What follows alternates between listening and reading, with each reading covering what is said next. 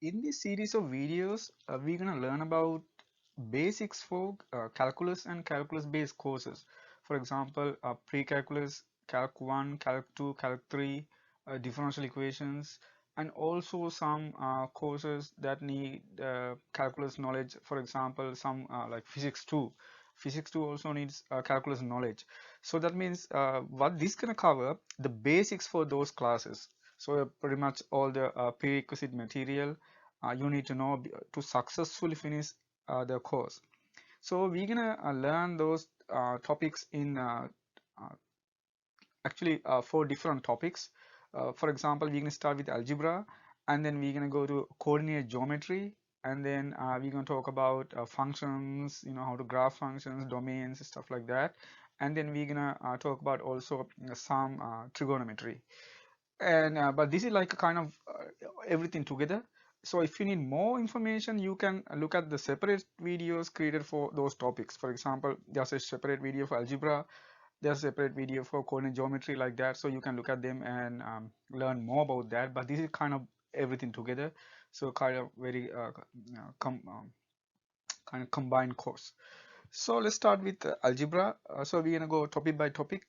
So the best way to learn this is what I'm gonna do. I'm gonna go with like question by question. I'm gonna pose a question. So what you can do is after you see the questions, you can copy them down and stop the video and see whether you can do them by yourself. So that's the best thing to do. So first try, and then you can see the solutions. So that is the best way to learn mathematics. Because if you just watch mathematics, it's not gonna like, I mean, you can like remember like all of them.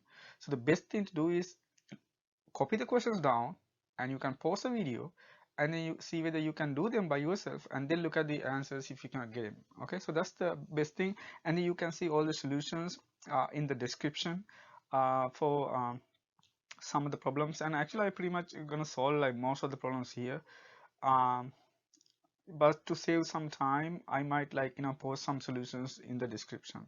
So let's start with algebra first. And I hope like this can help you to successfully learn the material in the calculus courses and differential equations and things like that. So I can say it's a calculus basics. Okay, so it's like it's even good for if you learn pre-calculus. So it's like pre-calculus, calc 1, calc 2, calc 3, differential equations, like that. Okay, so let's start with the first topic. So what we're gonna do, we're gonna start with the common sets that you need to know. So let's say I'm going to say common sets. Common sets.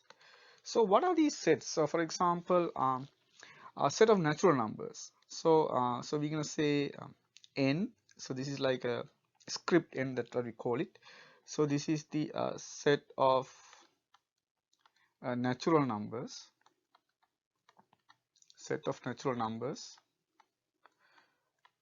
Sometimes we also call this counting numbers. Counting numbers.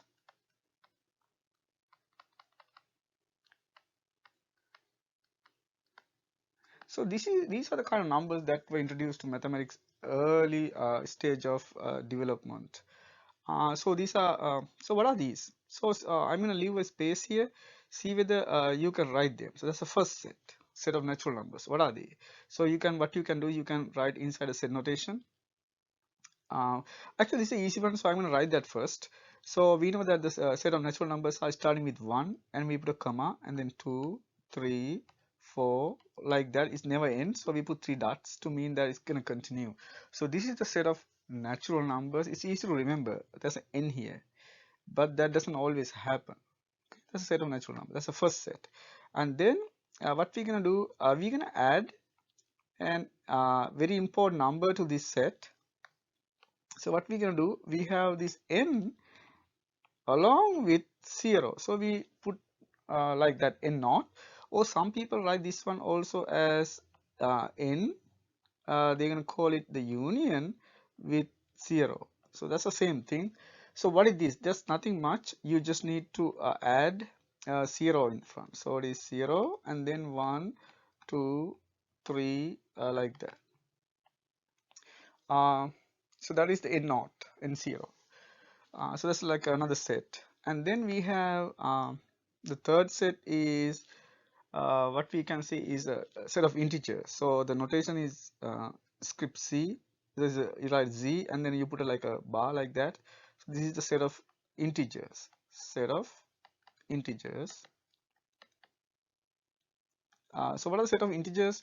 That means it's a natural numbers, 0, and the negative natural numbers also. So like a negative of them. So that means we can write this as so it's going to start with large negative numbers. So we can put 3 dots to mean that it's going to continue. So it's going to go -3, -2, -1, and then we have 0, and then 1, 2, 3. 3 dots to mean that it's going to continue. So this is one way to write it. And sometimes we also write this like this. So there's another notation for that. So we can write this as, we can start with 0 and then plus or minus 1 and then plus or minus 2 like that. So this is another way to write the set of integers. These are important. So when you want to subtract, you get negative numbers. So this is set of integers. And then we have the next one is the set of rational numbers. So the notation is we write script Q. So write a Q and then draw a line. So which is, so what is this? This is the set of rational numbers. Set of rational numbers. Rational numbers. Set of rational numbers.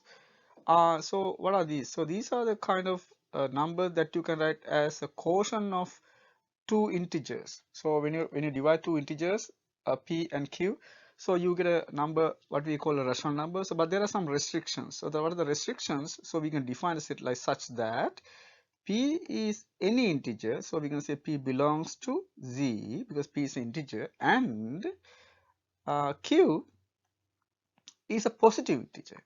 So it is a positive integer. So that means so we can say Q. So we can write this as Q is a integer and Q positive. So like that. So we're gonna do that to avoid the degeneracy, because otherwise, like now there may be situations like you divide 1 with -1 and 2 with -2. It's the same thing. So just to avoid that, we can write it like this. So P is any integer, but Q is an integer, but also we say that Q positive. So like that. So this is like one way to write rational numbers. Rational numbers. So what are the examples of rational numbers? So you can see, for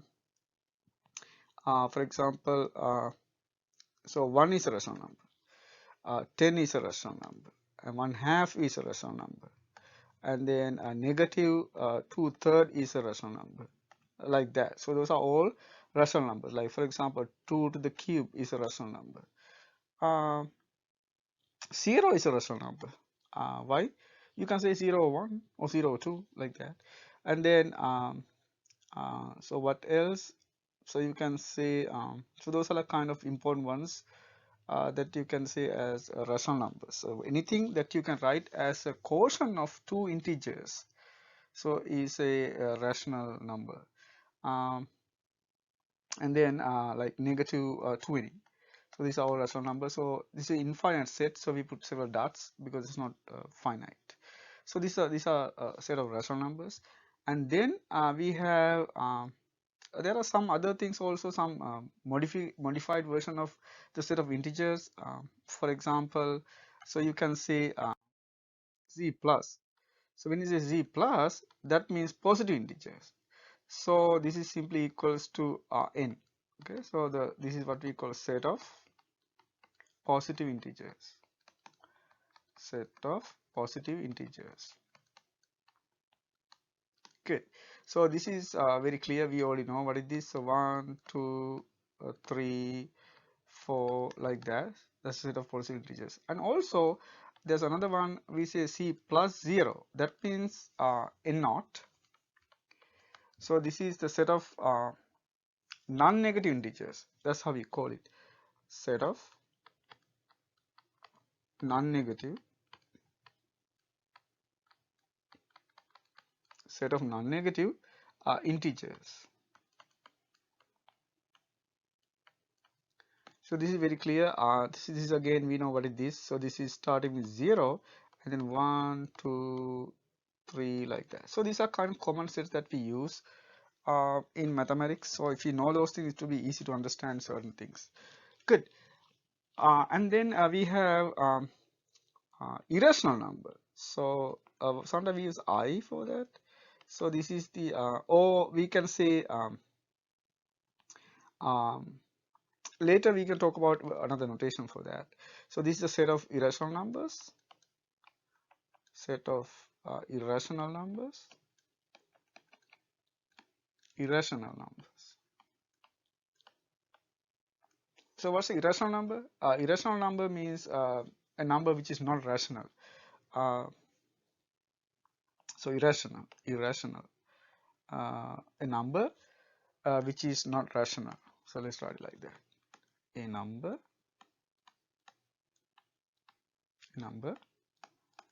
which is not rational. Rational means any number that you can write as a quotient of two integers.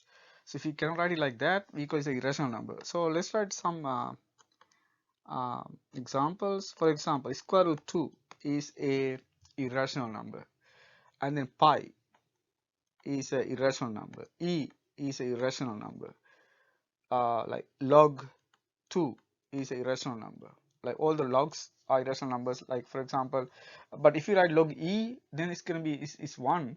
So be careful with that. But if it is not e, function of e, so like numbers like this, those are irrational numbers. Those are several cases, and also so we can say square root 3 plus square root 2 is also irrational number, and then square root 2 to the square root 3 is a rational number. So things like that, and you can even divide. Yeah, so these are what we call irrational numbers, because which are non-rational. So what irrational means, and another way to write a irrational number is like when you try to write the decimal expansion, you cannot find a pattern. So that's another way to say it. So like for example, if you write square root 2, we know that square root 2 is going like 1.414 like that, but you never find a pattern. So it's going to continue like that, you're never going to find a pattern. Those are what we call irrational numbers. You can never write as a fraction. But there are some special situations, like for example, I'm gonna write a note. So when you write like 1.333 like that, and we know that we also write this one as 1.3 bar. Bar means that whatever below that can continue. So that's another way to write it, 1.33. But you know that this one you can write as, so it looks like a irrational number is like never end. But the thing is that you can see that this you can write as, because 0.33 means 1/3, so you can write this one as 1 over 1/3 like that, 1/3 like that. That means if you write this as a improper fraction, how to get improper fraction? You multiply these two and add that. That's how you get a improper fraction. You multiply and add. So when you do that, you end up getting 4/3. So you can see that 1.333 is a rational number because you can write it like that. So there are situations like that. So if I give you one more example, for example, let's say 2.1313 like that. It's gonna 13 gonna continue, and you can show that this is simply 2. You divide 13 by 9. So that's what, when you divide by like 9 is gonna continue there, and then you can write this one as a fraction, because what you can do, you can multiply, as we did, we multiply the 2 and add. So what do you get if you multiply these two and add?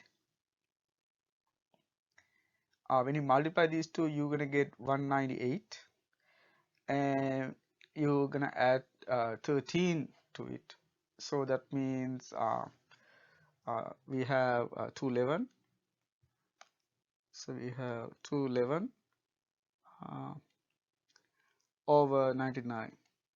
So you can see there's a fraction. So you can do that.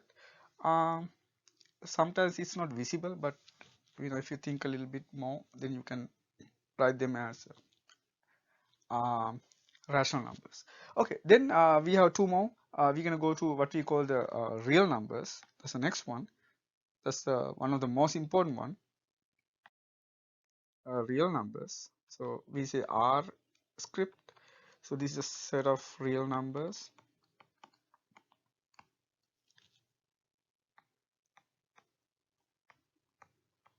What are a set of real numbers? Pretty much, like whatever comes to your mind is a real number. So mostly, so so everything that we have, like integers, like natural numbers, integers, rational numbers, irrational numbers. If you put everything together, you get what we call the set of real numbers. Set of real numbers. So let's write few: 0, 3, -5, 1/2, -4/3, square root 2, pi, e, pi to the e, all of them, 100 to the 200. So all of these are what we call set of real numbers. All the decimals, so we can add some decimals here, like a 1.23, and then 1.44, like that. So all of these are what we call set of, this is the set of real numbers. It's like pretty much all the number that you can write. And then what's going to happen? So this is like kind of very large set. It contains all of those numbers that you know. And then we have one last thing, what we call the C script. This is the set of complex numbers. Set of complex numbers.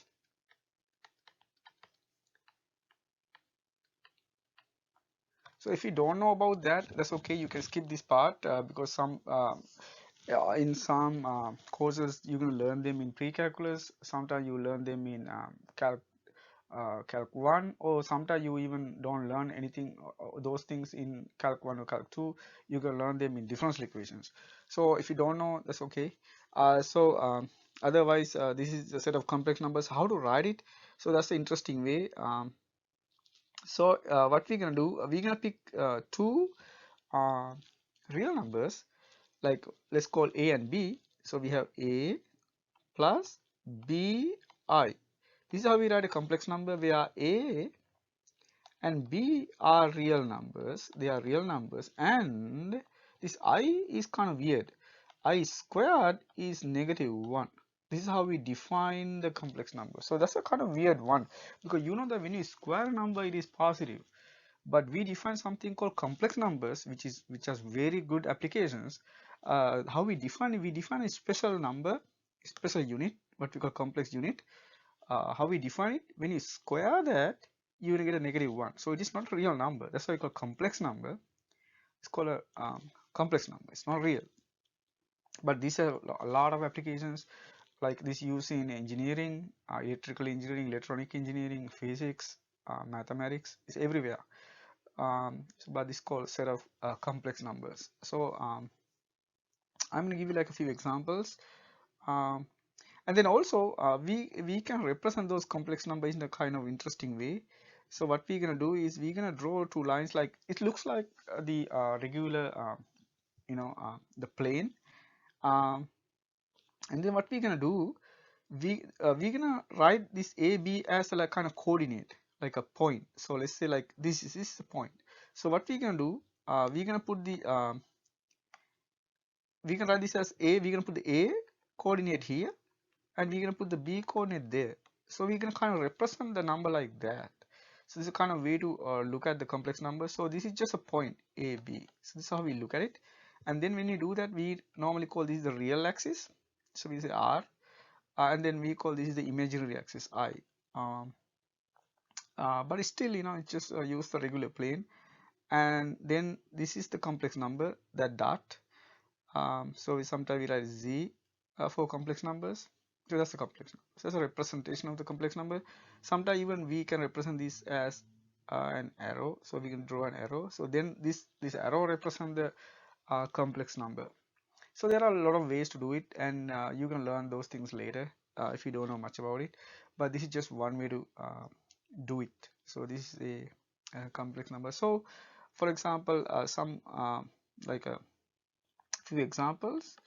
So we can say 2 plus 3i. That means the a equal 2 and b equal 3. So then you get 2 plus 3i. So that's a complex number. And then also you can have 1/2 plus square root 3 over 2i. This is one of the very important one um, that we use later. Okay, so these are kind of common sets that you kind of need to know. So the next topic we're going to move on to is the set notations. So let's talk about set notation. That's the second one. Number 2, we can talk about set notations. Set notations. So let's try to write these sets. So you can start with a open set, and then we can start with a closed set, and then we have half open set, half open. So there are like two types of half open sets, and then we have infinite sets.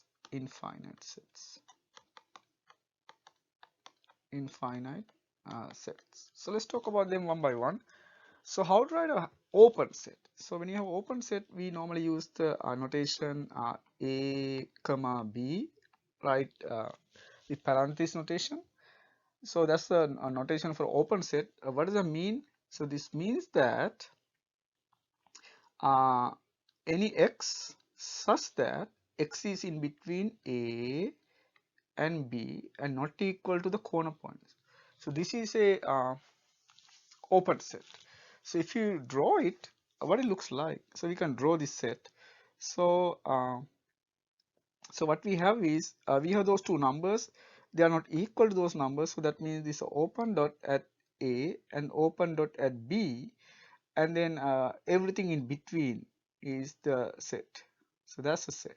This particular open set, everything in between. So this is the a and this is the b.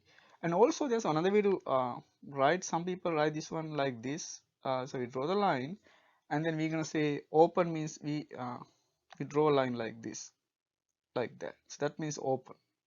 So this is another way to write. So there are two ways to draw the set. So that's the set from a to b. So everything in between. So x is any number in between. So that is the open set. So let's go to the closed set. So what's a closed set means? We use square bracket notation for that. So it's again x, which is a real number, such that a less than or equal to x, less than or equal to b. So now what happened here is anything in between, any number in between a and b, but including a and b. So that means if you draw it, what's going to happen now? We're going to include the corner point. So that means it's a solid dot. These are solid dot.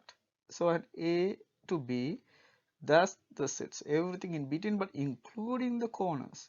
So you have to include the corner points. And then we have half open sets. What a half open means? One side is open like A and other side is closed like that, or A, this is closed and this is open. So these are what we call half open sets. So if you write the notation, so x such that in A it is not equal, in B it is equal, and here it is x such that at A it is equal, at B it is not equal. So if you graph it, so we can graph them, these two. So what we have here is, here it is an open dot, this is a closed dot, and everything in between. Closed dot means it's included. So it's A and B. Same thing here, it is at A it is closed, at B it is open. So that is the um, half open sets. How are half open sets? And you can also use the bracket notation for that. So if you use the bracket notation, so we can write this one as, it can be confusing sometimes. So let's try the bottom one using the bracket notation. So it is closed, that means we can use the bracket. Open, we use the parenthesis. That's just a notation. Um, so how you can remember, you can see like it looks like a circle, half a circle. So that way you can remember it's like open, like O. So so you need to find some ways to remember them. But yeah, so this is another way to write the same thing. I have open sets. Good. Now we have what we call infinite sets. So there are several infinite sets. So let's write a few of them. So one is negative infinity to positive infinity, like that. So this means everything, like pretty much all real numbers. So we write it like that. Um, so that means x is less than infinity, greater than negative infinity. So that means set of all the numbers, set of real numbers. So this is another way to say the a set of real numbers.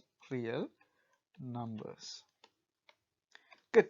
And then we have other sets. So we have negative infinity to a number, like that. So it can be like a open or it can be closed. So for example, if I write it like that, what does that mean? So this means that any x such that x is less than a. That's what it means. X is less than a. So if you draw it, so it's very clear. So we have an open dot and, oh, sorry. So this has to be open dot. So let's draw a line, and it's an open dot and everything to the left. So everything to the left. That's it. So everything smaller than a. All the real numbers smaller than a. And then there are like similar sets like that. So we can have, for example, b to infinity, like that. So what is this? So this is x such that x is greater than b, because b has to be the number has to be bigger than b. So that's it. Um, so that means if you draw it, so we can say it's again open. So we'll start with the b here and then everything to the right, like that. So that is the bottom set. And also at a and b, it can be closed. So for example, we have similar ideas. Like for example, you can have a set like negative infinity to a close, or you can have b close infinity. So only thing is it's become a solid dot, or that point is included. So these are kind of common sets, the sets that you need to know and how to write them, because when you try to solve equations, you need to know these things. Okay, that's about the set notations. So let's go to some algebraic expressions. So the next topic is so number 3. So let's try to do this. I'm gonna ask a question. So evaluate. So evaluate. Let's do this. So what I'm gonna do, I'm gonna write them, and then what you need to do is you stop the video and see whether you can answer those questions before you look at the solutions. So let's write them together. So this is negative 2 to the 4, and the b negative 2 to the 4, like that, with a parenthesis, and the number c 2 to the negative 4, and then we have d 2 to the third times 2 to the minus 5, and then e 1 over 2 to the negative 3, and f so let's say 3 to the 24 divided by 3 to the 21. And then G, we can say negative 2 to the 2/3 to negative 2. And then 2 to the 3 to the 2. Um, and then we have 16, let's say 3/4. And then can say 8 to the negative 2/3. Okay, so what you want to do now is you can stop the video and try to write them. Try to get the answers to these questions. And then look at my answers and compare. Okay, so I'm gonna wait a few minutes until you can answer these questions. And you can stop the video and you can answer them if you want.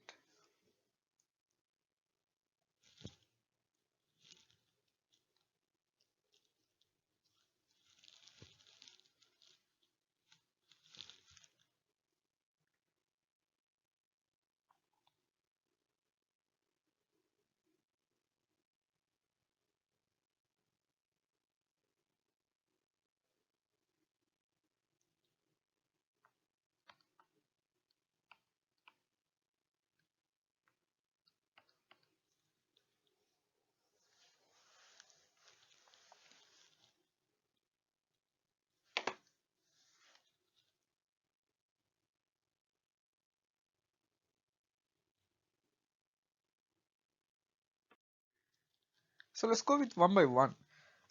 If you get negative 16 for the first one, your answer is correct.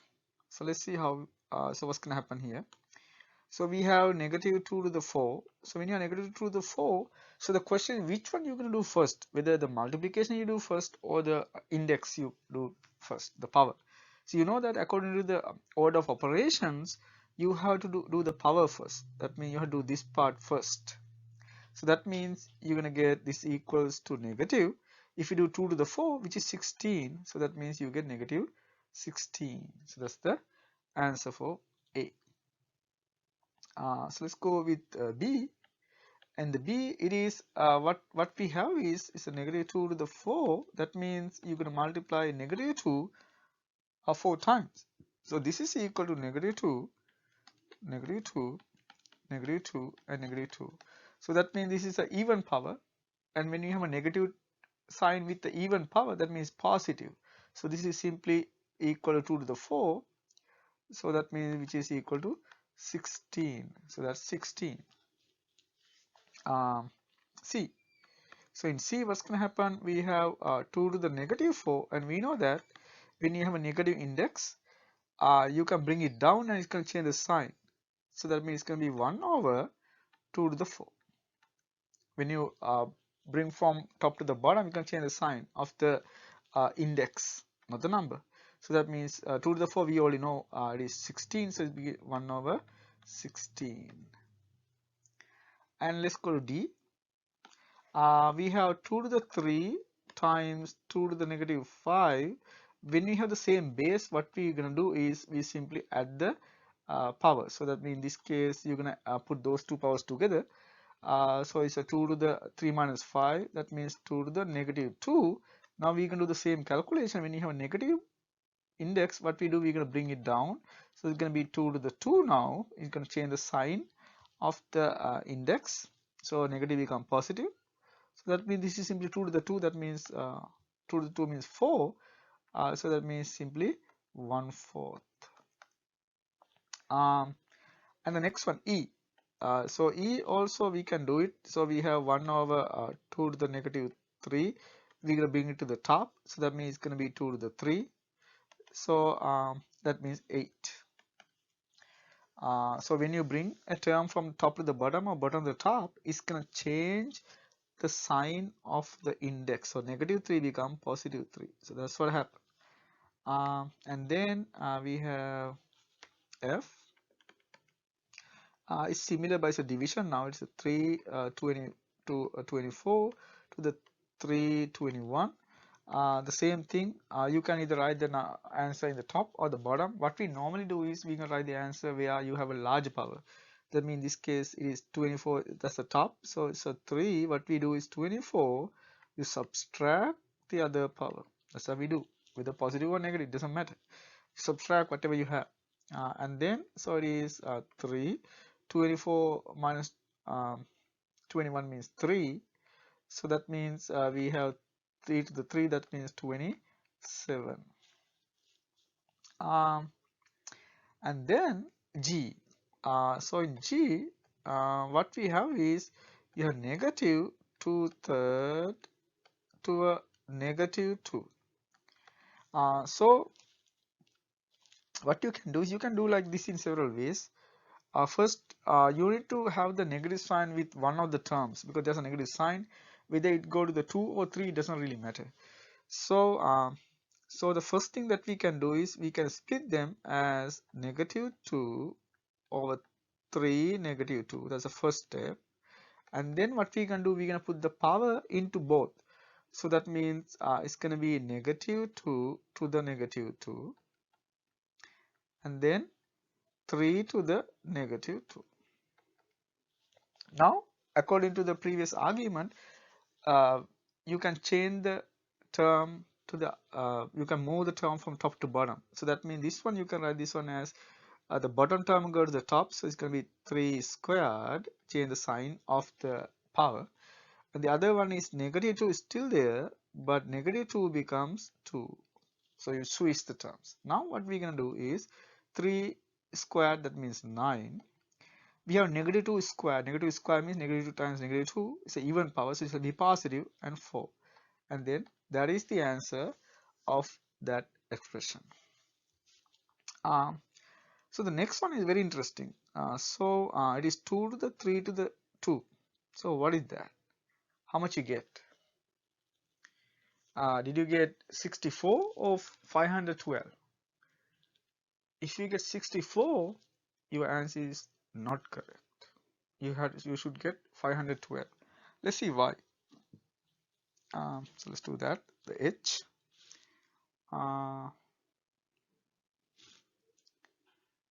So we have 2 to the 3 to the 2. So the question is, when you have power for power, which one you're going to do first? You have to start with the power first. So you do the power first. This one, not the bottom one, the top one. So that means 2. So you do the 3 to the 2 first. 3 to the 2 means 3 squared. That means 9.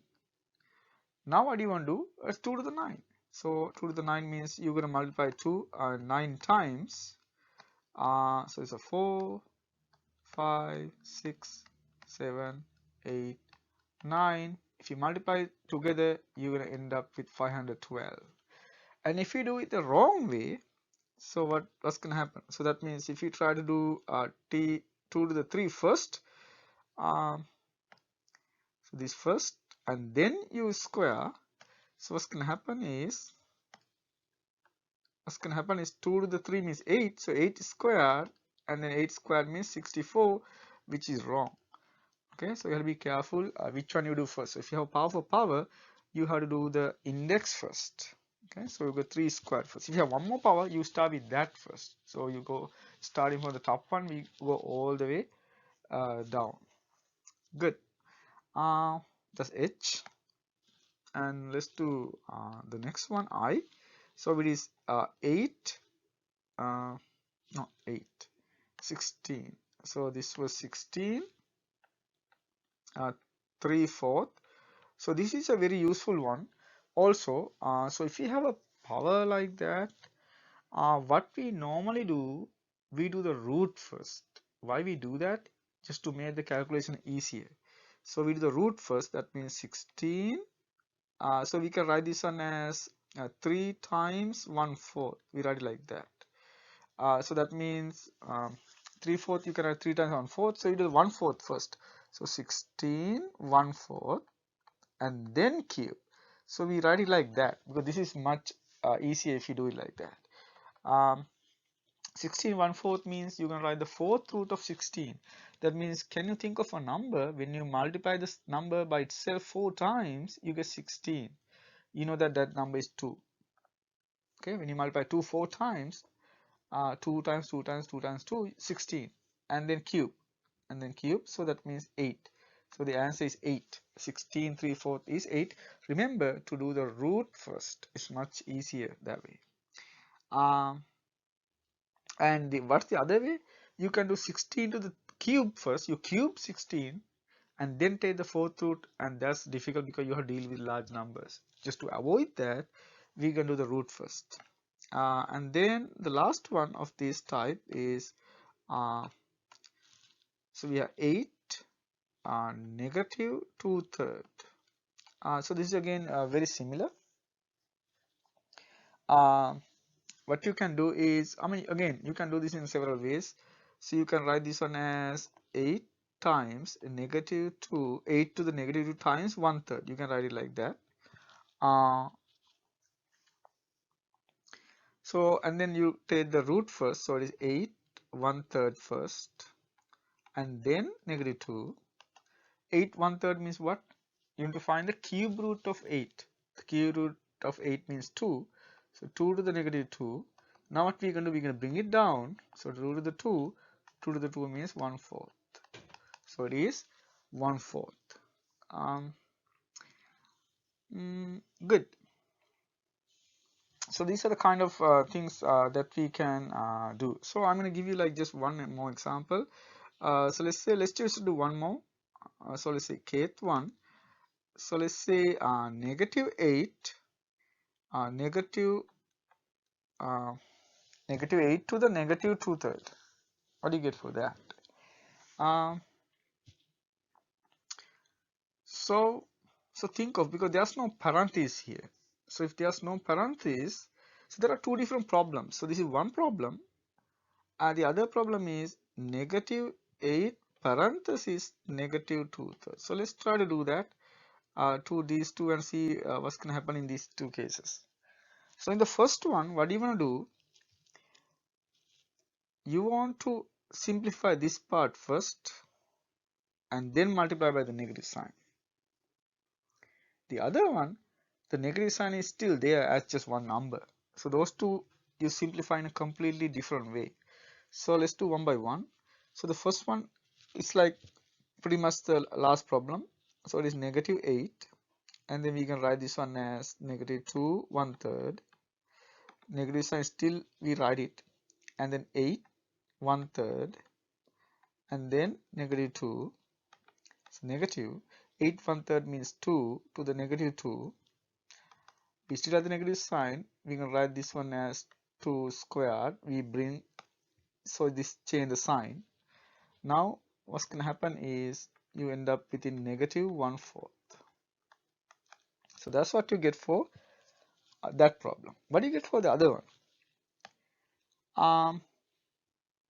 So here negative 8 is one number, and then again negative 2 times 1/3. This is equals to, we put the 1/3 first, so it is negative 8 whole thing 1/3, and then negative 2. What is negative 8 cube root?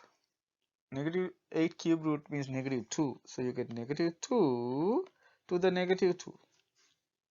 Because this is equal to negative 2. This part is equal to negative 2.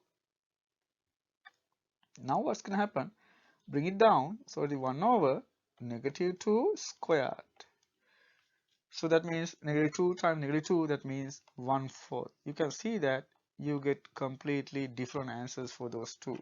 So you have to be careful when you try to solve things like that. So this is like basic algebra manipulations. So next we're going to go to simplifications. So let's talk about some simplification problems. So simplify.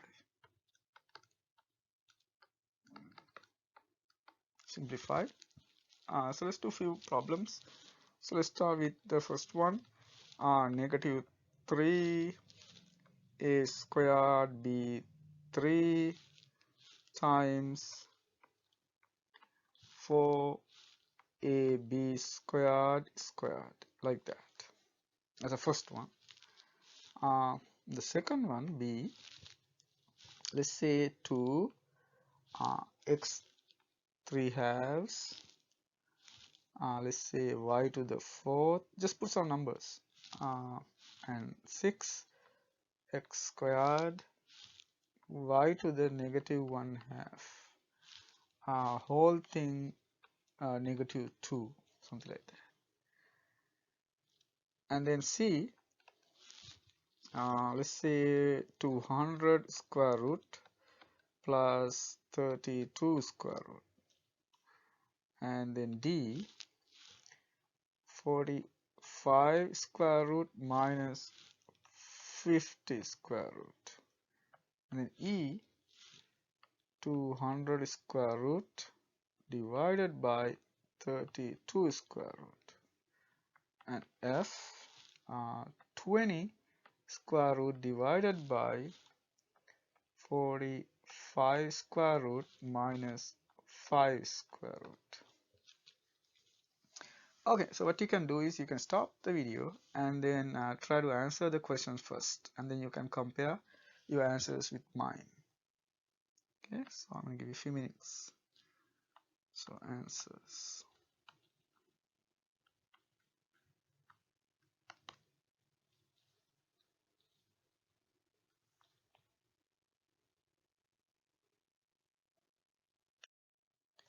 So let's start with the first one. So what we're going to do here is there's a squaring of the second one, so we can do that first. So we can start with negative 3a squared b cubed times 4ab squared. So what we can do, we can do this part first. So we have negative 3a squared b cubed. We just repeat it, and then when you square, what's going to happen? This number goes to each and every one here for all three. So that means if you write in more detail, it's going to be 4 squared, 4 to the 2, a squared, a to the 2, and then we already have b squared to the square. That's what happened. That's the first step. In the second step, we try to simplify that side. So we still leave this negative 3a squared b cubed. We leave it. And then let us simplify here. So we have 4 squared, that means 16. A squared, we leave it. When you have b square, when you have a power of a power, what's going to happen? You're going to multiply the powers. So because this means that you write b squared twice. You have b squared and b squared. That means you simply add the two numbers. Or in other words, you're going to multiply these two numbers. So that's always work. You're going to multiply the two numbers. So that means you're going to get b to the 4. So that's the first step. So you're done with the first step. Okay. And then what you can do, you're going to combine the like terms. So we're going to start with numbers. So we have negative 3 and 16. So you're going to multiply the two numbers. That means negative 3 times 16 means 48. And then we have a squared. So that means it's going to be a to the 4th. And then we have b cubed and b to the 4th. So we have b to the 7th because you're going to add them. And then this is what you end up with as the answer for the first one. So let's do the second one. So in the second one, so what we have? So we have 2 x to the 3 halves, y to the 4th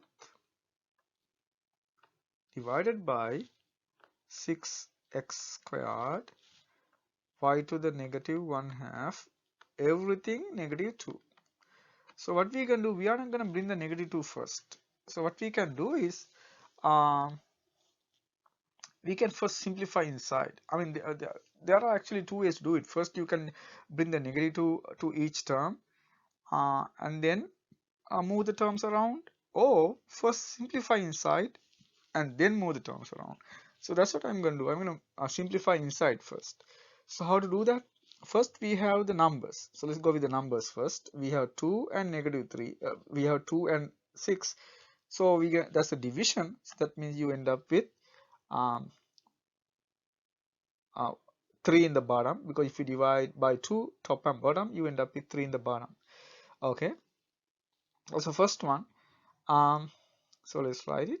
So we have 3, and then let's start with x. So we have what we normally write, we have x 3 halves in the top, x squared in the bottom.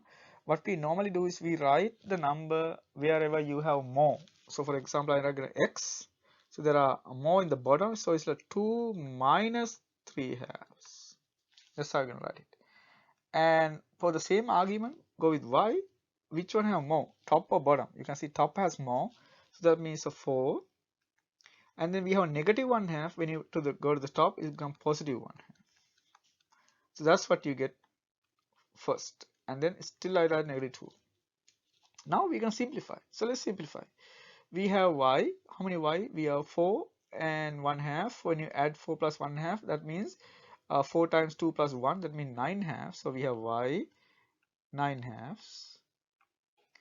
We have 3, and then x. We have 3, and you subtract 3 halves, so you end up with x to the 1 half. Now we have negative 2. Now what we can do, we're going to bring negative 2 to each term as a power. So let's do that.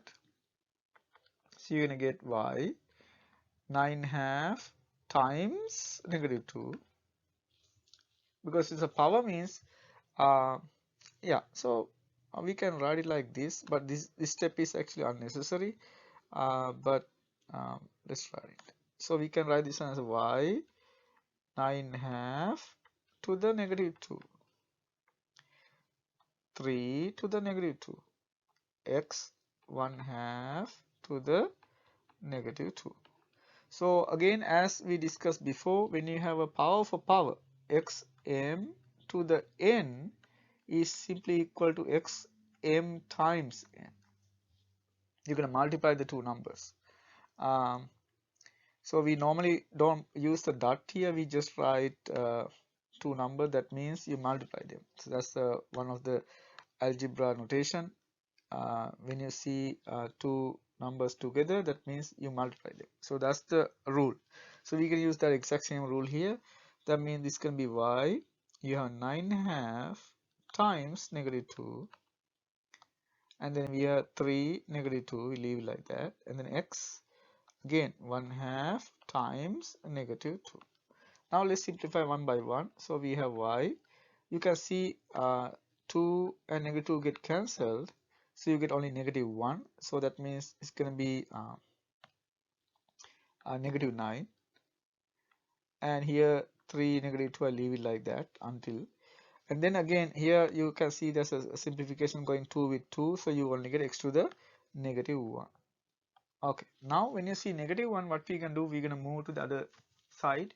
So it's going to be positive. So that means it's going to be 3 squared x to the positive 1, and then y to the 9. And if you simplify, 3 squared means 9x over y to the 9. So that is the final answer you get. So you can see, if you go step by step, you can simplify this very well. Okay, so let's do C. C is 200 square root plus 32 square root. So when you want to simplify square root, what we can do, you're gonna think for complete squares, largest complete square. So what's the largest complete square? What you're gonna do, you're gonna take as a factor the largest complete square. We know that 200 you can write as 2 times 100, because 100 is the largest complete square you can find as a factor here. So that's the first step you do. You write this one as 2 times 100 square root plus, same thing, we have 32. So what's the largest square, complete square you can find? 16. So you can write this one as 2 times 16 square root. Now what we can do, we're going to put the square root for each term. So it is 2 square root times 100 square root plus same argument, 2 square root times 16 square root. Now we know that 100 square root means 10, so this is 10 square root 2 square root 16 means 4, so 4 square root 2. Now we just need to add them because there are 10 of square root 2, there are 4 of square root 2, so altogether there are 14 of square root 2. So that is the final answer for that. There are 14 square root 2. Okay, so let's do the next one, D. The D says that 45 square root minus 50 square root. The same argument, you try to get the complete squares out. So you can write 45 as 9 times 5 square root minus, you can write 50 as 2 times 25. So let's write this one as 25 times 2. Okay, so 2 times 25. Now again, as before, try to take the square root. So we can take the square root of 3. So it's 3 square root of 5 minus 25 square root 5. So 5 square root 2. And you can see that you cannot combine this further. So you have to leave the answer like that. Good. So the next one, E, is 200 square root over 32 square root. So this you can do in another way. So when you have a common power, you can combine the terms and then put the common power. So we can do that. So this is a kind of algebra trick. So if you have a common power, you can put the common power to the two numbers like that. Now what we can do is you can try to simplify inside. So what are the common factors that you can take? For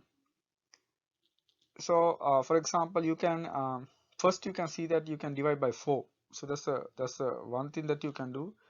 Or you can see that if you see that you can divide by 8, that's a good one. So if you divide by 8, the top and bottom, what do you get? If you divide the top by 8, so I'm going to divide the top and bottom by 8. So if you divide the top by 8, you're going to get 25. If you get the bottom by 8, you get 4, and then square root. And then what you can do is now you put the square root to those two separately. So that means if you go to the top, it is square root 25 means 5 over square root of 4 means 2. So the 5/2 is the answer. And then let's do the last one of this type. So it was 20 square root over square root 45 minus square root 5. Again, let's try to write them using largest squares. For example, the top one you can write as largest complete squares. You can write the 20 as 4 times 5, and the bottom you can write as 9 times 5. This one we leave it, and then you can put the square root to two terms, so it's going to be square root 4 means 2, so 2 square root 5, the top. Bottom you can write as 9 square root, I mean 3 square root 5 minus square root 5. Now you can see that square root 5 is a common term. Since square root 5 is a common term, you can cancel square root. It has to be common to all the terms. So I'm going to cancel square root 5 because that's a common term. So you can cancel square root 5 because it's common. So if you cancel that, cancel means you divide. Okay. So you're going to get 2. And the bottom you're going to get 3 minus 1. 3 minus 1 means 2. So it is 2 over 2. So which is 1. So you can see that this is exactly 1. It's kind of interesting what happened. But you don't see it like, this is like 1 unless you simplify this. Good. So let's go to the next type. So next we're gonna go to this. So it's 5. Simplify, expand and simplify. Expand and simplify. So let's start with this one. So we have 3 times x plus 5 minus 4 times 2x minus 4. B, x plus 2, 3x minus 5. C, square root x minus square root y, square root x plus square root y. D, let's do 2 here. D, let's do 2x minus 3 squared. And then do E, x minus 2 cube. Okay, again, take your time and you can stop the video and then you can solve them first and then compare with my answers. Okay, so take your time.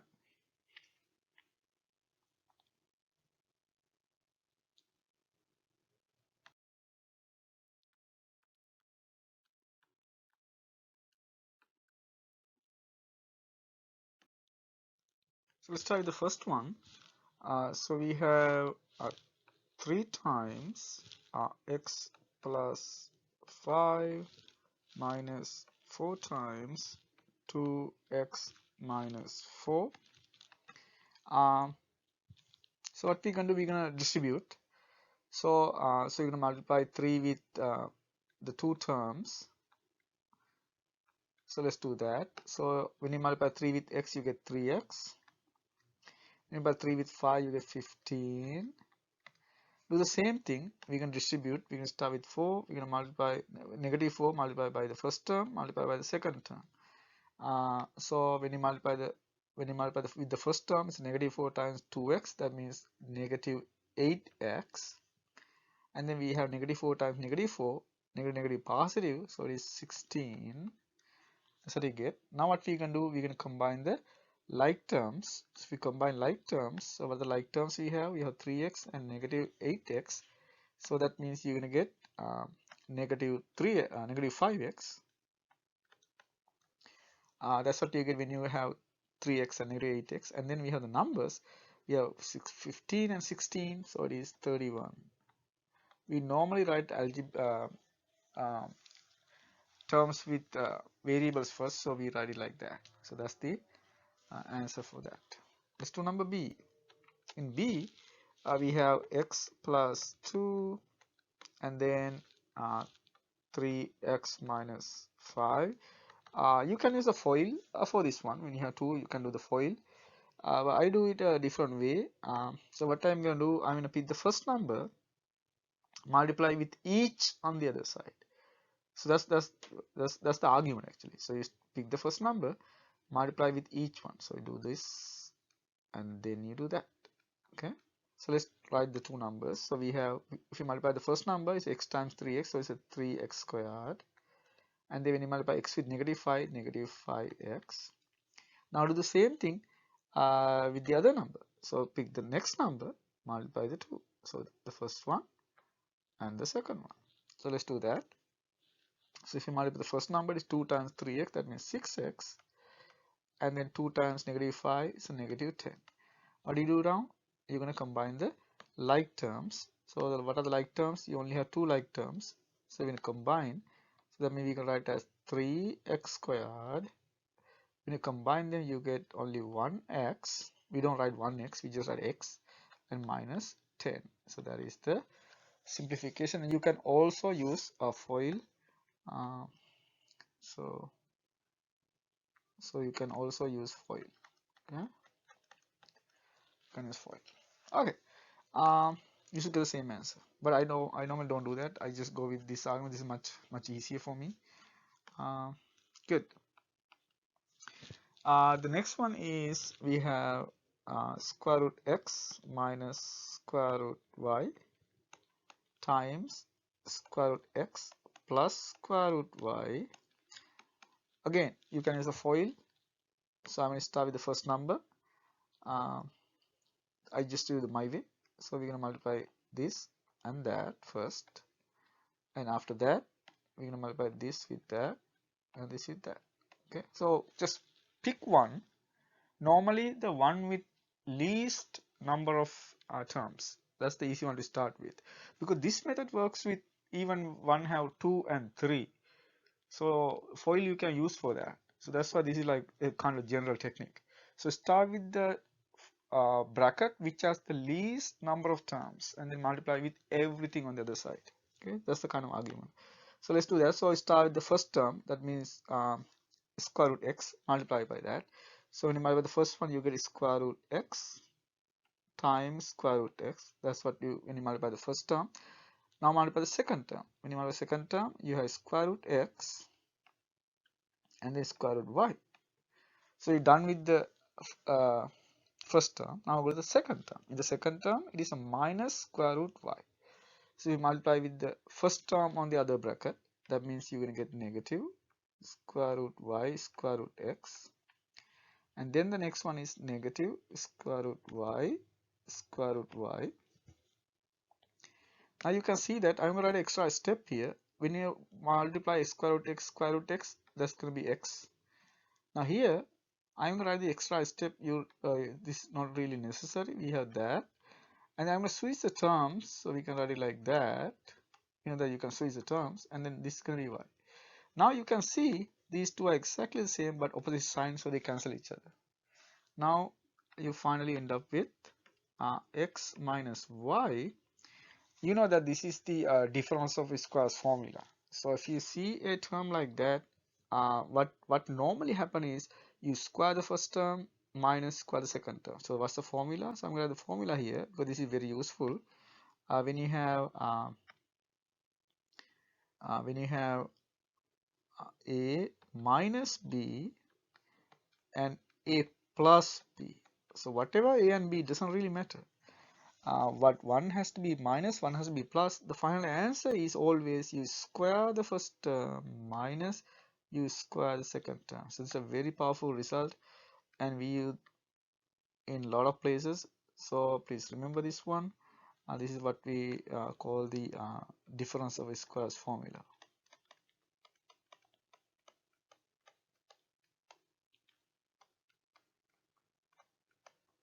Difference of squares formula. Okay, good. So let's do number D. So next to number D. So number D is, so we have 2x minus 3 squared. So 2x minus 3 squared, which you can write as 2x minus 3 times 2x minus 3. So one way to do this kind of problem is when you have two terms, what we normally do is we can use FOIL. So that means you multiply the first terms and then next we're going to multiply the outside terms and then multiply the inside terms and then the last terms. So that you can do, but I'm going to do it in a different way, like with the argument, because that's more important when we do problems like that. So what we normally do is we're going to pick the first parenthesis and multiply the first term with everything on the other side. So we're going to multiply that and that. So that's much more important because you pick one and then multiply everything on the other side and do the same thing with the other one. So you pick negative 3, you multiply negative 3 with this and then also negative 3 with that. So that's the like kind of a good argument because that's gonna apply for even for large one, like not just for squaring like two terms but like more terms. So so let's finish the argument like that. So if you do that, what gonna happen is you're gonna multiply 2x with 2x and then we have 2x and then with negative 3, that's the second one, and then plus the negative 3 with 2x and then negative 3 with negative 3. So please make this a good practice. When you have a negative number, make sure that you put a parenthesis to avoid like wrong calculations. Okay, because sometimes what happen, we forget whether it's a multiplication or a subtraction. So just to avoid that, when you have a negative number, put a parenthesis around it. So it's going to save a lot of calculations. So now let's finish one by one. So here we multiply 2 times 2, that means 4. X times x squared, and there's a negative sign, so negative. If you multiply the numbers, you get 6 and then x, and again the next one you multiply the numbers, so negative 6 and x, and then we have negative negative positive 339, so that's what you get. And then what we're going to do, we're going to combine the like terms. So when you combine like terms, you're going to get 4x squared minus 12x plus 9, so that's what you get. And you can check using the foiling method whether you get the same answer. So yeah, so let's just do one. I personally don't like the FOIL method, but let's just do one problem if you are kind of used to it. So let's do the foiling method here and then see whether we get the same answer. So you have 2x minus 3 squared. So what we can do, we can write this first like 2x minus 3, 2x minus 3. So multiply the first terms, that's f. So multiply the first terms of the 2. And then we're going to multiply the outside terms.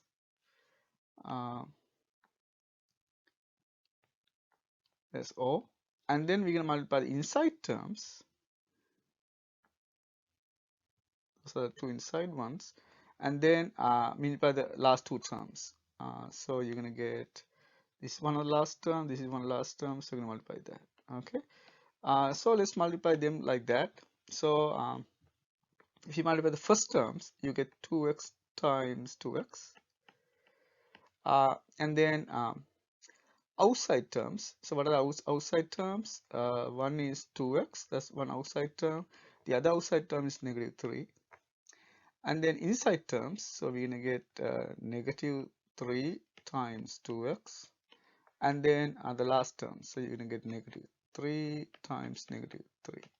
And then you can see that, so you get 4x squared minus 6x minus 6x plus 9. This is exactly the same as the previous answer, so you're going to get that. Okay. So I personally don't like the FOIL method because it's only applied for this connection, but the other method applies for many different types. Even the second one can have 3, not just 2 but 3. So that's more useful in that case. Actually, let's do one like that with 3 terms, but we don't have an example like that. But let's just do the extra one. So I'm going to call D plus, D star.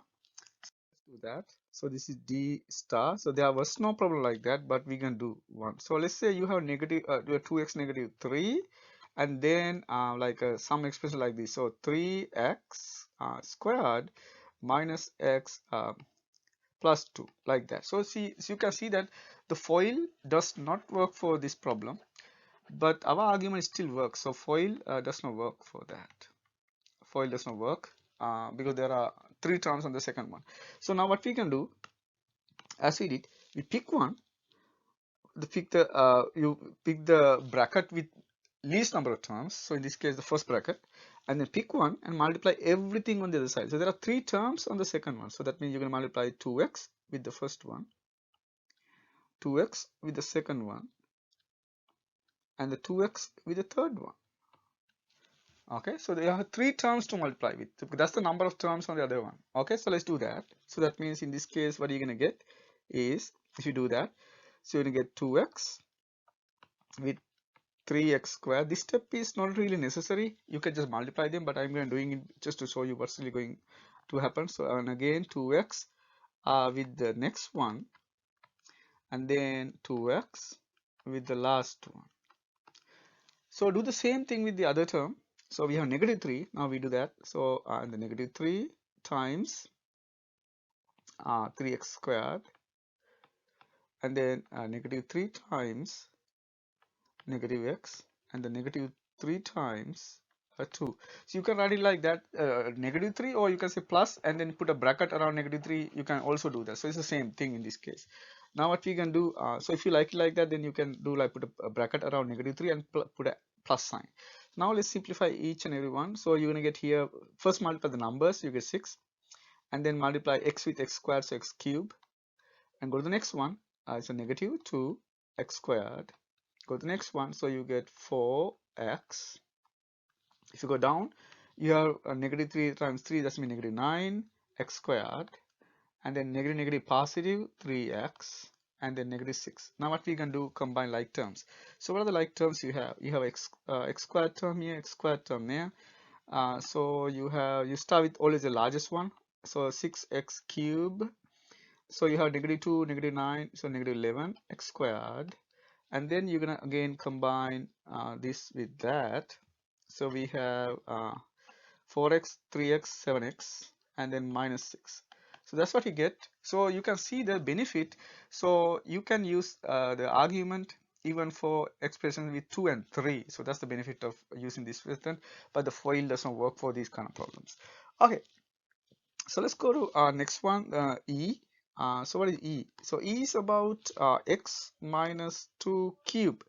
So if you have x minus 2 cube, we can do this in a two different way. Let's use the common way first. So what we can do, we can write this one as x minus 2 times x minus 2 squared, because 3 means 1 and 2, so we would have 1 here, 2 there. Now first we can expand the second one. We can expand this first.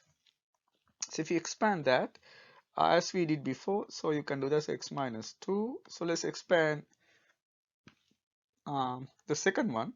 So that means it's x minus 2, x minus 2. Now if you want, you can use a foiling here. So let's see what we're gonna get. It's x minus 2, and then let's expand that. So when you expand that, what are you gonna get? What we do, we pick the first one, multiply with everything on the other side.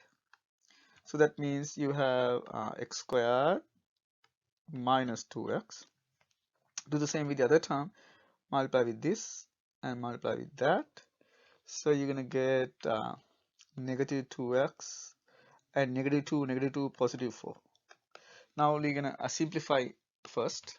So you're gonna get x minus 2, x squared minus 4x plus 4. We do that to avoid extra calculations. We simplify first, combining like terms. So we can combine these two terms. Okay, now we're gonna do the way we just did up there. So we're gonna pick one term, multiply with everything on the other side. So we have x with that, x with this, and x with that. Okay, so let's do that and then combine.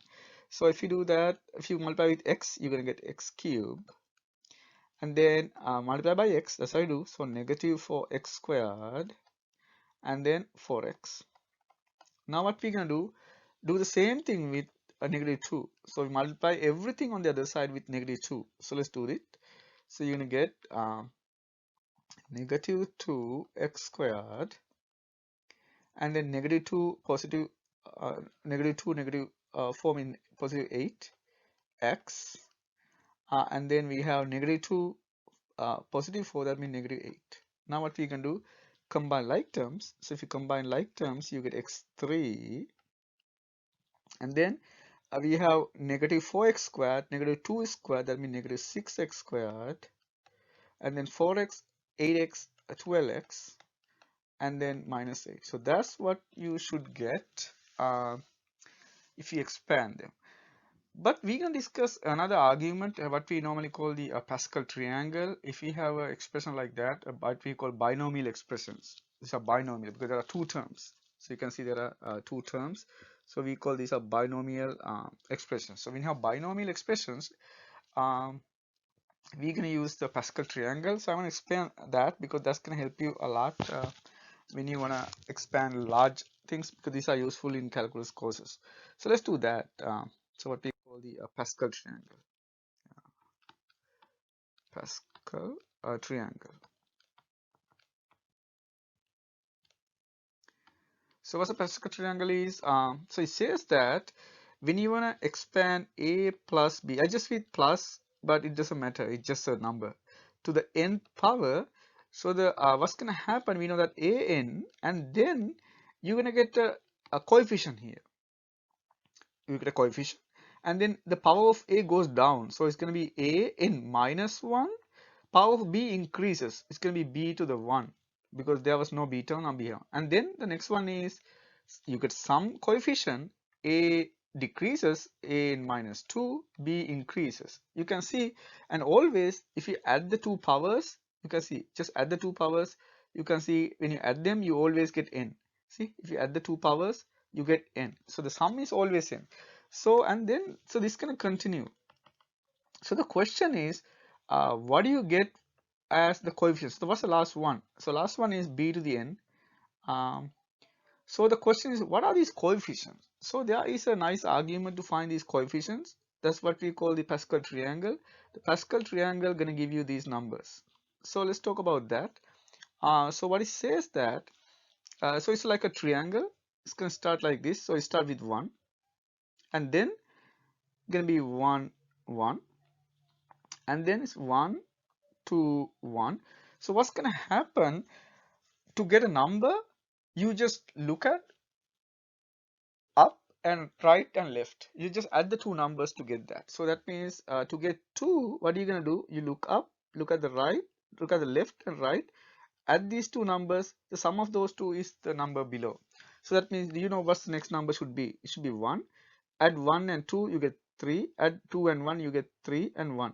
So this pattern gonna continue. So it is 1, 4, 6, 4, 1, and then 1, 5, 10, 10, 5, 1. So this is what we call the Pascal triangle. It's going to give you the coefficients. It's going to give you the coefficients. For example, let's look at interesting situation. What is this one? So this is like the n value. So this is like for n equal 2. This is for n equal 1. This is for n equal 3. Like that. Okay. So for example, for n equal 2, so this is the line. So what this says, 1, 2, 1 are the coefficients. That's exactly right. The reason is, if you expand a plus b squared, that's it, the n value. So what do you get?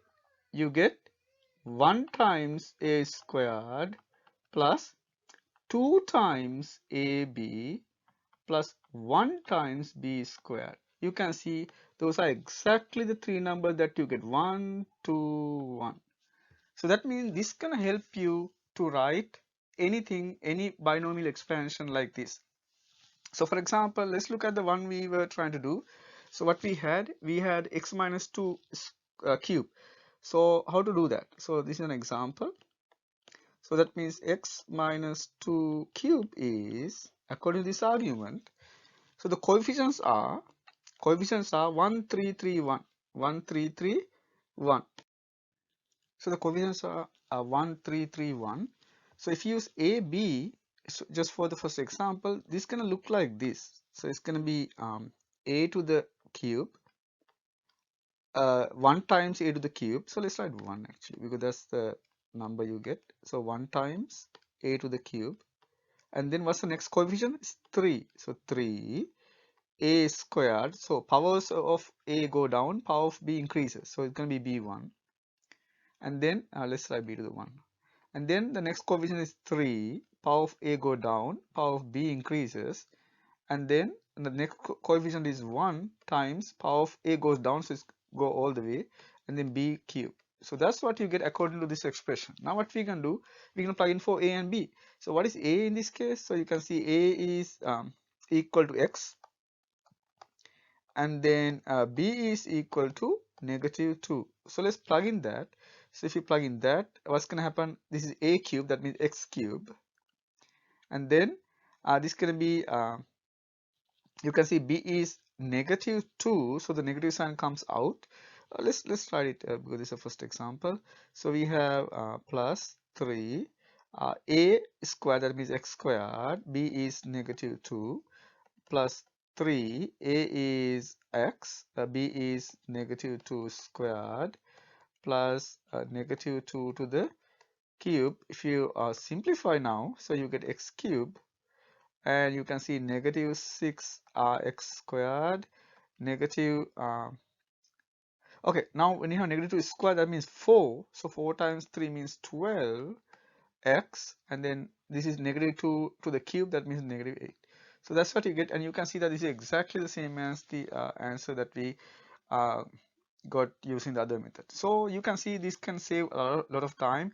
So this is what we call Pascal triangle. So this is very useful when you wanna expand binomial terms. Okay, when you have binomial expansion, this is what we call binomial expansion. So when you have binomial, there are two terms. So you're gonna get these kinds. This is called binomial expansion. So what you have on the other side is called a binomial expansion. So let's try binomial expansion.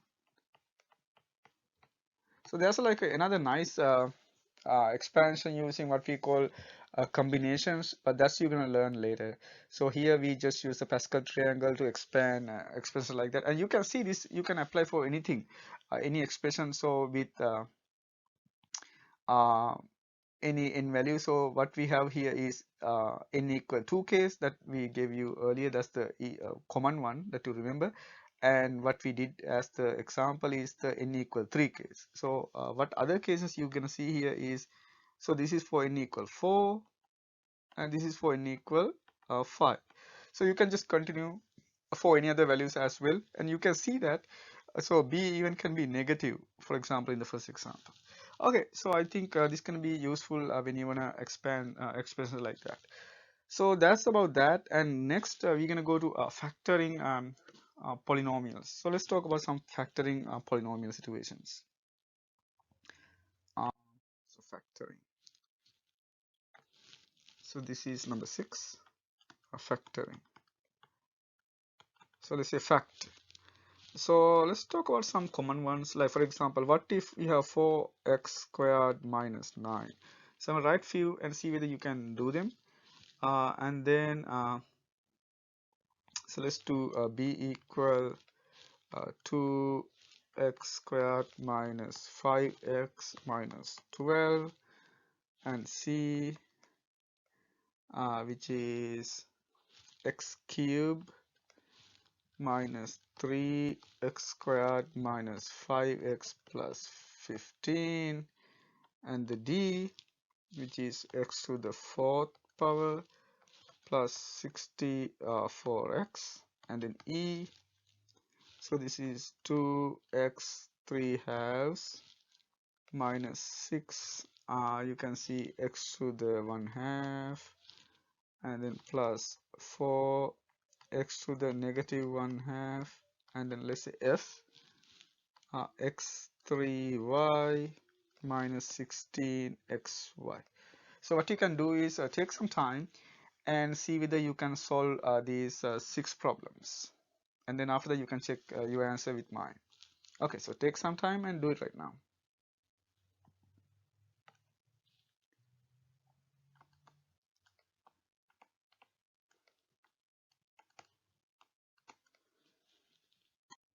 So let's start with the first one. So we have 4x squared minus 9. So you can see that you can use the difference of squares for this problem, because you can write this problem as 2x squared minus 3 squared. So you can write it like that because 4 means 2 squared. And then we can use the difference of squares formula. So that means if you're going to go with the difference first, so we have 2x minus 3, and then the sum 2x plus 3. So this is the complete factoring of this. Number B, so we have 2x squared minus 5x minus 12. So this is a simple quadratic expression. So what we normally do is we can look at the product of these two. So when you multiply these two, you're going to get negative 24. Now what we're going to do, we're going to think of two factors. The sum going to be negative 5. So that's what we do. We're going to think of two factors. Sum going to be negative 5. So what are those two numbers? So what we normally do, we can look at the product of the a and c terms. So we have 2 times negative 12, so which is negative 24. Now what we can do, think of two factors so that the sum is negative 5. So you can see those two factors are negative 8 and 3, because when you add the two, you're going to get negative 5. Now the question is how you get the other two terms. So we know that we have 2x squared, so that means one has to be 2x, the other one has to be x. So now the question is how to get the other two numbers. And you can see that when you look at the coefficients, so 2 and 1, those are the coefficients of those two terms. 2 divide -8, 1 divide 3, and you can see that you can switch the two because 2 does not divide 3. So now what we're going to do is the term on this side is simply, so term on this side is simply -8 divided by 2. So that means it is -4. The term on the other one is 3 divided by 1, that means 3. So that's how you get the two numbers there. Or you can also use a trial and error argument so that you're going to get the numbers, but this is kind of a straightforward argument. You just divide. You just divide -8 over 2 to get one number, and you divide 1 by 3 to get the other number. That always work. I don't know whether you can find this in books. So this is like something I used to uh, use to get these coefficients. Okay, but if you need more practice, you can look at the video that I have created for factoring polynomials, and there's another separate video for factoring quadratic uh, terms, okay, quadratic polynomials. Yeah, you can look at them to see more examples like that with more details. Good. So let's do number C. So number C is a cubic. So we have x3 minus 3x squared minus 5x plus 15. So one of the trick we use for cubic is the grouping. When you have four terms, so we can use the grouping, but it not always work, but sometimes works. So we can group these two and those two and try to find common term in each. So you can see in the first one, the common term is x squared. So when you do that, you get x minus 3. Now the goal is to create x minus 3 in the other one. That's the secret, to create x minus 3 in the other one. To create x minus 3, what you can do is you're going to factor out -5. So you can see if you factor out -5, you're going to get x minus 3. Now the next expression is going to be x squared. So what we can do, yeah, so there are two ways to do this one. We write the common term. The common term is x minus 3, and then we write the other one. So in the form, the first one you get x squared, and from the second one you get -5. Now what we can do, we know that you can factor this again, because 5 you can write as, so 5 is equals to square root 5 squared.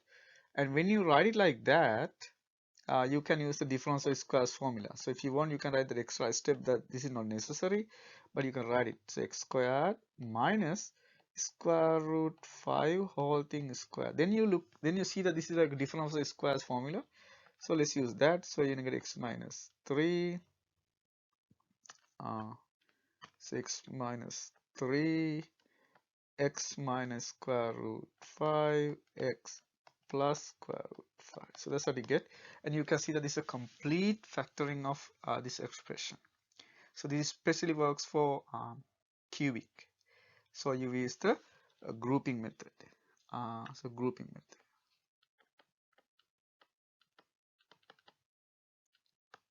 Okay, grouping method. When we have 4 terms or even number of terms. Good. It's even work for like large one. Like for example, if degree 5 polynomial, you can use the same argument if you can group them and find a common factor. So yeah, you can look at them, more examples in my factoring polynomial video. Okay, so let's go to the next one, number D. In number D, we have a quadratic polynomial. Number D. So number D is x to the 4th plus 64x. So we always try to find the common factors first, because that's going to reduce the power. For example, you can see x is common, so let's take x out. So you're going to get x3 plus 64. Now what we're going to do is we can write 64 as a cube. Then you can use the cubic different sum of cube formula. So what is 64? 64 means 4 to the cube. So we can write it like that. So it's x. This one you write x3 plus 4 to the cube. Now we're going to use the sum of cubes formula. So what is sum of cubes formula? So I'm going to write the formula here. So the formula is when you have a3 plus b3, so it is simply a plus b. The first term has the exact same format. And then here what's going to happen is a squared, opposite sign, there is no 2 here. So that's the difference. Okay, there's no 2 here. Just the negative sign, opposite sign ab plus, is always a plus, b squared. So only thing that is like it's a negative opposite sign. You see, they are opposite. So this is what we call the sum of cubes formula. And there's a similar expression for difference of cubes. I'm going to write it there for your future use. So it's a3 minus b3. This is very similar. The first term has the same format. That means a minus with a minus. Now opposite signs, a squared, opposite sign, no 2, and then b squared. So always is square there. So that's for the difference of cubes. So we can use the second formula for that, the sum of cubes. So if you use the sum of cubes, this is x plus 4. That's the first term, and then you can square x squared, opposite sign, that means minus, you multiply the 2, so it is 4x, and then b squared, that means 4 squared, that means 16. So that is the complete factoring. And then what you're going to do is you're going to see whether you can factor the second one, and you can see that this is irreducible. So you can nicely factor this. There are no nice linear factors for this one. Actually, if you want, you can use the cubic quadratic formula to find factors and write. But this is like good enough, because when you don't have irreducible when you have irreducible polynomial like that, you're gonna leave it like that. Okay, because you can't easily factor this. Good. Yeah, it's about that.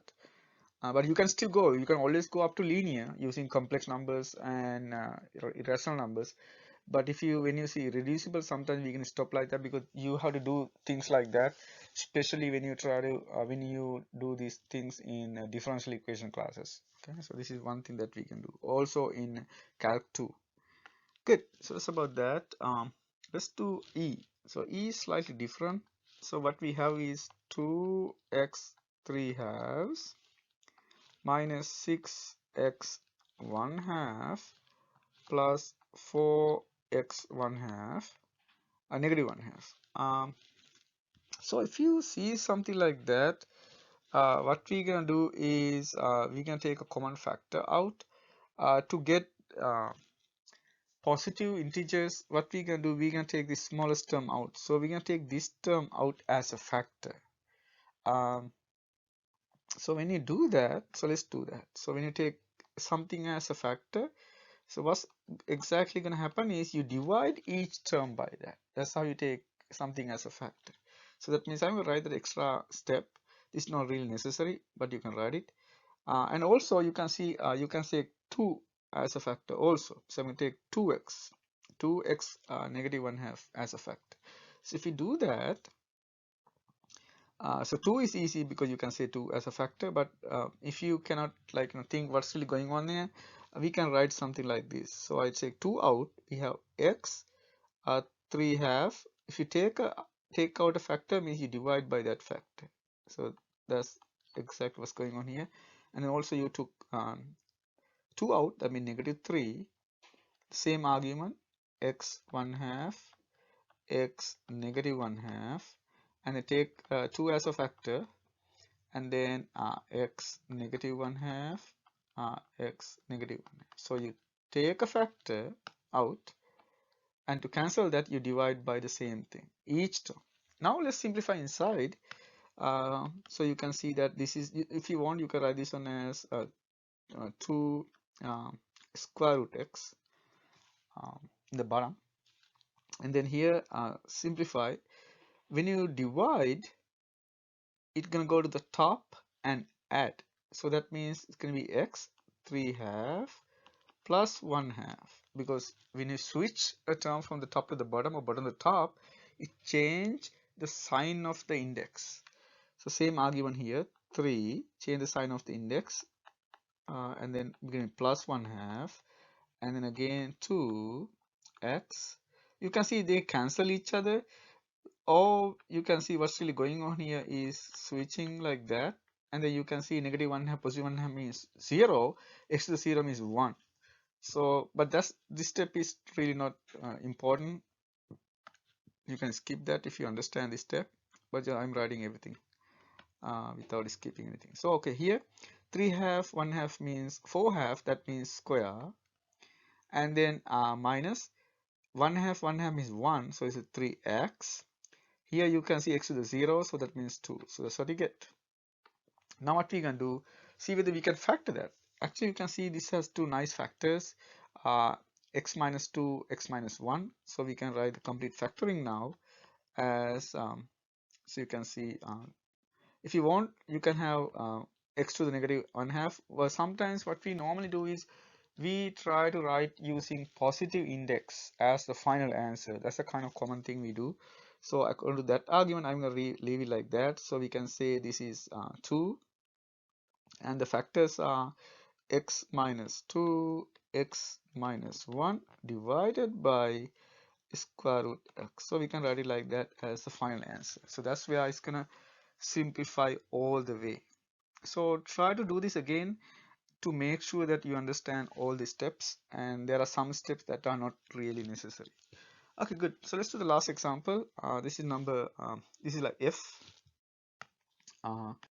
So we have, so actually this is an easy one. x3y minus 16xy.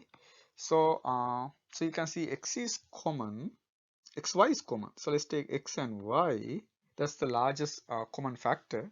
We try to take the largest common factor out.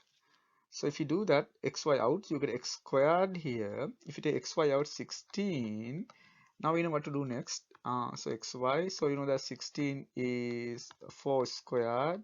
Then we can use the difference of squares formula. So if you do that, so you get xy, x minus 4, x plus 4. Okay. So, so that's the complete factoring of this. So these kind of things are useful when you try to solve problems in all calculus classes. Okay, so let's go to the next topic. The next topic is simplifying rational expressions. So let's do that. This is number 7. Simplifying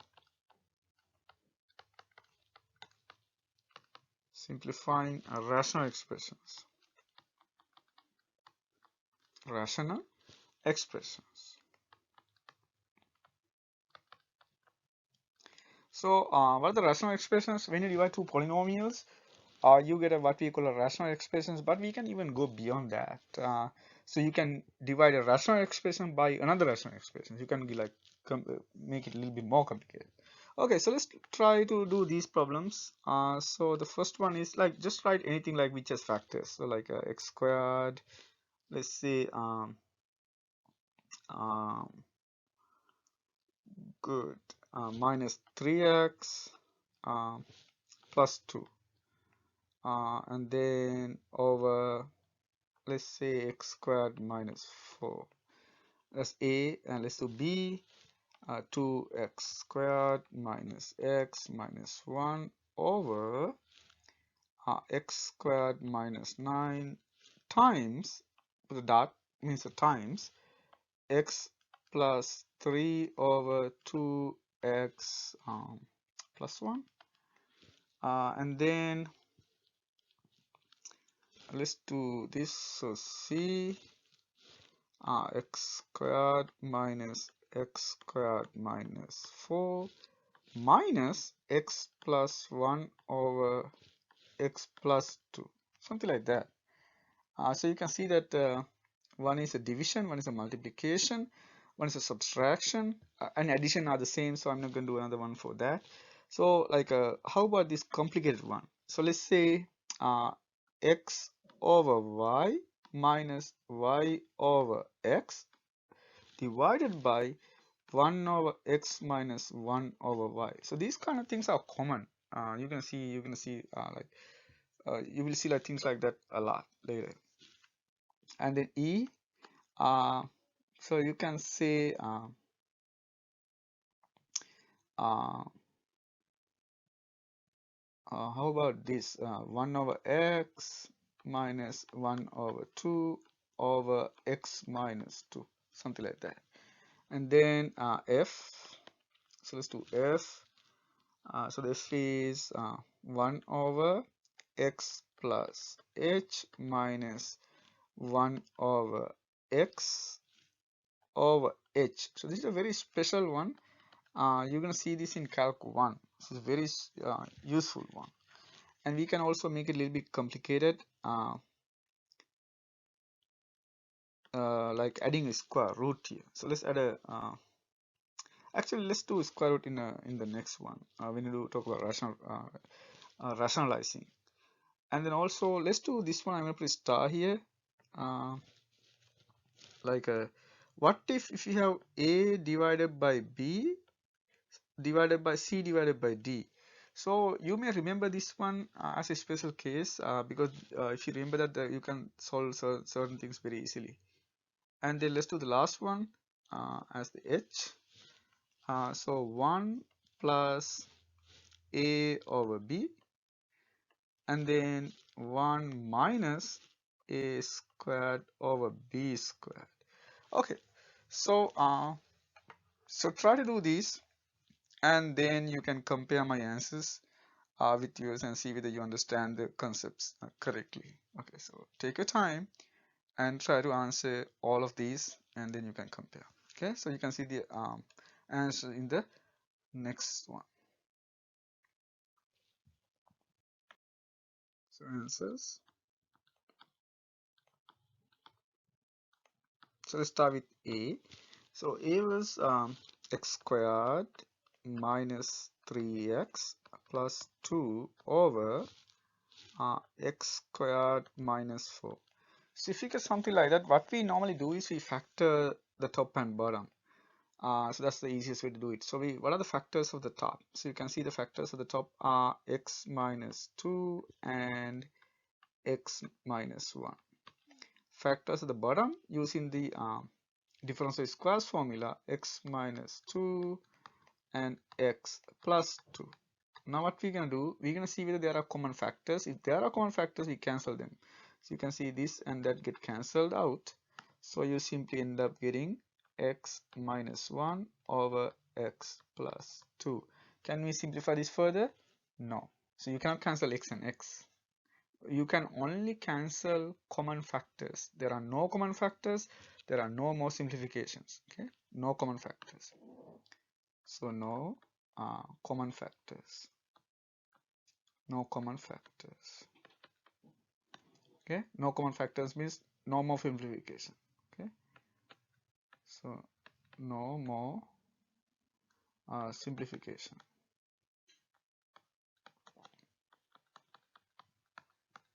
Okay, no more simplification. So that's one thing that you can remember. Okay, good. Number B is also very similar, but we have a little bit more terms. That's the only difference here. So we have 2x squared minus x minus 1 over x squared minus 9 times we have x plus 3 over 2x plus 1.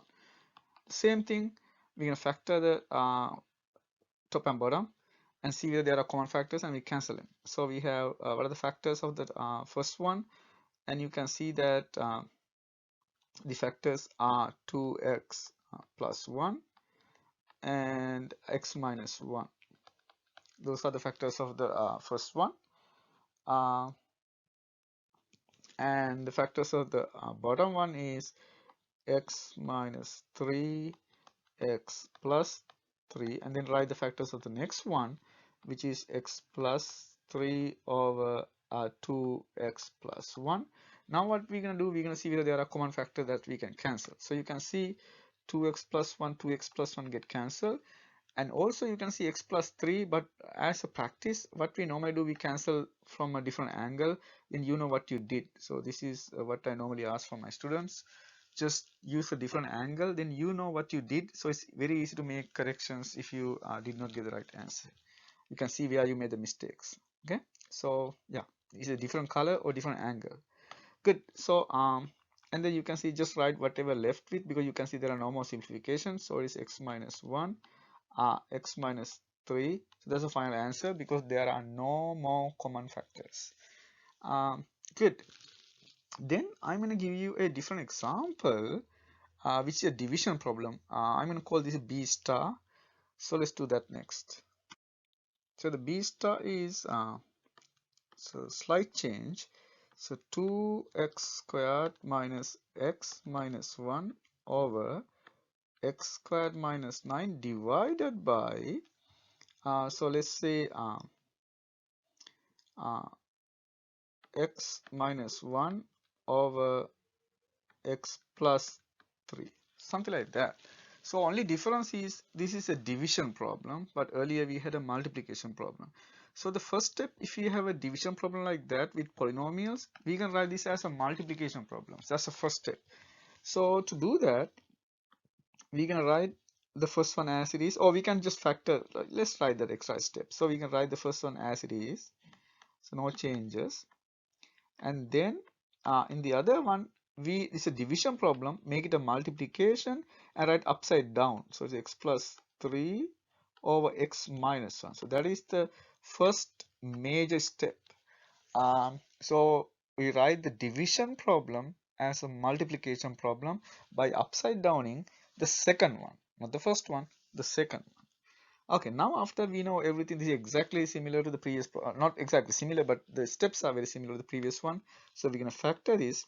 So the factors are 2x plus 1 and then x minus 1 over, as before, x minus 3, x plus 3. Now we have this x plus 3 and x minus 1.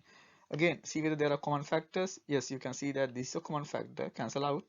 And also we're going to see this as a common factor, so we cancel out and write whatever the leftovers. So you can see the leftovers are 2x plus 1 over x minus 3. So this is the final answer because there are no more common factors. Good. So let's go to the next one. Number C. So what's the C? So C is x squared minus x squared minus 4 minus x plus 1 over x plus 2. So you can see this is a sum or difference of polynomial problem. So if you have a sum or difference of polynomial problem, what we need is a common denominator. So in the common denominator. So before we do the common denominator, if they are not completely factored, you need to factor. So that's the first step. Factor the bottom. So let's factor the bottom. So we have x squared, just the bottom. So it is x minus 2, x plus 2 minus x plus 1 over x plus 2. So what we did, factor the bottom, factor the denominators. Okay, so we factor the denominator. That's the first step. Completely factor the denominators. Now what we can write is we can write using a common denominator. So to write the common denominator, you can see what is missing, and you can see that if you compare the two denominators, you see x minus 2 is missing in the second one. So what we can do, we can multiply by x minus 2 the second one. So let's do that. So that means x squared, no changes here. We leave it like that. X plus 2 minus, here we know that x minus 2 is missing, so we're going to multiply the top and bottom by x minus 2 because that's the missing term. Okay, because this is simply 1, so you can see x minus 2, x minus 1, you can always multiply by 1, so it's simply like multiplying by a kind of fancy 1. Okay, so that's the so you get the common denominator. Okay, so so get the common denominator. common denominator. So that's what we did in the second step. So we try to get the common denominator by multiplying the top and bottom by the missing term. Missing term is x minus 3. You just compare, find what is the missing term, multiply by that. Now you see the both have the exact same denominator. So what we can do is you can simplify the top of the second one. So let's use the foiling or any other argument to simplify the top of the second one. So let's do that. So we have x squared. I'm just rewriting these.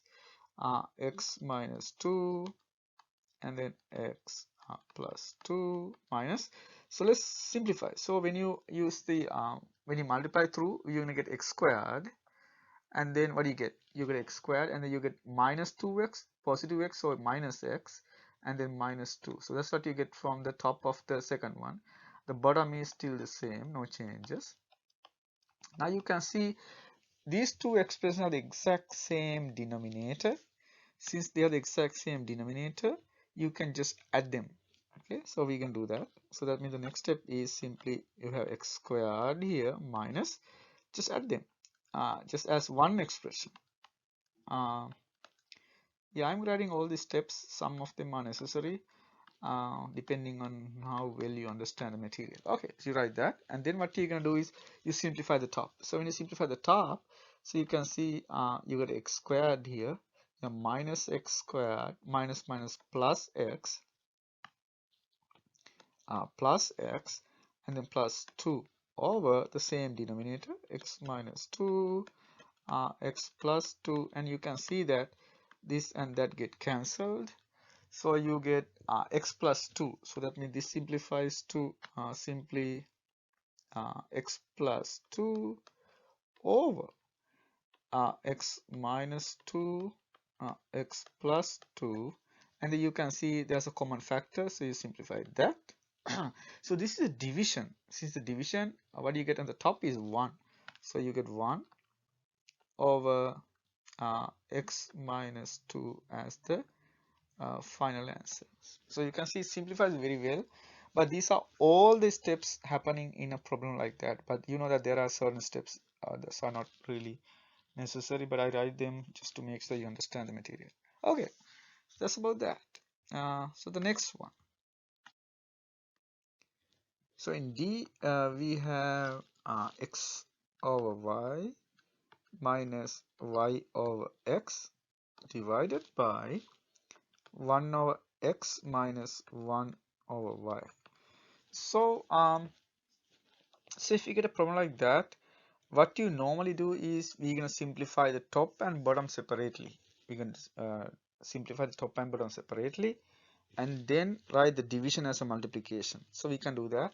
So let's try to take the common first. So there are two ways. First, you can write this as a multiplication problem and then do it that way, or just simplify the top and bottom separately and then you do that. So let's simplify the top and bottom separately. It's like less confusing. So you can see first you need to do is to take the common denominator. To get the common denominator, what you need to do is, so we have x over y and then minus y over x, and you can see that the first one you have to multiply by x, the second one you have to multiply by y to get the common denominator xy, and the division the same argument in the bottom also we have 1 over x minus 1 over y to get the common denominator. The first one you're going to multiply by y, second one you're going to multiply by x, top and bottom. Okay, so now what's going to happen is you can see this is like x squared minus over xy minus y squared over xy. In the bottom you have y over xy minus x over xy. Now what we can do, right, using a common denominator. So what's the common denominator here? xy. So we can write this one as x squared minus y squared over xy.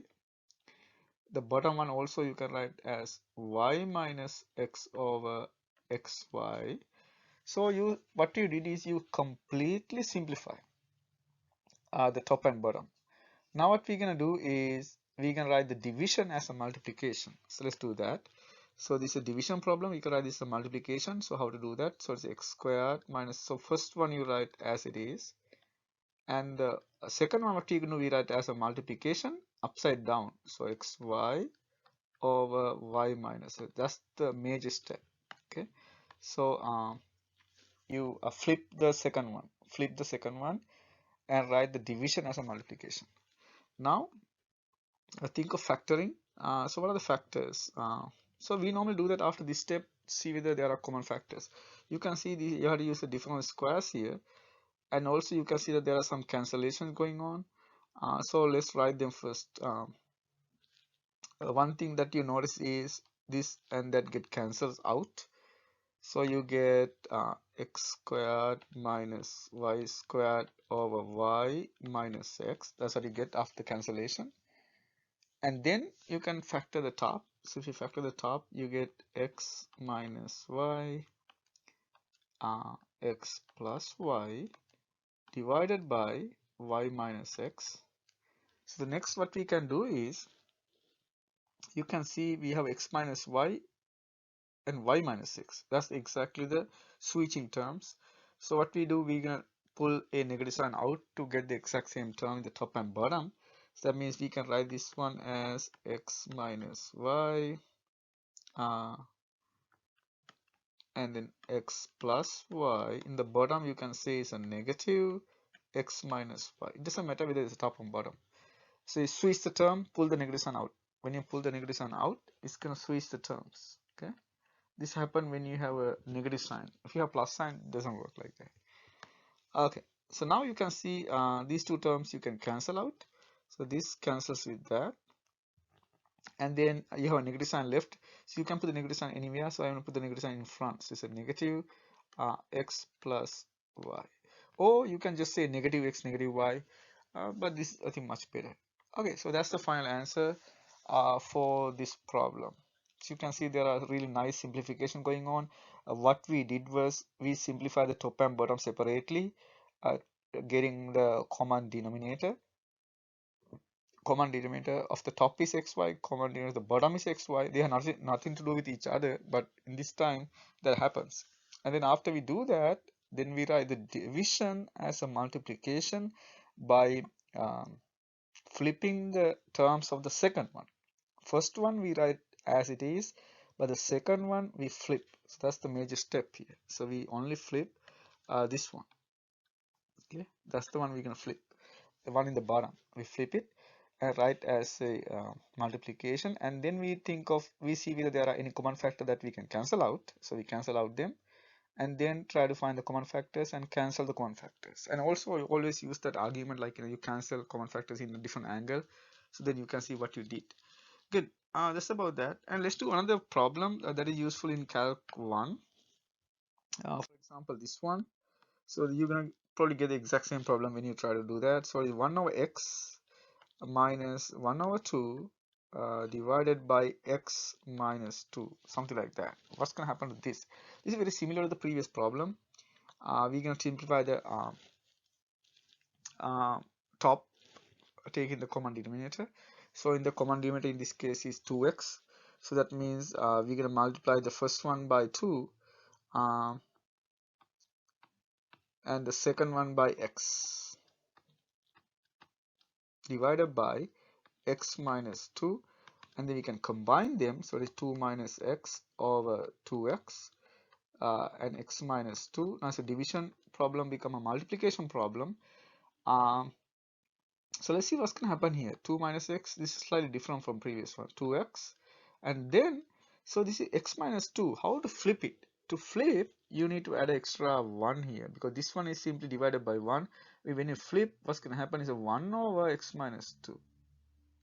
That's how it's gonna flip, because it's x minus 2, so 1 over x minus 2. Good. Now the same argument, but you want to cancel out. You can cancel like that because they are not exactly the same. So you pull the negative sign out. So if you pull the negative sign out, what's gonna happen is a negative x minus 2, and then 2x, and then 1 over x minus 2, and then you can see these two are the same, cancel out. So you simply end up getting negative 1 over 2x. So that's the final answer for this problem. So we have two more problems. So the next one is this. This is also useful in Calc 1. So 1 over x plus h minus 1 over x over h. So how to simplify something like this? Um, Again, the same argument. Um, so I'm going to show you like a kind of trick here. So what is the trick? That's shortcut. So when you have two different expressions, like that in the denominator, you can see when you multiply, you have to multiply the first one by x, you have to multiply the second one by x plus h. So to avoid unnecessary writing, what can happen is they multiply like a cross. So it's a cross multiplication. So that means what goes here is x minus what goes there is x plus h. So you just multiply like a cross. Okay, so remember that trick that always work when you have difference. So you multiply like that, multiply like this. So it's gonna go like a cross. So you get x minus x plus h divided by x plus h, the whole thing divided by h. Now you can simplify the top. So if you simplify the top, so you're gonna get, what do you get? You have a negative x, negative h. So that means negative x get cancelled. So let's write that step. It's okay. So this is not necessary, but I'm writing. So x minus h over yeah, actually I forgot there's a x there. So x and x plus h. So x and x plus h divided by h. Now you can see this get cancelled. So once you cancel that, you get negative h. So that means what you have is negative h over x times x plus h divided by h. Now this is a division problem. You write this as a multiplication problem. That means a negative h x plus h. This h you write as h over 1. So this is a division, write as a 1 over h as a multiplication. Okay, so division problem, write as a multiplication problem by flipping the terms. Now what's going to happen is this h, that it is common, so cancel out. So you simply get negative, the bottom you're going to see x plus h. So you will do the exact same simplification later in your Calc 1 class. So this is a common problem that you need to know how to do. Okay, so it's not that bad, but I throw you a trick to simplify fractions with different denominators. So what exactly going on is flipping the terms. Okay, you multiply like a cross, or you can just do the same way, like multiplying by x and then x plus h. That's what we don't want to do that anymore. So we can do it like that, like kind of quickly. Okay, good. So please remember like how it worked. So there are two more problems. So let's do the next one. G. So this also I'm going to put a star because like this is a kind of trick that you can remember. So we have a over b divided by c over d, like a general expression. So what happening here? So it is, you write the first one as it is. It's a division, write a multiplication, flip over. So it's a d over c now. So that means at the end what happened? It is become ad over bc. So what do you want to remember here? So I'm going to show you a trick here. You can see this, what is in the denominator become a multiplication in the other side. That's how you remember that. Same argument. What is in the denominator goes as a multiplication term on the other side. So remember that, because if you remember this, you can avoid a lot of unnecessary calculations. So whatever in the denominator goes to the other side as a multiplication. Okay. So that's gonna kind of make a lot of unnecessary calculations much easier. So what is in the denominator goes as a multiplication to the other side. So b is in the denominator of the numerator, but it goes to the denominator as a multiplication. And d is in the denominator, it goes to the numerator as a multiplication. So remember this as like a formula. So this gonna make some calculations easier. Okay. So I sometimes use that formula. So you can see that a formula um, to avoid certain calculations, like to avoid lengthy calculations. Okay, let's do the last one. So h. So what's the h one?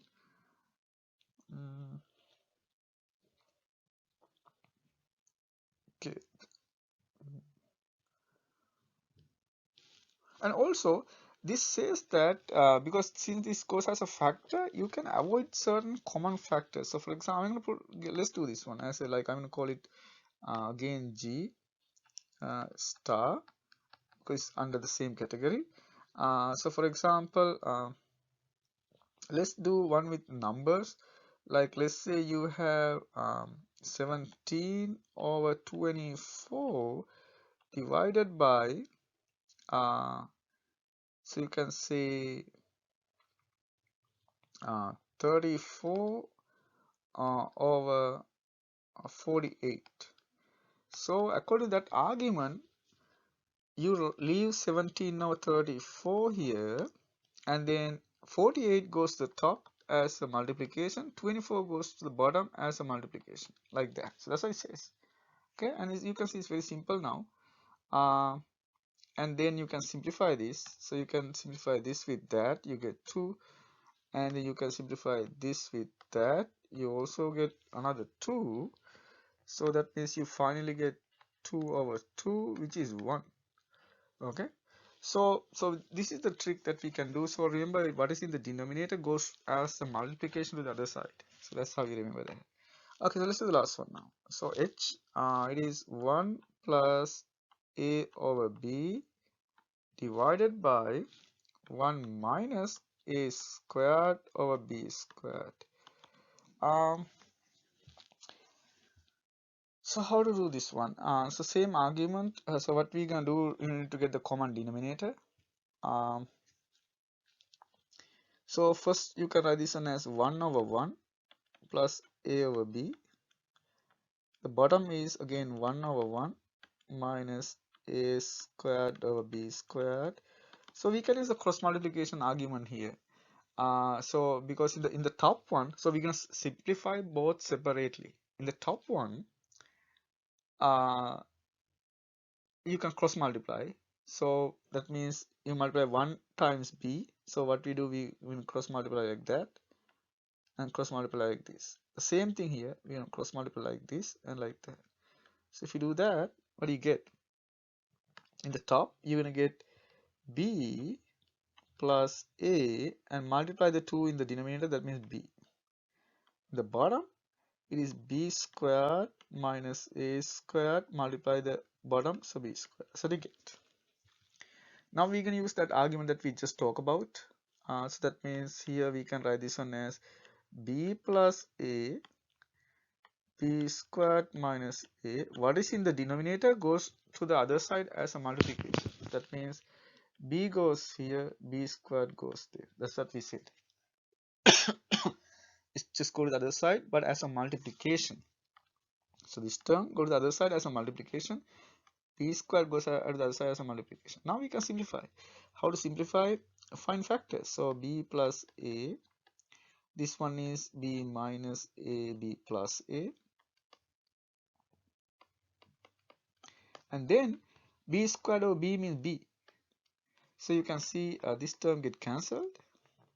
So you're going to get b over b minus a. Are there common factors? No, b is common but not to all because there's no a term. So that means b is not a common factor. So that means this is the final answer for this problem. So I hope you do this again and again until you completely understand, because I show you like how to do this quickly. So this is like kind of quick way to get the final answer. Good. So that's about that. So let's next we're gonna go to rationalizing and simplifications. This is also very important for calculus students. Let's do that next. So next talk about rationalizing problems. So this is number 8. Rationalize and simplify. Rationalize and simplify. So as the first problem, let's try this. Square root 2 plus 1 over square root 2 minus 1. And B, square root 20 over square root 5 minus 2. And C, let's do 9 plus h square root minus 3 over h.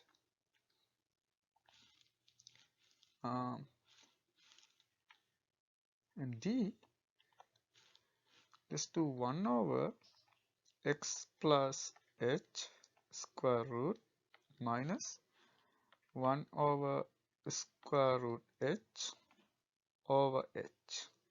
Okay, so let's try these 4. So take your time and try to do them first, and then you can match your answers with mine.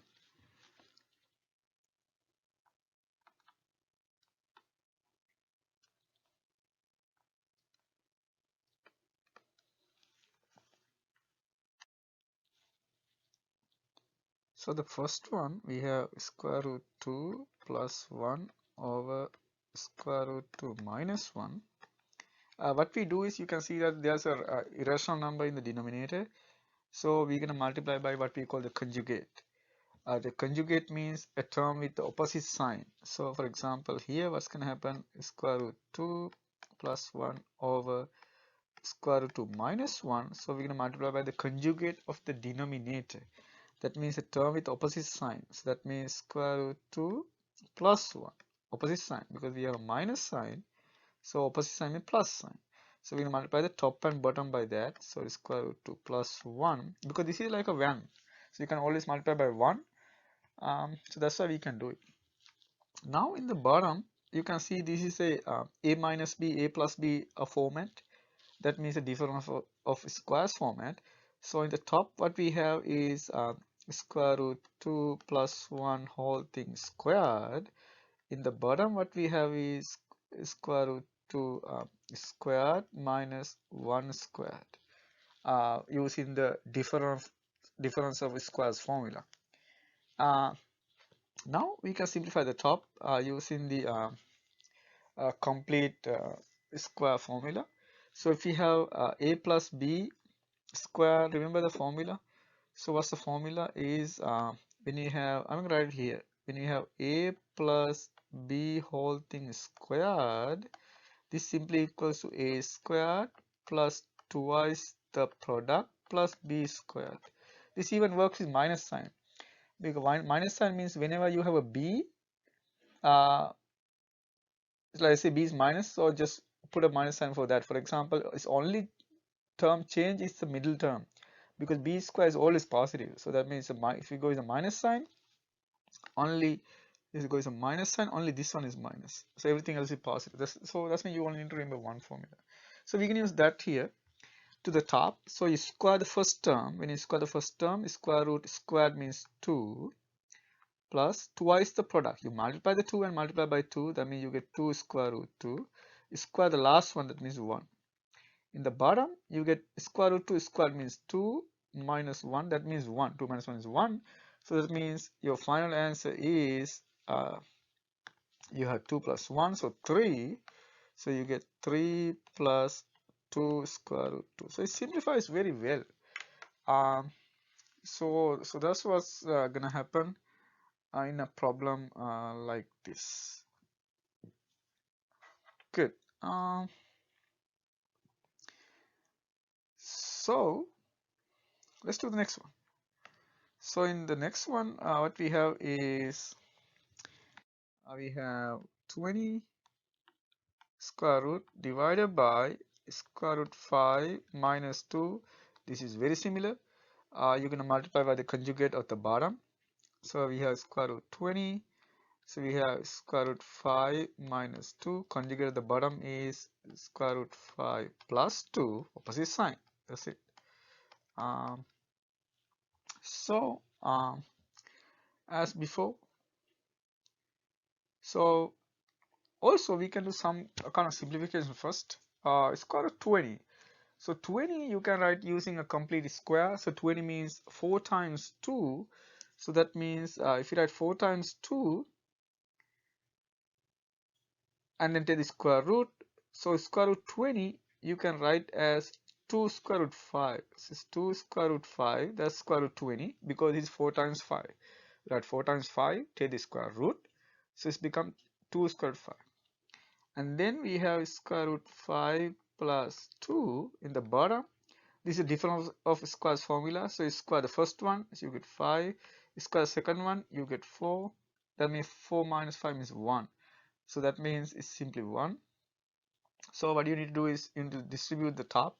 So if you distribute the top, it is 2, let's write it, 2 square root 5 square root 5 plus 2 times 2 square root 5 over 1. So that's gone. So square root 5 means 5. So 5 times 2 means 10. So you get 10 plus 2 means 4 square root 5. So that's the final answer for this problem. So these kind of things are useful when you try to simplify certain expressions. This we can leave as a final answer, not the previous, not that. Because you try to write the like a more simplified expression. Good. So let's go to this one. So it was 9 plus h square root minus 3 over h. Again, this kind of problems you're gonna get in Calc 1. When you try to use the definition of a derivative, you get the exact same one. So certainly this is something you need to know. Again, the multiply by conjugate is the argument, like as before. Minus plus, so it's opposite sign. So we're gonna do the same thing here, multiply by the conjugate. So it is 9 plus h square root minus 3 h, so we repeat it and then multiply by the conjugate of the top now. So it is 9 plus h square root plus 3. Same thing, top and bottom. Same thing, top and bottom. Okay. So what we did is multiply by conjugate. Okay. So multiply by conjugate. Good. So we did that. And then difference of squares formula for the top one. That means you square the top one. So it is 9 plus h square root. You square that. Minus you square the next one is 3 squares. That's what you get from the top by the difference of squares formula. In the bottom, you have two terms. So I'm going to write h as a factor. 9 plus h square root plus 3. That's what you get. So the next one is you're gonna simplify. You have square root square. That means you get 9 plus h minus. Actually, let's start here. I can use this. So you get 9 plus h from the first one minus 3 square means 9 over h. 9 plus h square root plus 3. Good. Now you can see the 9 and 9 get cancelled. You get h. So now we have h over h. 9 plus h square root plus 3. So next you can see h get cancelled. So so see how it works. It works very well. You multiply by the conjugate and then you get 9 plus h minus 9. So 9 get cancelled. There's a difference. You cancel, you subtract them. That's one type of cancellation. The other type of cancellation is the division. So that's the next one. So h get cancelled. So you get 1 here. In the first cancellation, you get 0. In the second cancellation, you get 1. So see the difference. So you get 1 here and divided by, you get 9 plus h square root plus 3. And this is the complete simplification, and you can see this is much better than the original one. And you have to do the exact same simplification when in Calc 1. Okay, so this is something you're going to repeat later. And this is the final answer because you can't do anything more than that. So this is simplification. So we still have a irrational number in the, we don't know whether it's irrational, but we have a radical term in the denominator, but that's what we need later. Okay, so sometimes you have to do that. You have to leave the radical terms in the denominators. Good. So let's do the last one. This also, again, you will do that in Calc 1. So number D is 1 over x plus h square root minus 1 over square root x over h. Same argument, but before we do that, so what we can do is, let's try to simplify the top first. So how to simplify the top? You can take the common denominator. So there are two ways to do this one. First, you can write this problem as a division problem and then take the common denominator. So I'm going to use a slightly different step here. So it is x plus h square root minus 1 over square root x and then bracket. So this is a division problem. So we write upside down. So we write 1 over h. We write it like that. So we convert the division problem to a multiplication problem. Okay, so change the problem. So division to multiplication. So division to multiplication. So convert that. Now let's try to simplify the first bracket. How to do that? Take the common denominator. Remember the trick that we were talking about. If you have different denominators, switch the denominators in the top. So that's what happens. That means you can write this on as square root x minus x plus h square root. So like a simple cross multiplication over the product. So this square root x square root x plus h, like that. And then so we can write it like that. That's the first step, times 1 over h. Now what we're gonna do, so I think this step is clear. So if you can understand that step, what we did is you multiply by the missing term. So the first one you have to multiply by the top and bottom by square root x. The second one you multiply by top and bottom by square root x plus h. You will get the exact same thing. The shortcut is when you see different denominators, you multiply like a cross. So you see what happen is square root x goes there, x plus h goes there. Whatever the sign, you leave that sign. Okay, that's a shortcut. Okay, good. Now what we can do, we're going to multiply by the conjugate now. So that's the next step. So let's do that. So I can write 1 over h outside, okay, first, and then write like so x square root x minus x plus h square root over square root x, x plus h square root. You don't need another bracket, you can leave it like that. So multiply by the conjugate of the top. So that means x square root. Okay, which one you're going to change the sign? The one inside or outside? You can see you get the conjugate of this one. So that's the term we're going to change, not the inside one. Okay, I have seen some students, they switch the sign inside. That's wrong. You change the sign of the difference term. So we're going to say minus to plus. No change here over square root x plus h square root. Same argument for the top. You can use the difference of squares formula. So if you do that, you're going to get 1 over h. You're going to square the first term, that means x, minus square the second term, that means x plus h.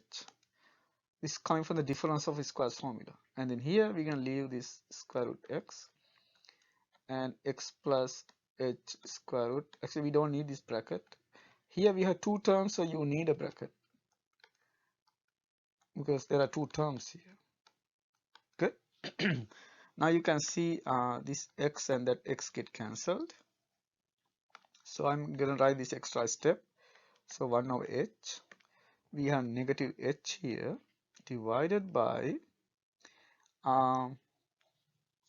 actually if you want, since the two terms have a square root, that's a common, so you can multiply inside x because they are kind of living in the same house. Square root is square root, so that means you can multiply it through, so you can write this one as x squared xh, so that's okay to do, square root. And the second one is square root x plus h square root. Now you can see h get cancelled, so you get the final answer now. So that means it is negative 1 over, so we can have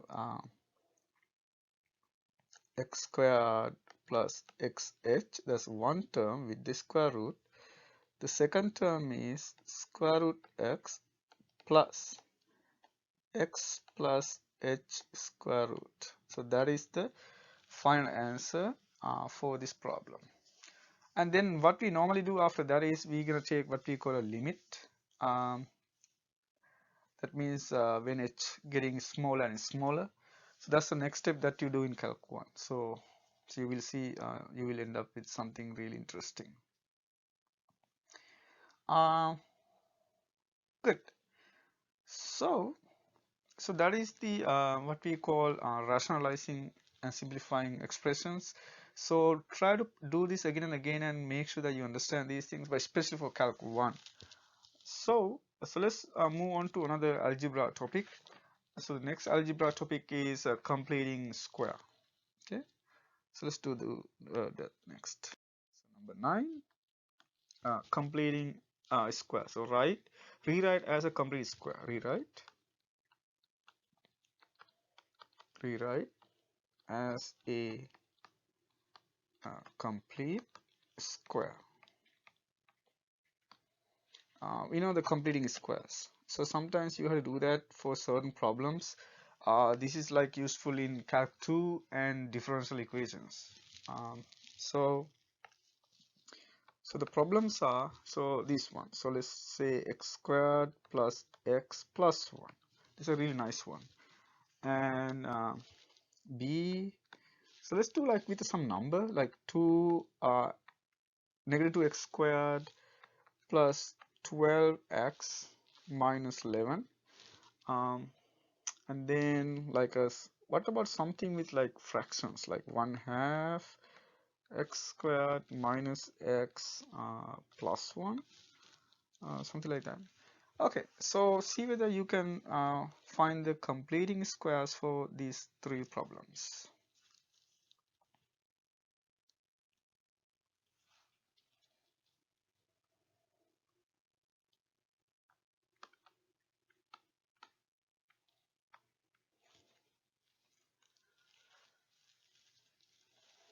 So I'm going to go one by one. The first one, so let's say we have x squared plus x plus 1. So what we do is we're going to look at the half of the coefficient of the x term, half of the coefficient of the x term. The coefficient of x is 1, so we need a half of that. So so in this case, so 1, so 1/2. So what you're going to do is we can isolate the half of the coefficient of x squared. That's what we need. So that means we can write this one as x squared plus x plus, you take the half of the coefficient of x squared. So half of the coefficient of x is 1, half is 1/2, so you're going to square that. So we can add that, and also we can subtract that. So and then we have plus 1 here, so we're going to subtract that. So add and subtract, the same thing. Because when you add and subtract, it is like you adding and subtracting, so it's simply 0. So you can do that. Okay, so this is a kind of fancy 0. So if you combine these two, this is 0 because you add and subtract. Now we can simplify. So let's simplify. And when you do that, the first one, this one is automatically a complete square. So that is the reason why we do that. So let's write it. So that means this one is automatically a square. What is square? X plus half of the coefficient of squared. So you can see that's exactly what you get from the complete square formula. We know that if you have a plus b square, what you get is a squared plus twice ab. So what is twice ab? If you multiply these two, you get half x. Multiply by 2 means x. That's exactly match the middle term. And b squared. What is b squared? 1/2 squared. So that's exactly match with. So what is the formula we are using here is this one. We know that when you have a plus b square equal to a squared plus 2ab plus b squared. That's exactly what we are using here. So that's why we can use that. So you can see, and then also when you have a minus sign, so it goes with the minus sign.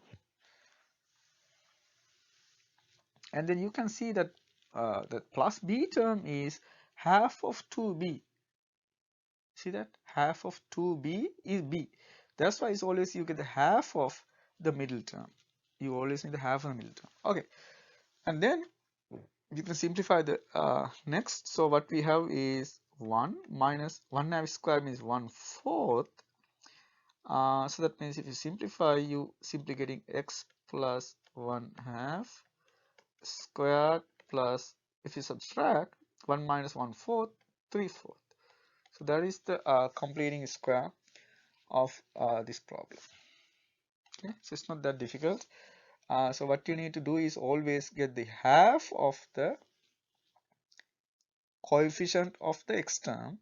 You add and subtract, and then the first one is always automatically become x plus half squared, and then you simplify the other part. Okay, so yeah, so that's about that. And also, if you want to see that, so let's write something like this. So you can see, I'm going to write another expression here. So the reason is, if you have, let's say you have a let's say like this, I'm going to write it like that. So let's say you have x plus uh, a over 2 squared. So if you have a over 2 squared, what do you get? If you expand this, you're going to get x squared twice ab. If you multiply these two and multiply by 2, you can see you exactly get ax plus a squared over 4. And you can see what you have here is exactly the half of the coefficient of x. See that? That's a is a over 2. So that's the reason why this works like that. So it's always the half of the coefficient of x. Okay, now let's do the next one. So next one is slightly different because you're going to see -2. So if you see something like that, you're going to factor that first. So that's the first thing we do. So this is easy when you have 1.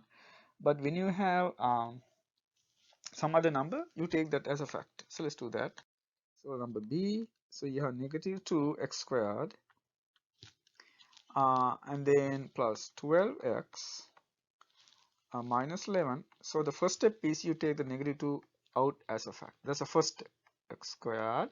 So you take -2 out means you divide by -2. That means it's going to be -6x, and then this will be negative, so you're going to get 11 over 2. So that's the first step. You take -2 as a factor. Okay, that means you divide every term inside by -2.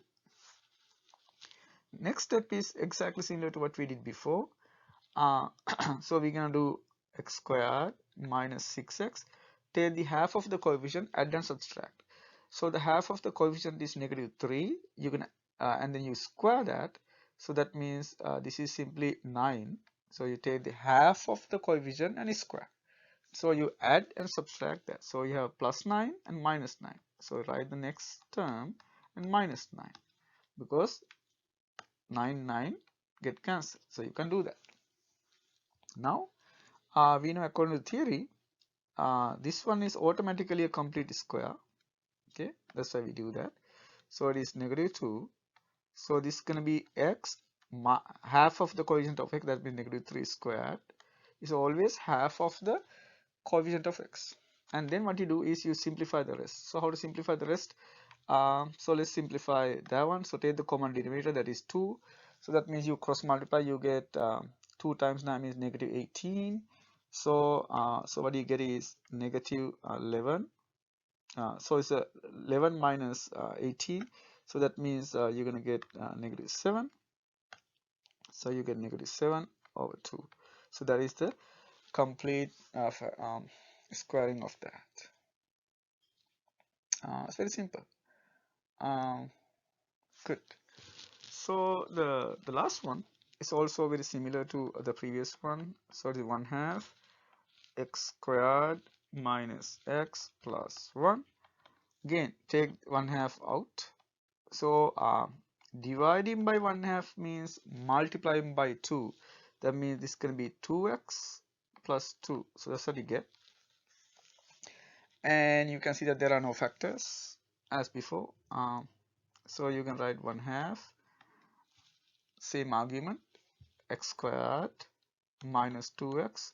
Half of the coefficient is negative 1. Square, that means 1. You add and subtract. So we have 1, so that means plus 1. So you can write like that. You can write 2 like this, 1 and 1. And then we know what the next step is. So this is going to be x minus 1 squared plus 1. Good. So this is how we do the complete squaring of these expressions. Next, we're going to go to one of the very important topic. We're going to solve certain equations. So this is very important. You're going to see very similar problems when you in pre-calculus, calc 1, calc 2, calc 3 and differential equations. So I hope this will help you later. So let's go to that topic. So this is solving equations. So this is the most important section. Here we're going to solve certain equations. So number 10, solve the equations. Solve the equations. So let's start with this. So A, let's say x plus 5 equal, just put some numbers, 14 minus 1/2 x, like a first first order equation, or what we call linear equation. And then let's do something like this.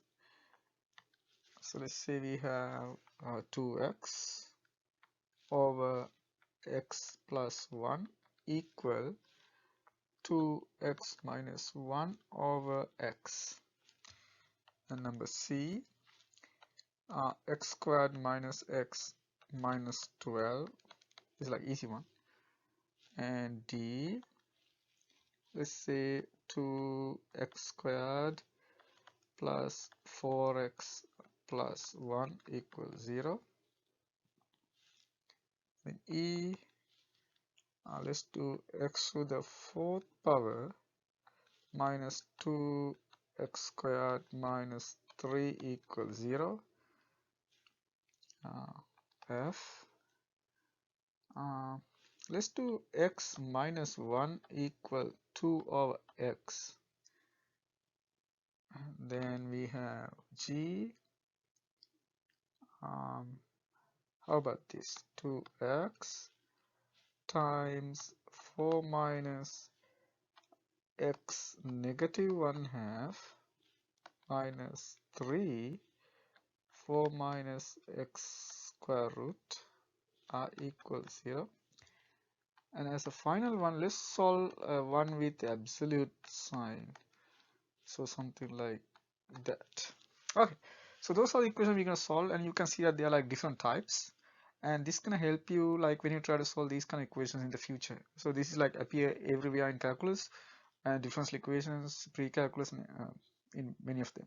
Okay, so take some time, and after you're solving each of them, and you can come back and compare your solutions to what we can see here. Okay, so take some time and try to solve each. So you can see complete solutions here. Okay, so the answers. Good. Let me start with the first one. So x plus 5 equal 14 minus 1/2 x. So when you get a problem like that, what we normally do is we're gonna bring variables to one side, numbers to the other side. So what we call isolate the variable. So let's do that. To do that, in this one it is simple. So first we can add 1/2 x to both sides. So that means it's x 1/2 x, and then also we're going to subtract 5 from both sides. So it is 14 minus 5. So the easy way to think about it, if you move a term to the other side, it's simply going to change the sign. So that's how you remember. So see, minus become plus, and then plus become minus. So that's what you remember. We are not going to add, like, when we did in like grade 5, like, you add the same one to both sides. We don't do that anymore. That's like long time ago. Okay, so what you do now is when you move a term to the other side, simply change the sign. Okay, that's how we remember. Okay, good. And the next what's going to happen is we can simplify. So we have 1x and 1/2 x. So that means yeah, I'm going to show you to do in two different ways. You can add the fractions or simply multiply the whole equation by 2. Before we do that, I'm going to rewrite this. So x plus 1/2 x. And then if you subtract 5 from 14, you get 9. Now what we're going to do, we're going to multiply the whole equation by 2. So if you can simplify this easily, just do it like that. Multiply by 2 because that's the common denominator. So you're going to get once you multiply by 2, so multiply by 2, you get 2x. In the first one you get x and you get 18. That's what you get, and then you can see now 3x equal 18. Now what we can do, we can divide both sides by 3, so x equal 6. It's always a good idea to check whether your answer is right, and you can see that once you plug in that here, you're gonna get the right answer, because on the, if you plug x equals 6, on the left side is 11. If you plug in x equals 6, the right side is 11. So that means you solved it correctly. So it's always a good idea to check your answer whether you made a mistake. um, it's just very easy to make a mistake for problems like that. Okay, so this is how you solve a simple linear equation. You move the x terms to one side, numbers to the other side, and then if you see fractions, the best thing would be to do is like multiply by the least common denominator, and once you multiply that, then you get like an easy equation that's very easy to solve. Good. So I'm gonna go to number B. So B is a little difficult. So we have 2x, and then we have x plus 1. On the other side, we have 2x minus 1 over x. Now what we can do, and we can assume, I mean, it's very clear that if x equals 0 or x equals -1 are not solutions, because if you try to plug in that, you're going to get a denominator 0. That's not allowed in mathematics. So that means x cannot be 0 or x can be -1. So that's the assumption, x not equal to 0 or -1, because once you plug in those two numbers, it's going to make the denominator 0. That's not allowed in mathematics. Now what we can do, we're going to do the simple cross multiplication. So that means we're going to multiply across the diagonal. So that's a kind of shortcut. So if you do that, what's going to happen, this get x times 2x. I'm going to write the extra step, and here you get x plus 1 times 2x minus 1. So it is a simple cross multiplication. Or just multiply the left side by x, multiply the right side by x plus 1. It's the same thing. You can avoid that step, and then after we do that, then you can simplify. You get 2x squared on this side. You can distribute this. So if you distribute this side, you get again, when you distribute, you pick one, multiply both, and pick the other one, multiply both. Okay, that's how we do. Or use a foil. Okay, I don't use foil. Okay, so if you, when you do that, you get 2x squared. So when you multiply x with 2x, when you multiply x with -1, you get -x. When you multiply 2x with 1, you get 2x. When you multiply 1 with -1, you get -1. and then you can see so this is what you get, and then you can subtract 2x from both sides, so that means this and that get cancelled. So once you cancel that, you get 0 on this side. Here you get x with 2x, you get x minus 1. That means x, you can add 1 to both sides, so that means 1 equal x. In other words, x equal 1. So that's a solution, and then you can see that that's not equal to 0 or negative 1. So that means that's a good sign. If it is equal to 0 or 1, that's not a solution, because um, that's not going to satisfy the original equation. So you always need to satisfy the original equation. Okay, good. So that's how you solve a problem like that. Number C, or part C. So we have x squared minus x minus 12. If you want to solve something like that, what we can do, we're going to factor this. This is very easy to factor. So negative 12. So you need to find two factors. That's when you add, you get negative 1. So those numbers are negative 4 and 3. So that means x negative 4, x plus 3. So very easy. Now what we're going to do, we're going to set each factor equal to 0. That's a logical argument, because if you have a product, and if you get a 0, that means at least one of them has to be 0. That's why we use the or, because we don't know whether both. We can say and, so or, because at least one of them has to be 0. We don't know which one. So there are two answers. So now we can add 4, so that means x equal 4. Or you add negative 3, so that means x equal negative 3. So those are the two solutions. So there are two solutions. Which one? We don't know. It depends on the problem. So let's say it's a money problem. If in the positive answer, its answer is 4. Okay, so it's a time problem, answer has to be 4. It's like that. It's a distance problem, distances are always positive, so it's be 4. But it's a velocity problem, it can be positive or negative, so it can be both answers. So it's depend on the problem. Right now we can't say anything. Okay, so let's go to number D. Number D is it's interesting. It is 2x squared plus 4x plus 1 equals 0. The first thing is see whether you can factor this, and you can see that it's not easy to factor, because you need to get a 2, and when you add them you need to get 4. So it's 2 doesn't have factors like that. So that means we can use the quadratic formula. So if you use the quadratic formula, we have a equal 2, b equal 4, c equal 1. So we can use a formula. Formula says x equal negative b plus or minus b squared minus 4ac square root divided by 2a. So we're going to plug in here. So negative b, change the sign and put it there. So it's become negative 4 plus or minus b squared. B means 4, square means 16, minus 4. A means 2. C is 1, square root over 2a. 2a means 2 times 2. Some steps you don't need to write it, you can simplify, but I'm writing here all the steps. Okay, so the 16 minus, you can see 4 times 2 is 8. So that means 16 minus 8 means 8. So get square root 8 over 4. So negative 4, how to find square root 8? Because 8 you can write as, so what is 8? You try to write using complete square if possible. So you can say 8 is 4 times 2. So once you take the square root, it is square root 4 times square root 2, which is 2 square root 2. So that means you're going to get 2 square root 2 over 4. So what you can do is you can simplify, you can cancel the common factors. Only common factor is 2. So you can divide by 2 each term. So if you divide by 2 each term, you get 2, it's gone, you get 1, you get 2. So that means your final answer is negative 2 plus or minus square root 2 over 2.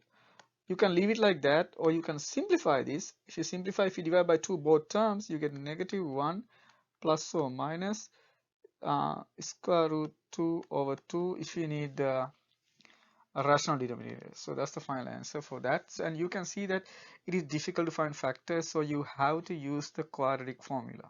Okay, so use the quadratic formula to get the solution. Okay, number E. So E is slightly different. So you can see that we have x to the 4th power minus 2x squared minus 3. So what we can do, we can use a substitution. So we're gonna say let u equal x squared. If you do that, then u squared becomes x squared squared. That means x to the fourth power. Uh, so that means your equation you can write as u squared minus 2u minus 3.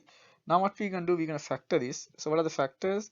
It's a negative 3, so that means u minus 3 and u plus 1 equals 0. So this is going to give you two answers. So we're going to do u minus 3 equals 0 or u plus 1 equals 0. And then we know that u is x squared. So that means in real numbers, there's no solution for this one.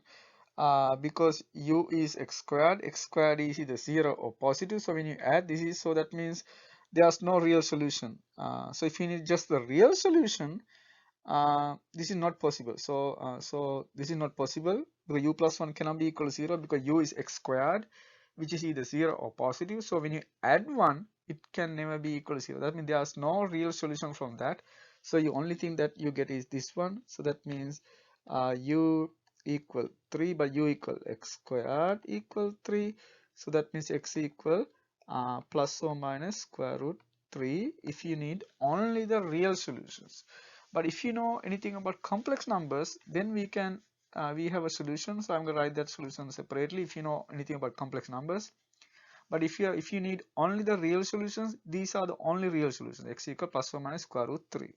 But if you know about complex numbers, now what we can do is, this says that u equal negative 1. Now we substitute u is x squared equal negative 1. If you know complex numbers, you can take the square root. So this be x is negative square root, negative 1 square root. So again, there's a plus or minus. So plus or minus negative 1 square root, which we normally write as I. So it's a plus or minus I. So if you know anything about complex numbers, if you don't know about complex numbers, so if you are looking for only the real solutions, it is x equal plus or minus square root 3 only. So depending on the problem, if you need only real solutions, plus or minus square root 3. If you need all the solutions, it is plus or minus square root 3 and plus or minus I. Because if you try to solve a differential equations of fourth order, you need all the solutions simply. So you need all 4 solutions. In that case, this is how you're going to solve it. Okay, so that's like for differential equation classes. Good. So let's go to next one. This is E. Let's go to F. So what is F? So F is also slightly different. So the problem looks like x minus 1 equal 2 over x. So this suggests that x cannot be equal to 0. So if you get a problem like that, it doesn't look like a, I mean, you have like a reciprocals. So or rational function, what we're going to do, we're going to multiply by the common denominator. Okay, multiply by the common denominator. So let's write it. So multiply by the least common denominator. Okay.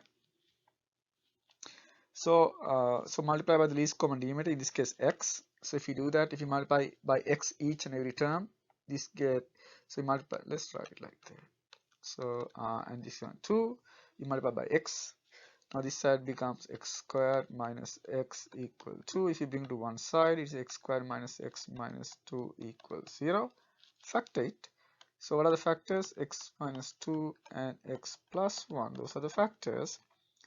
Again, this says that if you set the first one, so x minus 2 equals 0 or x plus 1 equals 0, that means x equal negative 1 or 2. So those are the 2 solutions. Fortunately, none of them equal to 0, so that means those are the solutions. There are 2 solutions, x equal negative 1 and x equal 2. So we have 2 more problems.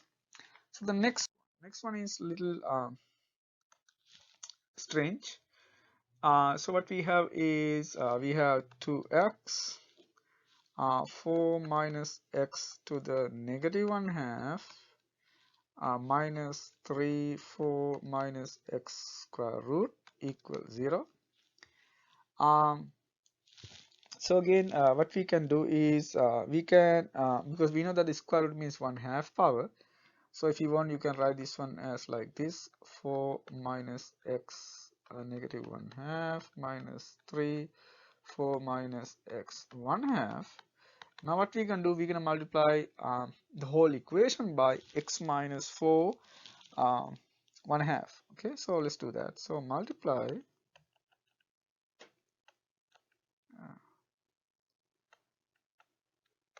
by x minus 4 1/2, the whole equation.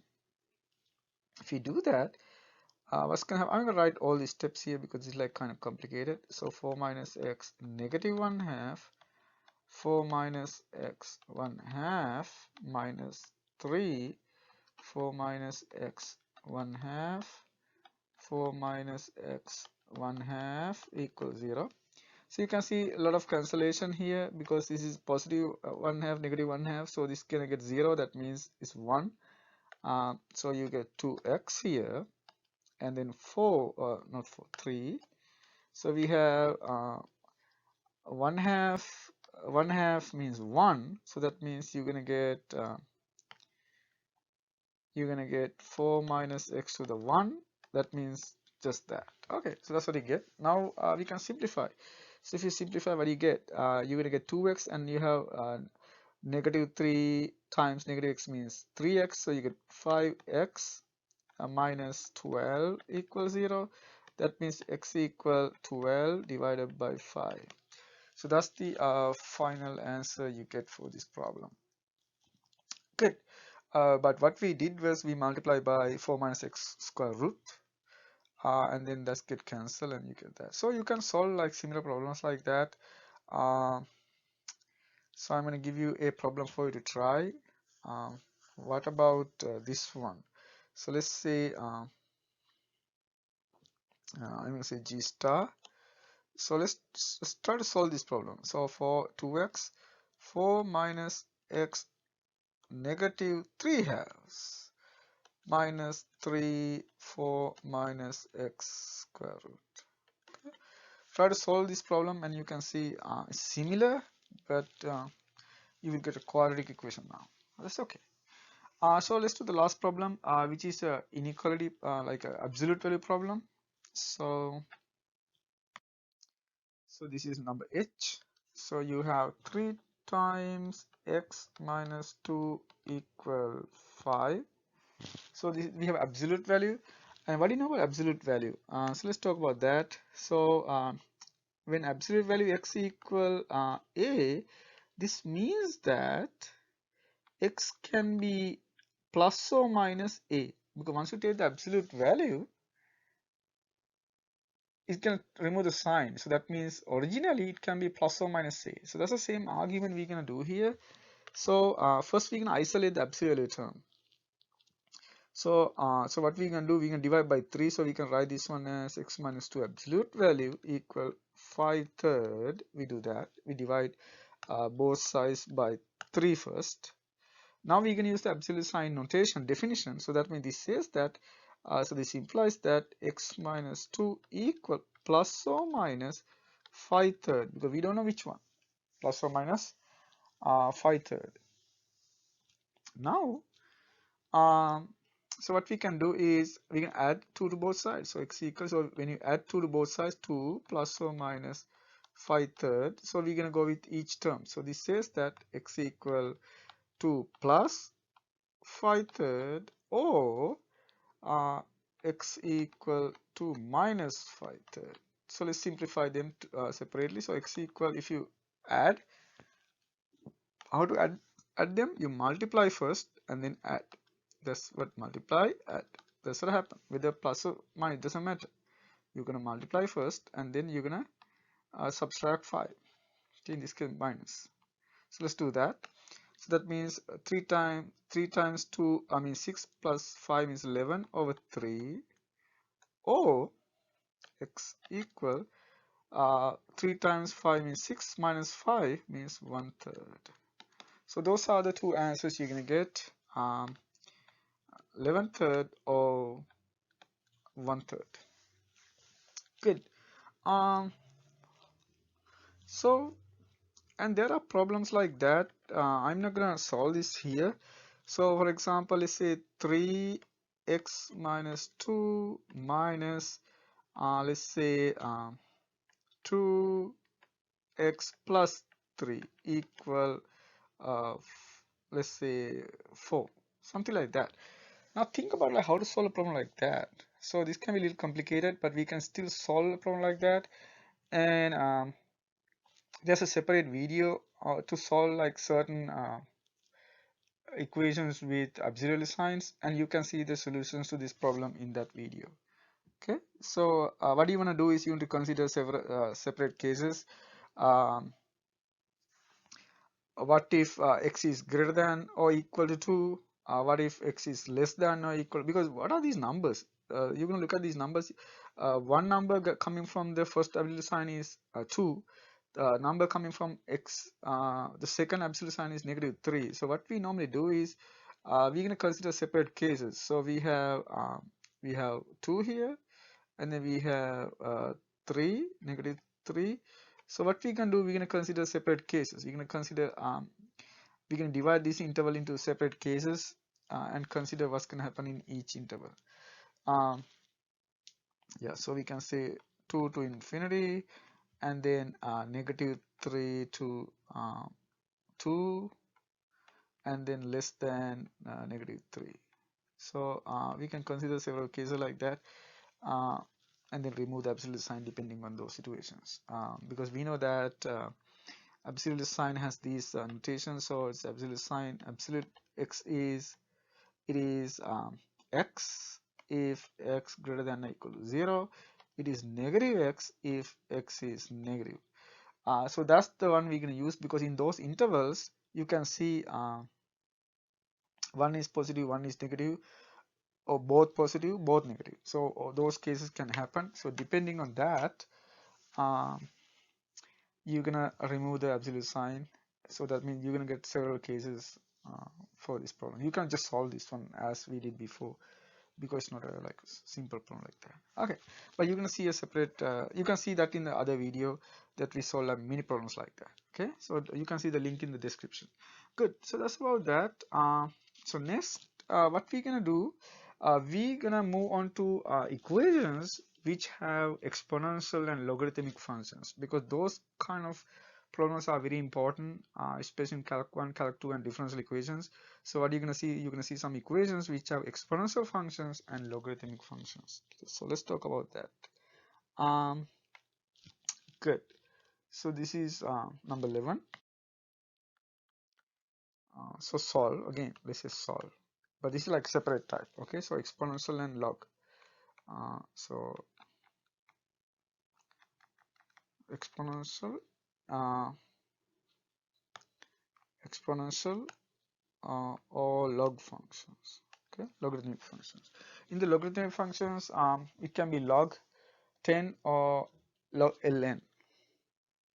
So these are the problems that we're going to try. So how about, so we start with this one. So let's say 7 minus 2e to the negative 4t equal 3.4, something like that. So what is t? Okay, so we solve for the variable. Okay, so t, and then b, let's say 74 equal 80 times 1 minus e to the negative 3t. So what is t? Look for the solve for the variable, whatever the variable, and see. So let's do this one. 2/3 natural log x minus 2 minus 4 equal 4/5, something like that.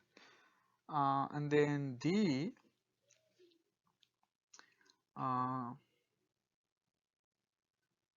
let's do this one. This is natural log x minus 1 over x plus 2 equal 3. And then e,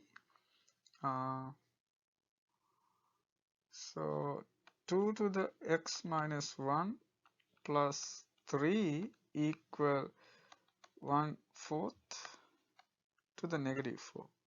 1/4 to the negative 2. And f 3 over 5 minus 2 to the x equal 4.2. Okay, so let's try to solve these equations and check your answer with mine.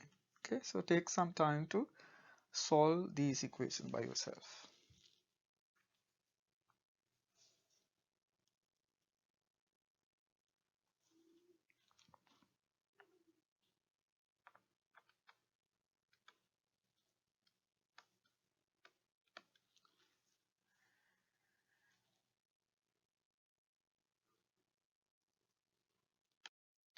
Let's start the first one. So we have 7 minus 2e negative 4t equal 3.4. So what we're going to do is we're going to isolate the exponential term. That's our goal. We're going to isolate this term on this side. That means we're going to subtract 7 from both sides. So if you subtract 7 from both sides, you're going to get negative 2e negative 4t equal 3.4 minus 7. So that means this is equal to negative 3.6. Now what we can do, we can divide both sides by negative 2. So we can divide both sides by negative 2. So you're going to get e to the negative 4t equal, if you divide, you're going to get 1.8. Now after that, what we can do, when you have exponential expression like that, we're going to take the natural log of both sides. So take, so you can say taking natural log of both sides. So we're going to get ln e to the minus 4t equal ln 1.8. And we know that in logarithm properties, when you have a power like that, this part gonna come out. So that means this you can write as negative 4t ln e, and this we can leave. And then we know that the ln e is equals to 1. So ln e equals to 1. So that means we have negative 4t equal ln 1.8. So t equal, if you divide both sides by 4, negative 1/4 ln 1.8. If you use a calculator and you can simplify, you should end up getting negative 0.1469, and see whether you get the exact same answer for that. Okay, that's how you solve a problem like that. So it's not very difficult, but there are certain steps that you need to follow. So taking natural log is a major step in a problem like this. Good. And if you need the exact one, you're going to leave negative 1/4 ln 1.8. Okay, or this is like simplification using calculator. Okay, let's look at the next problem.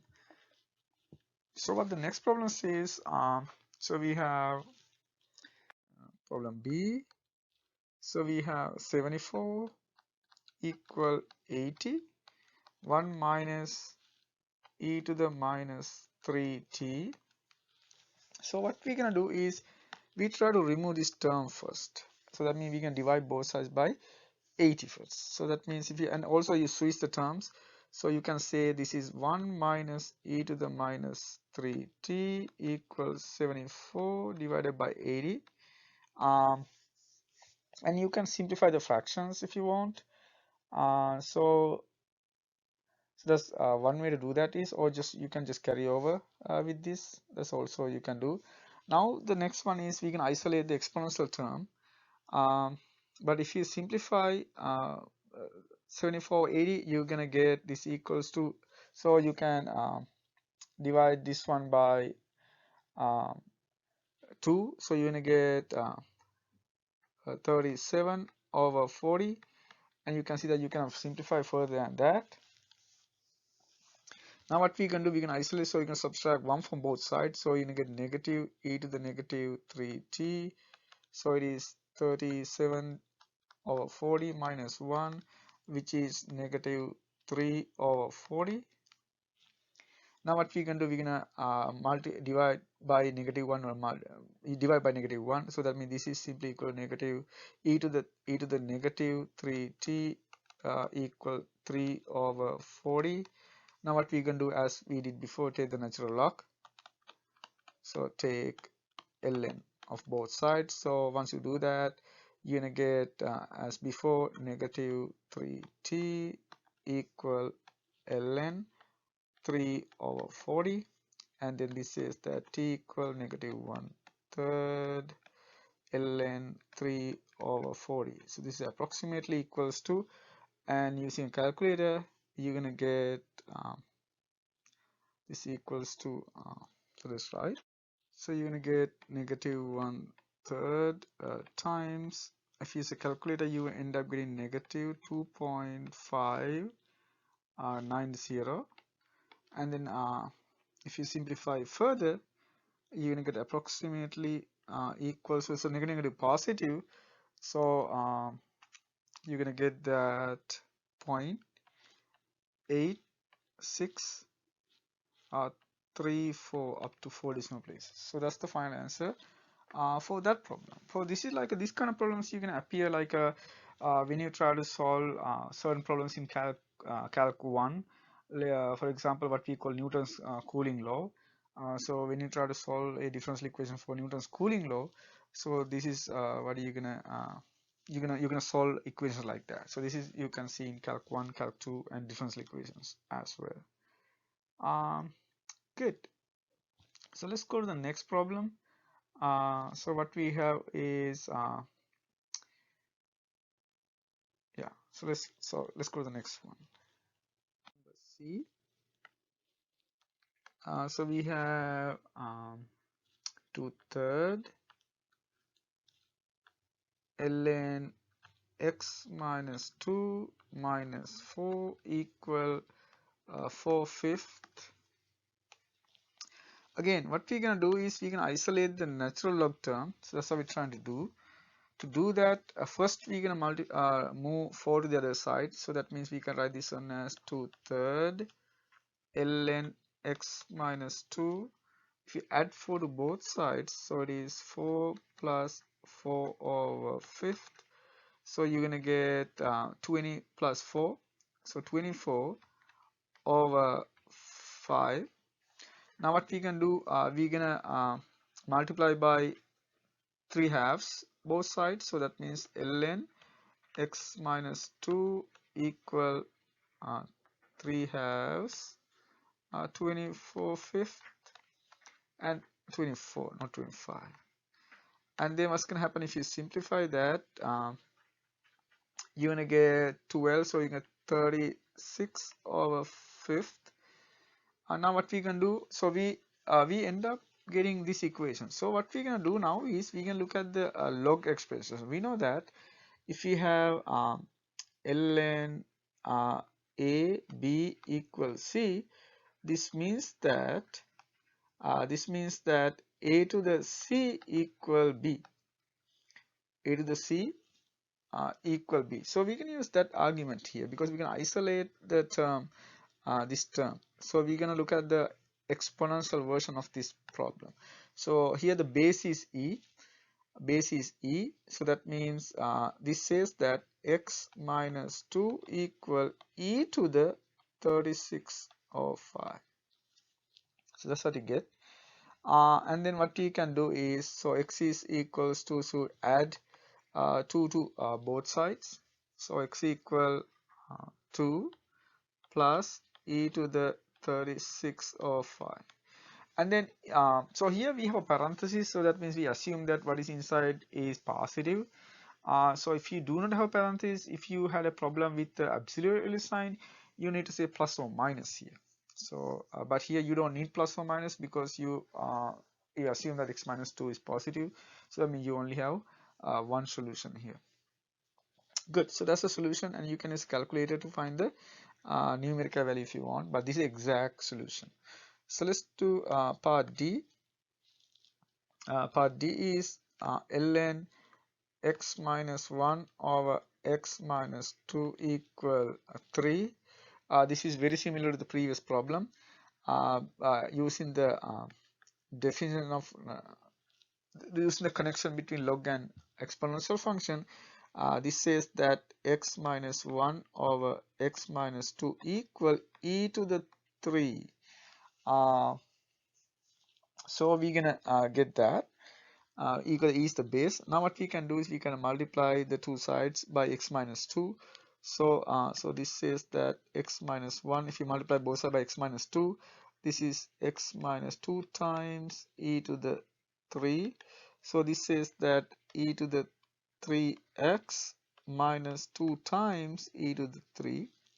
Now we can move the x terms to one side, numbers to the other side. So this says that x minus e to the 3x equal 1 minus 2 e to the cube. Now what we can do, we can take x as a factor. So if we take x as a factor, is 1 minus e to the 3 equal 1 minus 2 times e to the cube. Now what we can do, we can divide by that, so you get the x value. So you can say x equals simply and you can see both terms are negative, so we're gonna write it we can write this one like this: 2e cube minus 1 over e3 minus 1. So that is the exact value. But what you can do is you can use a calculator to find the numerical value. So but this is how you solve this. So you translate this to the exponential version first using this relation, and then the base is e in this case, and then you're gonna get this as the solution. Good. So let's try to, I'm gonna do like a separate problem before we go to the next one. I'm gonna call d star with a different base. So let's do a problem with the base 10, but very similar. I'm gonna add few complications to the problem. So let's say d star. So what is that? Let's say log 10, base 10, and x minus 1 over x, let's say plus 1, slightly change, absolute value equal, let's say 2, something like that. So this is very similar, but with a different base. So what's going to happen, we again try to write the exponential version of that. So the base is 10. So what you get is x minus 1 over x plus 1 equals to the absolute value equals to 10 to the 2. 10 to the 2 means 100. So you get a number now. Now the question is how to remove the absolute sign. Absolute value sign means you ignore the sign. So that means if you remove the absolute sign, this means that x minus 1 over x plus 1 equal to plus or minus 100. That's what happened. So when you remove the absolute sign, you have to introduce plus or minus there. Now what we can do, we're going to consider those two cases separately. So let's do that. So this says that x minus 1 over x plus 1 equal 100, or x minus 1 over x plus 1 equal negative 100. So there are two. As we did before, so this says that x minus 1, if you multiply by x plus 1, this is 100 times x plus 1.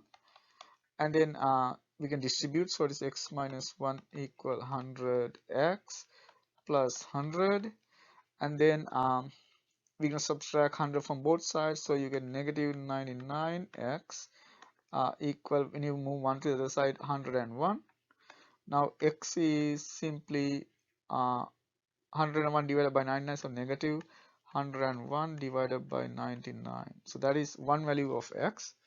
And O, so now we're going to solve the other one, x minus 1 equal, if you multiply, is a negative 100 over x plus 1. As before, so this says that x minus 1 equal negative 100x and negative 100. Same thing, we're going to move that term, so we move 100 to the other side, so the 101x equal, if you add 1, negative 99. Now you get x equal negative 99 over 101.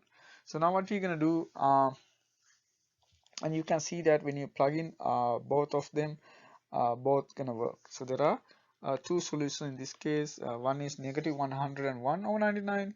The other one is negative 99 over 101. So it's kind of interesting. Okay, but this is how you solve a problem like that, but that was not given in the problem set. Okay, so we have two more problems, so let's try to move on to that. So this is number E. So we have one. We have 2 to the x minus 1 plus 3 equal 1/4 to the negative 2. So we're going to solve for x, that's your goal. So what you're trying to do is you're going to isolate this term, that's your first thing to do, and then you're going to go for log. First, so let's start with this problem. So you can see 2 to the x minus 1 plus 3, and what do you do with this one? So you can say you can make it upside down. Yeah, I'm gonna put 1 to both, so 1 to the negative 2 is still 1, and then 4 to the negative 2, that's the first step. So that means you can move this to the top and get the positive signs, negative 2 become positive 2. This means 16, so that's the first step. Now what we can do, 2x minus 1 equal, if you subtract 3 from both sides, you get 13. Okay, so that's the equation we end up getting. Now what we can do, we can take a log of both sides. So let's take the log of both sides. So taking log, you can take any base, either log 10 or log ln, but for calculus ln is common, so I'm going to go with that, but it doesn't really matter here. So taking ln, natural log of both sides, so you're going to get ln 2 to the x minus 1 equal ln 13. Now the same thing, x minus 1 come out, times ln 2 equal ln 13. Now what we're going to do, we're going to divide and add 1. So this says that x minus 1 equal ln 13 over ln 2. Now we're going to add 1 to both sides, so x equal, if you add 1 plus ln 13 over ln 2.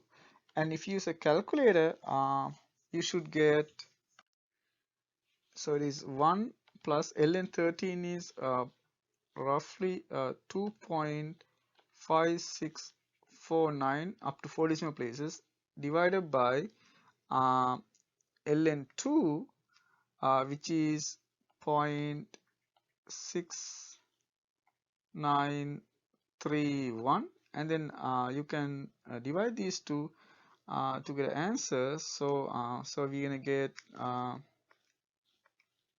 do you get?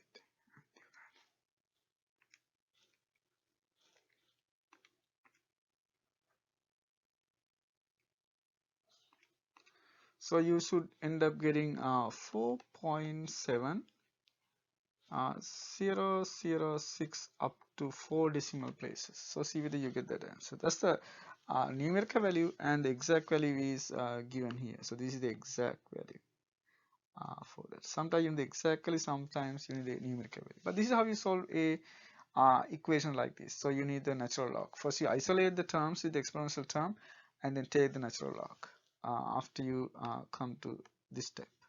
Okay, so let's do the last one. So the final problem is we have 3 over 5 minus 2 to the x, so which is equal to 4.2. That's what it says. So again, the same thing, we can isolate the 5 minus 2x terms. You can flip this over. So let's flip the equation. So 5 minus 2 to the x over 3 equal 1 over 4.2. So in other words, 5 minus 2x equals 3 over 4.2. If you multiply both sides by 3, and then you can isolate the 2x term. So so this says that I'm going to skip one step.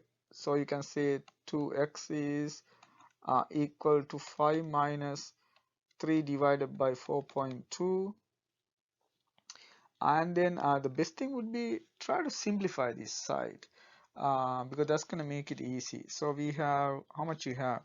So if you simplify this one, you're going to get yeah, so you're going to get 18 over 4.2. And if you simplify this a little bit more, so you're going to get we normally write up to 4 decimal places, so this is roughly 4.2857. This is not exact value. We can use this value for further calculations, and then what you do after that, we can take the natural log. So again, taking ln, we're gonna get ln 2x equal ln 4.2857. If you know exactly, you can leave 18 over 4.2. But this is like rough, like a numerical value. And then this says that x ln 2 equal ln 4.2857. So x equal ln 4.2857 divided by ln 2. So if you use a calculator, you're gonna get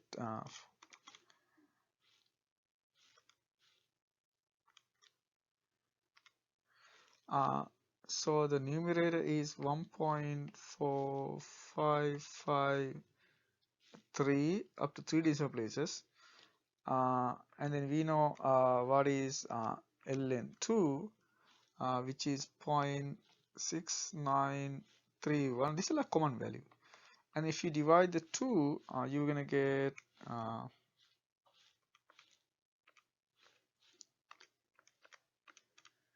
so you should get roughly 2.0997. Okay, so that's the answer for the numerical value for that problem. Okay, but this is how you solve certain equations. These will be useful in the future. Okay, so next what we try to do, we try to move on to a system of equations. We can do 3 type of problems here, one from each. We're going to solve a system with 2 variables, a system with 3 variables, and a like a nonlinear system as well. So let's talk about that. So next we are going to solve systems of equations. So we're going to solve systems with 2 variables, systems with 3 variables, and some nonlinear systems as well. So solve the systems of equations. Systems of equations.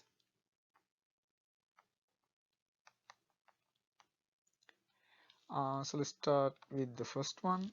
Let's say we have a plus b equal 2 and 2a minus 3b equal 9. That's the first one. B, a minus b equal negative 1, a minus 2b equal 3. And next let's try to solve equations with 3 variables. So let's see, we have x minus y minus z equal 2, and then 2x minus y plus z equal 6, and then x plus 2y plus z equal 1. And as the final example of this type, we're going to see y plus 2x equal 1, y plus x equal x squared minus 11, some nonlinear equations, nonlinear system. Okay, so let's try to solve these 4 now. So what you want to do is First try to solve them by yourself and then match and check your answers with mine. Okay, so take some time to solve them first.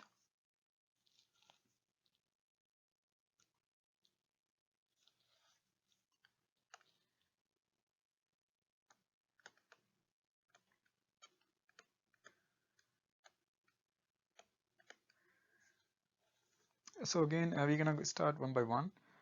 We can start with the first one, and when you get a problem like that, two methods. The one method is we try to solve for one variable. For example, if you look at the first equation, you can see that b equals 2 minus a, and then you're gonna plug in that into the second equation and solve for and you get an equation only in a and solve for a. After you solve for a, plug in the value to one of those equations and solve for b. But I'm not gonna recommend that method because that's can be a little long for most of the problems. So we don't do that way. We're gonna use a different technique. So what we're gonna do, we can use the elimination method. So what's the elimination method? We try to see whether you can have um, uh, one variable with exact same coefficient. So when you have exact same coefficient, what you can do is you can simply subtract the equations and you're going to get the answer much quickly. So that's the technique we can use. And if you have opposite sign, that's much easier. You can just add them if they have the same coefficient but opposite sign. Same coefficient, opposite sign. Then you just add them. So that's the technique we can use because it's much faster. So in this case, I'm going to call a plus b equal to, I'm going to call this equation number 1, and then the next one is 2a minus 3b equal 9. I'm going to call this equation number 2. So what I'm going to do, I'm going to multiply the equation number 1 by 3, because the reason is you're going to see the negative 3. So what I'm trying to do, I'm trying to get the coefficient of b equal 3. So if you can do that, then when you add them, they're going to cancel out. So that's the trick. So that means I'm going to say by 3 times 1, equation 1 plus b plus 2. So you're going to multiply the equation, first equation by 3 and add it to equation number 2. When you do that, what's going to happen? You're going to get, if you multiply the equation by first by 3, you get 3a plus 3b equals 6. And when you add it, what happened? 3b cancel with negative 3b, so you only get a. So that means when you do that, you're going to get 3a plus 2a on this side. On the other side, you get 2 times 3, 6 plus 9. You can see this is much easier. So that means, in other words, this says that 5a equal 15. This says that this says that a equal 15 or 5, that is 3. That's the value of a. Now by 1, by equation 1, b equal simply 2 minus a. That means 2 minus 3, which is negative 1. So that means a equal 3, b equal negative 1.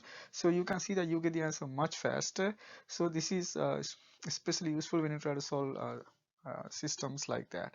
So what we do is we try to get the opposite. We try to get the opposite um, coefficient. So coefficient with opposite sign, and then add them so they cancel out. So what I did was I multiplied the equation, first equation by 3 and added to second equation, then the b term get cancelled. So that's the trick we can use hereafter, because that's much faster. Okay, and after you solve for one, just use one of the equations to find the other one. So let's try to use the same trick to solve the second equation. So what we have is b. So we have a minus b equal negative 1. We have a minus 2b equal 3. So I'm going to call equation 1 and equation 2. Again, so you already see that a has the same coefficient. So what we can do is we can simply subtract them. So when you subtract, so we can say by 1 minus 2. So we can subtract equation 1 by equation 2. Subtract means change the sign and add. So if you think that way, it's much faster. Subtract means you change the sign and add. So when you do that, so your two equation looks like that. So it is a minus b equal -1. The other one is negative a plus 2b equal -3. We don't do that again, but this is just a first example. So I'm going to tell you what. So you can just do a mental calculation. So when you add them, what's going to happen? So subtract means change the sign and add. So now when you add them, what's going to happen? You can see a get cancelled. You get b directly. B equal -4 right there. Okay. So once you know b equal -4, and then by equation 1, you can see that a equal -1 plus b. So that means -1, b means -4, that's -5. So that is the value of a. So you can see it's much quicker. So you get the answer quickly. So always just think about, what is the first best way to do it, rather than simply like solving for one and substituting for the other one. So I don't recommend that. Okay, now we're gonna go to the C, which where we have three equations. So I'm gonna call, so we have x minus y minus z equal 2, and we have 2x minus y plus z equal 6, and then we have x plus 2y plus z equal 1. So we call equation 1, equation 2, and equation 3. So when you have these kind of equations, what we're trying to do, we try to remove one variable. Once you remove one variable, so for example, try to remove z variable from the first two, and try to remove z variable from another two, and then you get two equations with two variables. This one you know how to do. So then you're going to solve for those two variables, and then use one of those equations to find the other variables. That's the idea. So that means when you have three equations, what are you going to do? Use two equations to remove one variable first, and try to remove the exact same variable from the another two as well. Then you get two equations with two variables, and then you're going to solve that, and then you can use one of the equations to find. So for example, so we can see by 1 plus 2, if you add the first two equations, what do you get? You get 3x minus 2y. If you add the first two equations, you get 8. So that is one equation you get. So you get so you get 2x, you get 3x minus 2y equal 8. And then what else you can do? And then also you can use another two equations, like for example, you can use 1 and 3.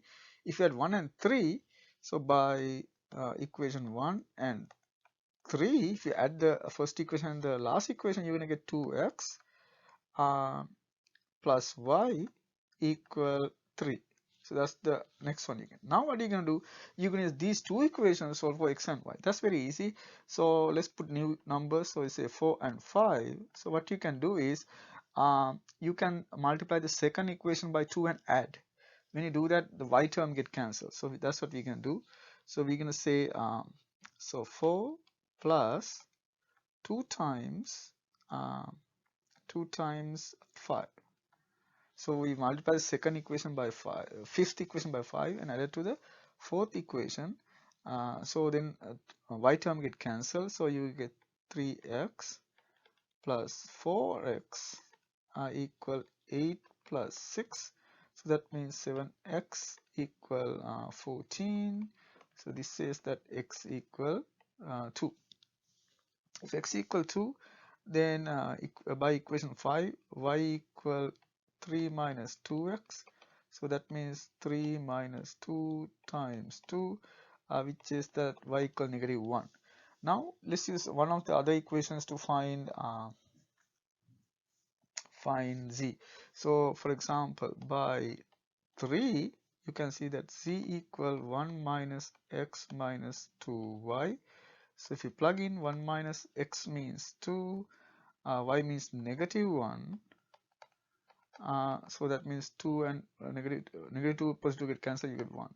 So that means those are three values. So this is x value, this is the y value, and this is c value. And you can see, you can get the answer fairly quickly. So this is the technique we use. We try to remove one variable from the whole equation. For example, in this case, we remove the z variable and try to solve for x and y. And after solve for x and y, use any equations to find the z value. Okay, so now let's do the last problem. So what we're trying to do is try to solve a nonlinear system. So D. So what we have is y plus 2x equal 1.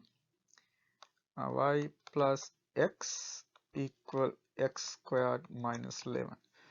So this is like a typical nonlinear system. So what we're going to do in this case, we normally try to solve for one variable and substitute for the second variable. That's what we normally do, or subtract in this case. But I'm going to use a regular technique just to tell you what we normally do. Otherwise, you can simply subtract the two equations, and you can see once you subtract, y get cancelled, and try to solve for x. But let's use the regular technique. So by 1, you can see y equal 1 minus 2x. Now what we're going to do, we're going to plug in that to the second equation. Okay, then by 2, we're going to substitute for y. So if you substitute for y, you get 1 minus 2x, that's the y value, plus x equal x squared minus 11. Now bring all the terms to one side. So let's bring everything to the right side. So in that other case, x squared. What the x term you get? You get minus x, that means plus x on the other side. And also bring 1 to the other side, negative 12 equals 0. That's what you get. Now we're going to factor this. So the factors are x plus 4, x minus 3 equals 0. So this says that x equal 3 and negative 4. Now what we're going to do, that's the x value. We're going to find the corresponding y value. So so you can say when x equal 3, y equal, it is 1 minus 2x. So let's plug in 1 minus 2 times x means 3. So you get negative 5. So when x equal 3, you get negative 5. So the answer is 3, negative 5. That's one solution for xy product, xy pair. And again, when x equal negative 4, y equal 1 minus 2x. That is 1 minus 2x means negative 4. So you get 8 plus 1, 9. So the other one is negative 4, 9. So that's the other solution. Those are the two solutions that you get 3, negative 5 and negative 4, 9. Good. That's how we solve certain systems.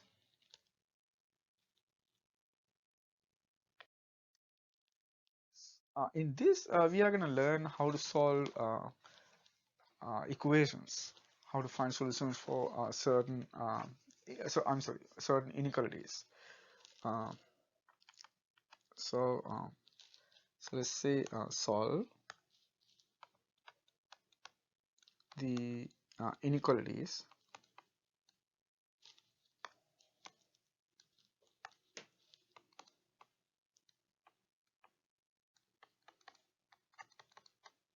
solve the inequalities. So let's try these. So we can start with negative 4 less than 5 minus 3x less than or equal 17. That's the first one. And B, let's do x squared minus x minus 2 greater than 0. C, let's do x squared less than or equal to x plus 8. D, x times x plus 1 x minus 2 less than 0. And then E, let's do 3x minus 3 over x plus 1 less than or equal negative 1. And F, let's do a little challenging one.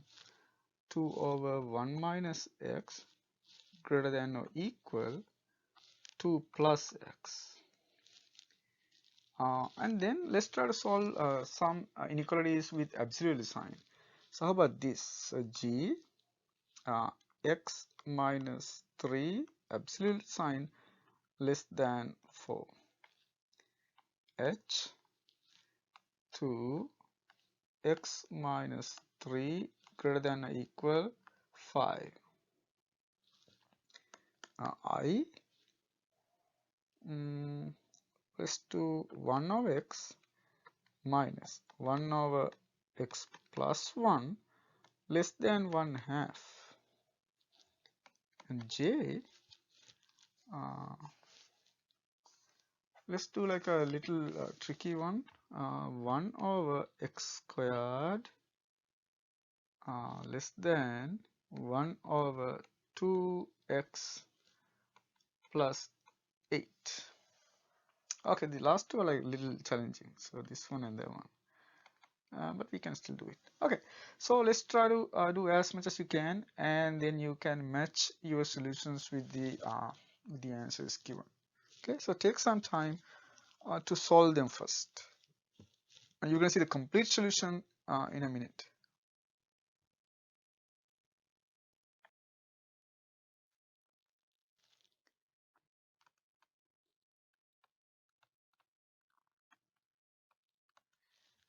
So again, we're going to solve one by one. We're going to start with the first one, which says negative 4 less than 5 minus 3x less than or equal 17. So if you get a problem like that, what we can do, we can isolate that term.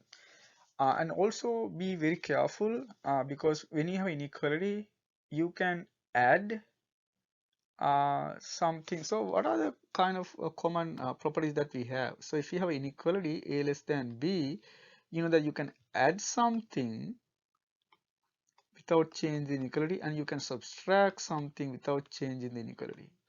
So those two are okay. That's the first type. What's the other type you have? When you multiply, you have to be careful. When you multiply, if you multiply by a positive number, we have the exact same direction. So let's say you have a c positive, so that means this is what you get if c positive. If c negative, what's going to happen is going to change the inequality. The direction going to change. So this happen if c negative. So those are the kind of common properties that we want to know. So so you can add the same number to both sides, no changes to the inequality. You can subtract the same number from the two sides, no change to the inequality. But if you multiply, you have to be careful. When you multiply by a positive number, no change will happen.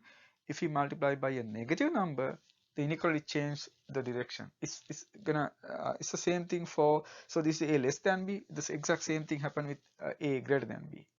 When you multiply a positive number, no change. When you multiply by a negative number, it's going to reverse the inequality. So those are the kind of common things, common properties. So we can use some of them here. So what we try to do, we can isolate the negative 3x. So what we do to do that, we can subtract 5 from every side. So if you subtract 5, so you can get negative 4, negative 5, you get negative 3x, and then 17, negative 5. So let's simplify. You get negative 9, negative 3x, and then 12. Okay, now the interesting part, you want to isolate x. That means you have to divide by negative 3. That means when you divide by a negative number, or divide or multiply, because multiplication, division means 1 over the multiplication. So division and multiplication, we just treat the exact same way because there are no changes to that. So because division is 1 over multiplication. Okay. So it's the same argument. That means when you divide by negative 3, it's a negative number, it's going to reverse the inequality. So that means, so this is a major step. So when you divide by negative 3, it's a negative number, so it's going to reverse the inequality. So it is negative 9 over negative 3 is the opposite sign. So it is negative 3x over negative 3, and then the other side 12 over negative 3.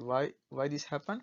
Because a negative number, you reverse the inequality. Now this is 3 less than, this is x, so greater than, and then x greater than or equal, and then this is negative 4. So that's what you get, and that's the answer. So what this says, that x is in between negative 4 and 3. So so So if you write them, so there are a lot of ways to write the solution. So you can write the solution like this. So the solution is so let's write in several ways. One way to that write is x, which is a real number. Okay, so x is a real number such that is in between -4 or less than or equal x less than 3. So you can see that the vi is the big and the small side. So so you can only switch. You can write it like that. So that's one way to write. Okay, what's the other way to write it? You can write this as an interval notation. So that means you can say this is simply -4 close to 3 open. That's one way to write it. And the other way is you can also draw the set. So that means you draw the line. So it's at -4 is close. At 3 it is open. So that is the set we are talking about. So one is at 3 it is open. At 4 it is closed. At -4 is closed. So those are like several ways to write the solution set. Good. You can pick one of them. Okay, we can use alternatively we can use different types. That's the first solution, the first problem. So let's go to the second problem. So I don't need this much detail in the next one, so because we know what's going on here. So the next one in B, what we have is we have x squared minus x minus 2 greater than 0. So what we do is we factor first, because you cannot do anything with this one unless. So what we do is we're gonna factor. So what are the factors? X minus 2, x plus 1. Those are the factors. So after you get the factors, what you can do, look at the numbers where it's going to make 0. So so this says that x equal 2. This one says that x equal -1. So we draw them, just one nice argument. So the numbers are -1 and 2. Okay, in the right order. Now what we're gonna do, we're gonna divide the, so once you put the numbers, it's gonna divide the number line into 3 parts. So we're gonna pick a test point from each interval. You only need just one point. Just pick one point and check the sign. So for example, if you pick 3 for this side, if you plug in 3 to the original equation, see what's gonna happen. Or the original equation or the factored version is much easier. So if you plug in 3 from the first factor, it is 3 minus 2, so it's positive. Second is positive, so positive positive, when you multiply 2 positive, it is positive. So that means if it is positive for one test point, it's positive for all. So that means it's positive everywhere here. Okay, because you just need one point. And for the middle, the 0 is the base number, so we plug in 0 for the middle interval. Plug in 0, you can see that you get the first one is negative, second one is positive, so it's negative. So here is negative. And for the other interval, you can say -2. So you plug in -2. First one is negative, second one is also negative. So that means negative, negative, positive. So you get 2 negative, so that means positive. So now we know what are the intervals, so we pick the right one. So that means according to this interval is positive here and there. So that means you can write the answer combining those two. So that means the solution is, you can say, is going from -infinity to -1. You can see this is greater than, that means it has to be open. Union, the other one is 2 to infinity, again both are open. So that's the solution set as the union of two intervals. Good. So number C. So C, what we have is x squared less than or equal to x plus 8. Again, only way to solve these kind of problems is factoring. So bring to one side, so we can write this one as x squared minus 2x minus 8 less than or equal to 0. Factor, the factors are x minus 4 and x plus 2, no, not equal, less than or equal. Draw the number, so the numbers are x equal 4 and x equal -2. Draw the number line, put the numbers in the right order, so -2, -2, and 4.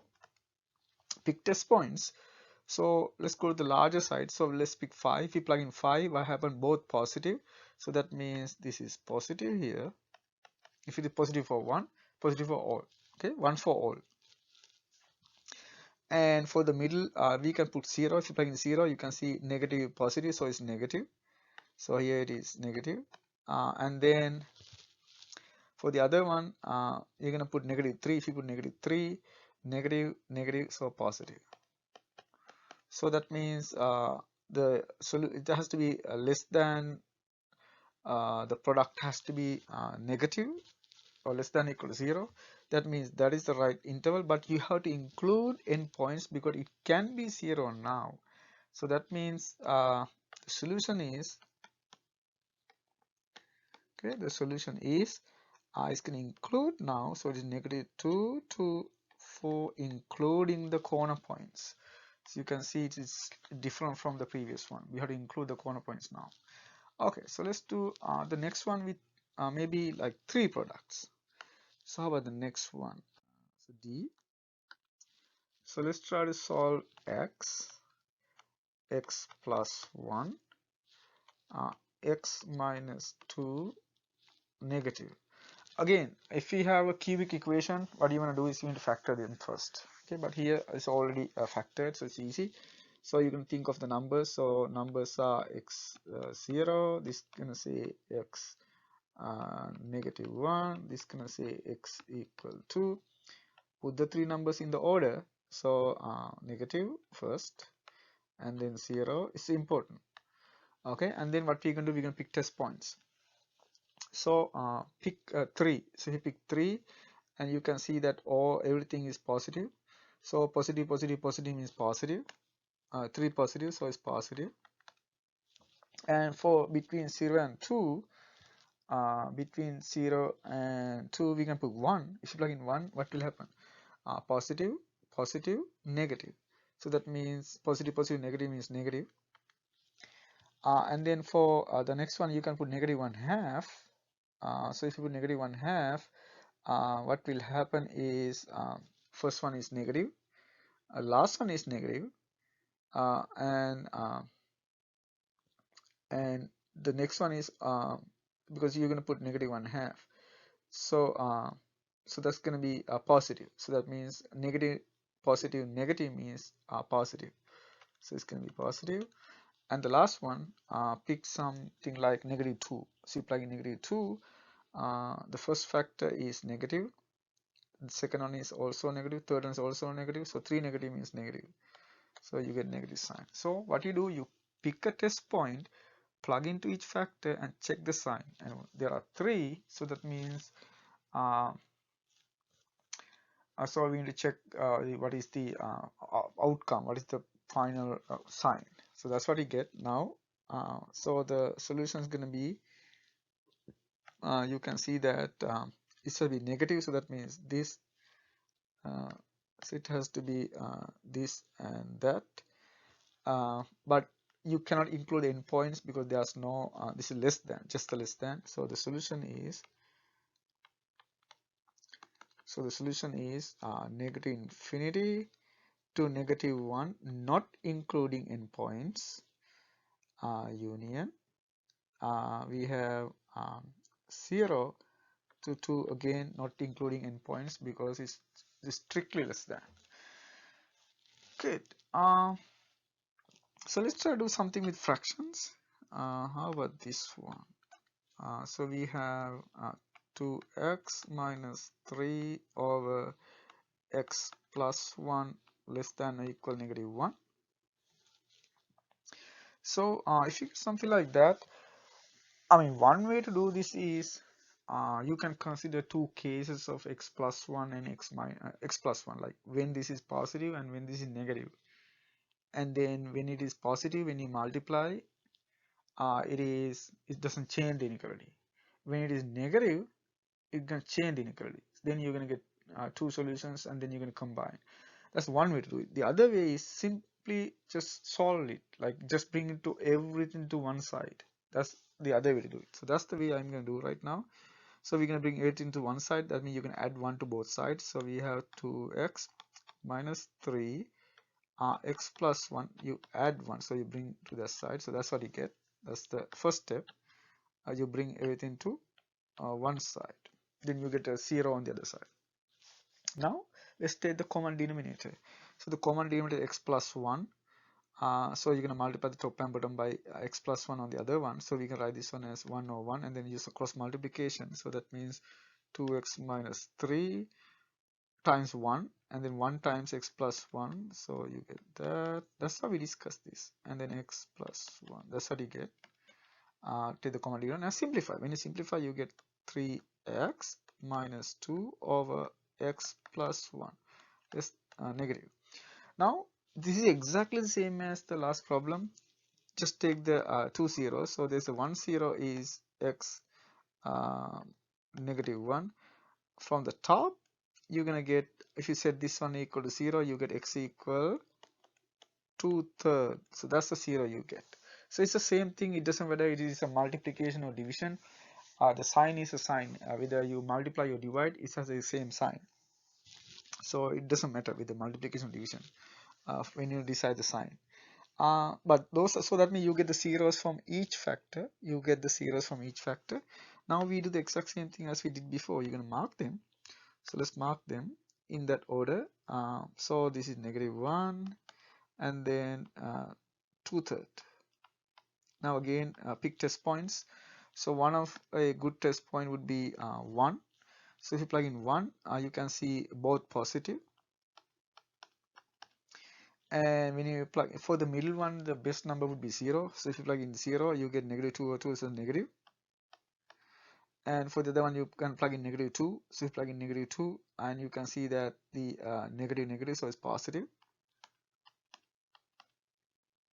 So what we need is has to be less, it has to be negative. That means your interval is this one.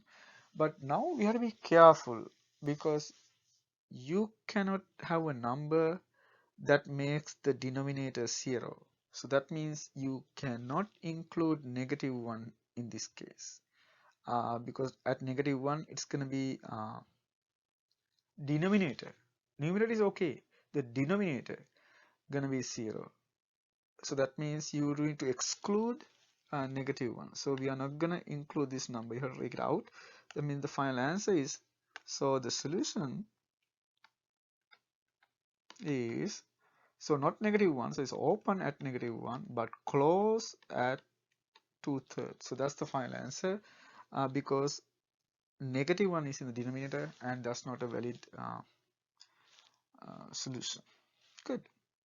That's how we do that. So it's pretty much, it covers like many cases. So let's do like a little difficult one. F. So we have 2 over 1 minus x greater than or equal 2 plus x. Now what we can do, the same thing, bring it to one side.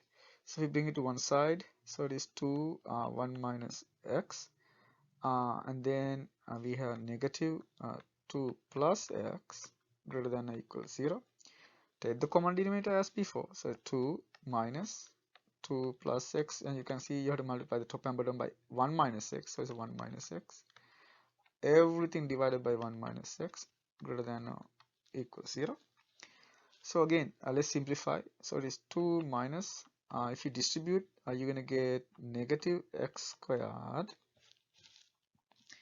and then negative x plus 2.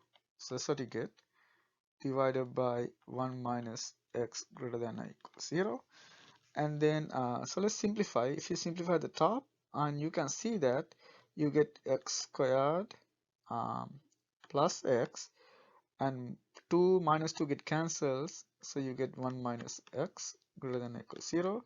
Again, try to factor completely. X plus 1, 1 minus x greater than or equal 0. The three numbers are, this is going to give you x equal 1, this is going to give you x equal 0, that's going to give you x equal negative 1. So we're going to mark those three numbers in the right order, smaller to the larger. So we have -1, we have 0, and we have 1. Now what we can do, we pick test points. So let's pick a test point on the right side, like 2. So you can see if you plug in 2, you're going to get positive, positive, negative. So that means this is negative. And then if you plug in something in between, between 0 and 1, let's say like 1/2. If you plug in 1/2, you can see positive, positive. So you get, if you plug in 1/2, so you get positive, positive, positive. So that means positive. And then let's plug in -1/2. If you plug in -1/2, what will happen? Negative, uh, positive, uh, positive. So it's negative. And then uh, let's plug in a value like -2. So if you plug in -2, and you can see that so negative, negative, positive. So it's positive. Good. And also there is a like kind of argument if they have linear factor, that the order linear or odd powers of each factor, linear like odd powers of each factor. Each factor has an odd multiplicity. Each factor has odd multiplicity. They alternatively change the sign. So that's one thing. You only need to decide one. It's automatically change the sign. So that happens when each factor has a multiplicity, odd multiplicity. If each factor has an odd multiplicity, they alternatively change the sign. So if you know one, then you can just write the rest. So minus, plus, minus, plus. Okay, but if you have even multiplicity, because those are always positive, so that means at that point the two sides have the same sign. So be careful with that. Now we decide what we need. So it says that it has to be positive. So that means your intervals are this and that. Also you have to be careful, the denominator cannot be 0. That means it cannot be equals to 1. So you have to remove 1. Okay, so let's write the answer. So the solution is negative infinity to -1 union 0 to okay, there are some adjustments here. Let's make the adjustment. So how about -1? Because -1 is in the numerator, but it can be equal to 0. So that means -1 is included. Only thing in the denominator you have to remove. And also, when you play x equals 0, it's going to be 0. That means 0 is also included. Only thing that you remove is 1. So at 1, you have to exclude that. So that's the final answer. So just pay little attention why we included -1 and 0. Okay, because there's an equal sign in the inequality. So that's why we included the zeros from the numerator. So those are the zeros from the numerator. Okay. And then you remove zeros from the denominator.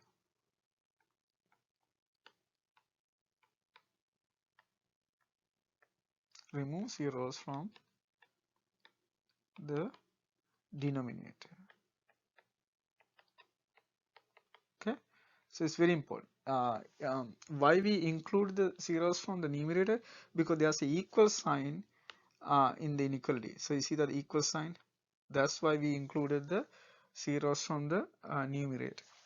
Okay, so that's about that. Now let's try to solve some inequalities with absolute sign. That's gonna be interesting. So G. So we have x minus 3 less than 4. So let's think about what are the results that we have about inequalities of absolute sign.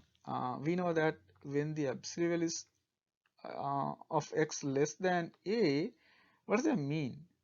So this means that the distance from 0 to x has to be less than a. So it has to be between a and minus a. So this is where your x are. That's how it says. the distance from 0 has to be less than a. So in other words, this says that x is in between a and negative a. So that's what we're going to use. That's the first result. So the second result is um, if the absolute sign greater than a, okay, and if you have equal sign, just add the equal sign. That's it. What this means? That means the distance from 0 is bigger. Distance from 0 is bigger means there are two cases. From the same figure you can get that. So that means either x is bigger than a or x is less than negative a. Because if the x is less than negative a, the distance from x to distance from x to a is more than a. So those are the two cases that we have, and that's the only thing we need to remember. That's it. And then if there are equal sign, just add the equal sign. So for example, if there's equal sign here, just add the equal sign.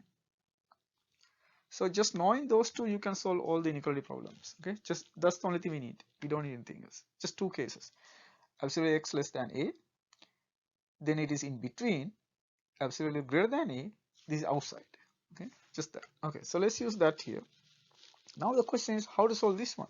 So this is basically x is replaced by x minus 3. The same argument, x you replace by x minus 3. So that means we can use this first property. So that means this says that x minus 3 is in between 4 and negative 4. That's what it says according to the argument definition. Now just isolate 3. To isolate 3, you add 3 to both sides. So let's add 3 to both sides. If you add 3 to both sides, you're gonna get just add 3. So negative 1 x 7. So that's it. So that means it says that the solution is simply in between negative 1 and 7, both open. So open interval is the solution from negative 1 to 7, and you can also draw it. So if you draw it, what's going to happen is negative 1 to 7 in between. So that's the solution you get from negative 1 to 7. Okay, and then h. So h is 2 x minus 3 greater than or equal 5. That's what you get. Now again, you need to write that in the standard form, absolute x something. That means you have to isolate x minus 3 term. What do? You divide by 2 first. You can divide by 2 to isolate the absolute term. So let's divide by 2. So if you divide by 2, you get x minus 3 greater than or equal 5 half. So be careful because 2 is a positive number. If 2 was a negative number, it has to switch the sign. Okay, but it's a positive number, so everything looks good. Now we can use the same argument that we just did. You only need to simply replace x by x minus 3. So this means that x minus 3 is greater than or equal 5 half, or x minus 3 is less than or equal negative 5 half. That's what this says. This is simply coming from that. So larger than the positive, less than the negative. Okay. So now isolate x term. How to do that? Just add 3. So this is x greater than or equal 3 plus 5 half, or x less than or equal 3 minus 5 half. So if you simplify, you get x greater than or equal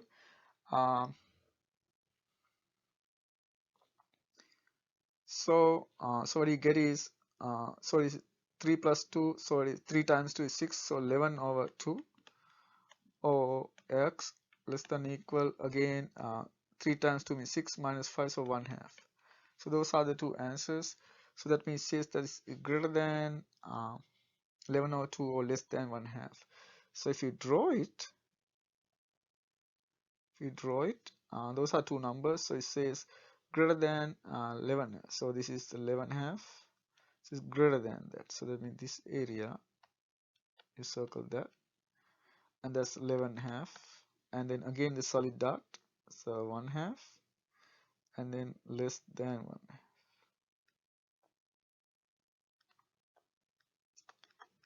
So that's what you get as the solution.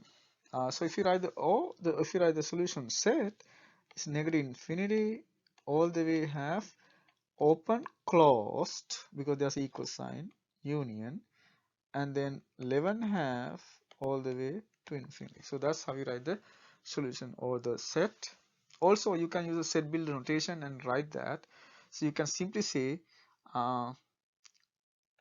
x such that um, x less than or equal 1 half or x greater than or equal 11 half. So that's kind of easy. Just put inside a set. Okay, that's how you solve the inequality problems. So you only need to remember a very simple thing. What happened when absolute x less than a? What happened when absolute x greater than or equal a? Good. Okay. Let's solve one final problem of inequalities. This is like a little tricky one. What we have is 1 over x minus 1 over x plus 1 less than 1 half. Like how to solve a problem like that? Very simple, like exact same argument.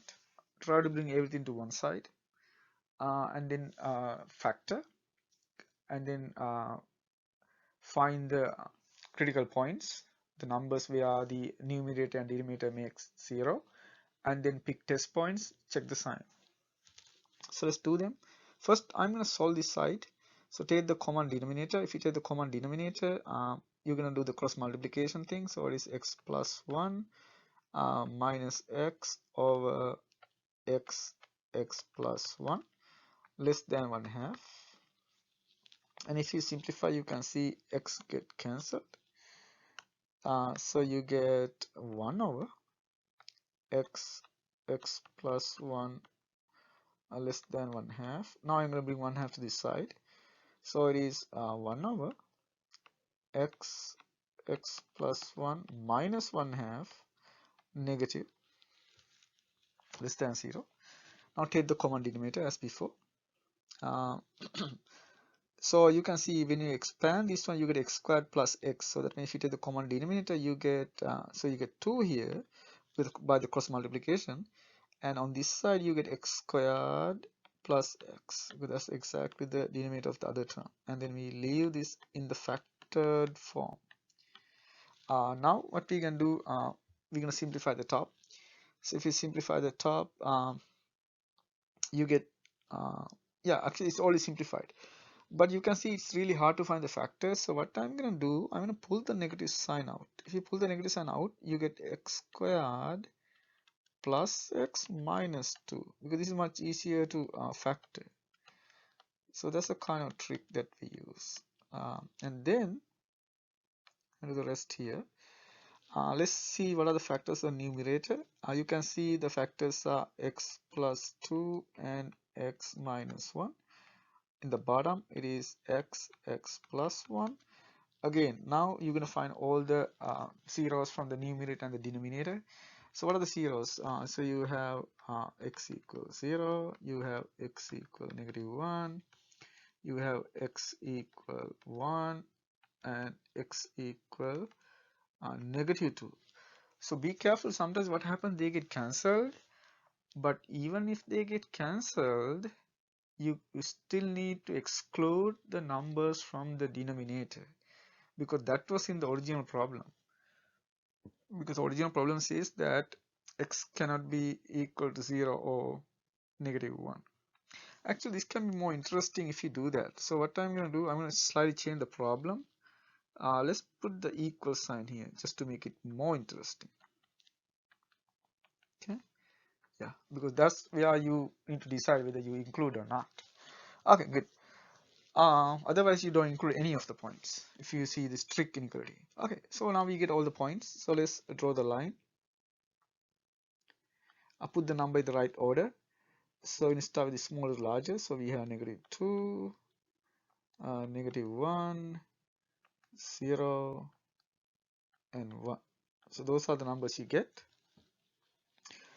Pick a test point, because you can see that all these factors has multiplicity 1. That means you need to find only 1. If you find only 1, you switch the sign of the rest. So that's a kind of shortcut. So let's find one, just one, but wherever. It can be in the middle, outside, wherever you like.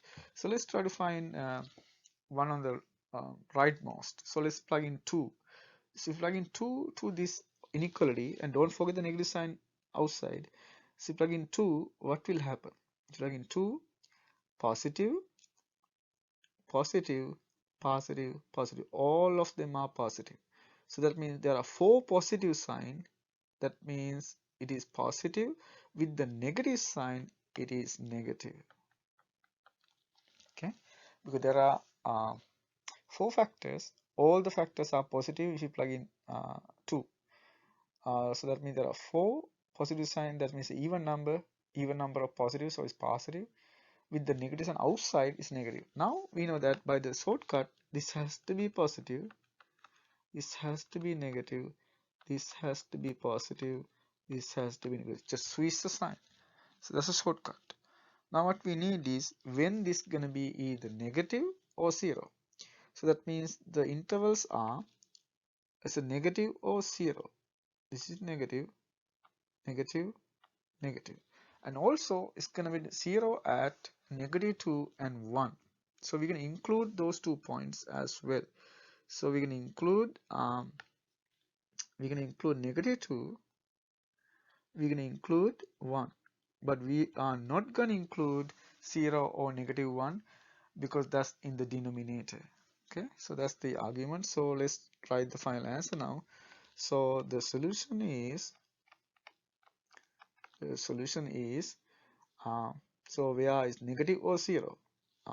So that means it is negative infinity to -2, open, close, union, and then uh, neg -1 we are not going to include. So that means we have to remove the -1. So it is open at -1 and close at 0, and the union, and then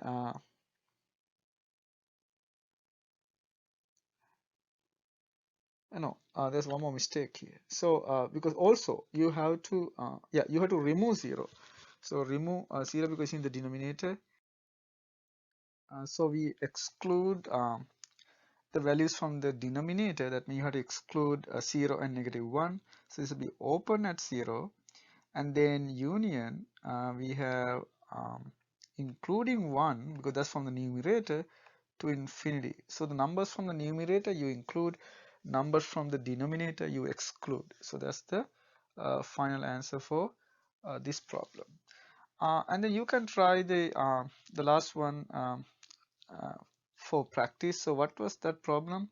So we had 1 over x squared, 1 over x squared less than or equal 1 over 2x plus 8. This problem is very similar to the problem that we just did. So you can try that. Okay, so that's about how to solve inequalities. So next, what we're trying to do is we're gonna talk about how to like divide a certain polynomial. So it's the long division. So let's talk about that. So this is also like an interesting topic. So number 14.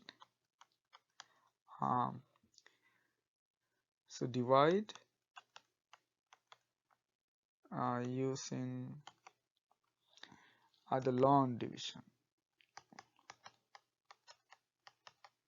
So we talk about how to divide polynomials using the long division. So let's talk about 2 problems. And if you need more examples, there's another video, and that can study several different cases. Here just like 2 representative cases. Okay, so if you need more, you can look at the long video. So you can see the link in the description. So there are like videos for pretty much all the topics here, like with more examples. Okay, so let's do 2x cubed minus 2x squared plus x minus 3 divided by x plus 2. Let's put a bracket around, and then b, so let's do 3x cubed minus x plus 1 divided by x minus 1. So let's try to do these two problems and how to use the long division. This is very important topic. We can use the long division in actually in all three, in calc 1, calc 2, and also in differential equations. This is one of the very interesting topic that you need to know. So again, let's just try to do it by yourself, and then if you get stuck, and you can look at how I'm gonna do it there. So you can see the complete solution. So first take few minutes to solve this by yourself.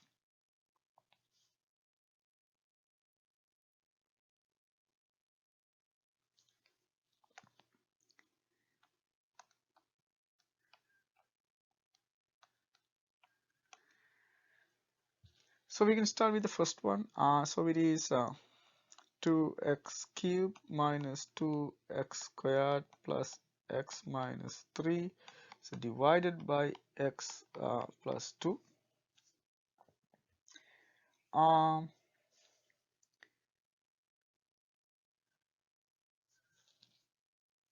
So what we can do, so first we check whether there are terms for each degree. That's one of the very important thing. If there's a term missing, we have to add a 0 there. So you can see we start with 3, so 3 2 1 0, so we have all the terms. That means everything looks good, so we can write that. So it's 2x cubed minus 2x squared plus x minus 3, so divide by x plus 2. I kind of doubt whether I have enough space here, but let's see. So what are you going to do after we do that? You only compare the first terms, just the first terms. So you compare the first term with the first term. So what you're trying to do, you try to see to get the first term from what number you need to multiply with. So like, you need to multiply x with 2x squared. You have to multiply x with 2x squared to get 2x cubed. So that's the number gonna go there. Okay, so you're gonna compare the two, only the first terms, and you're gonna see what number you need to get the first term.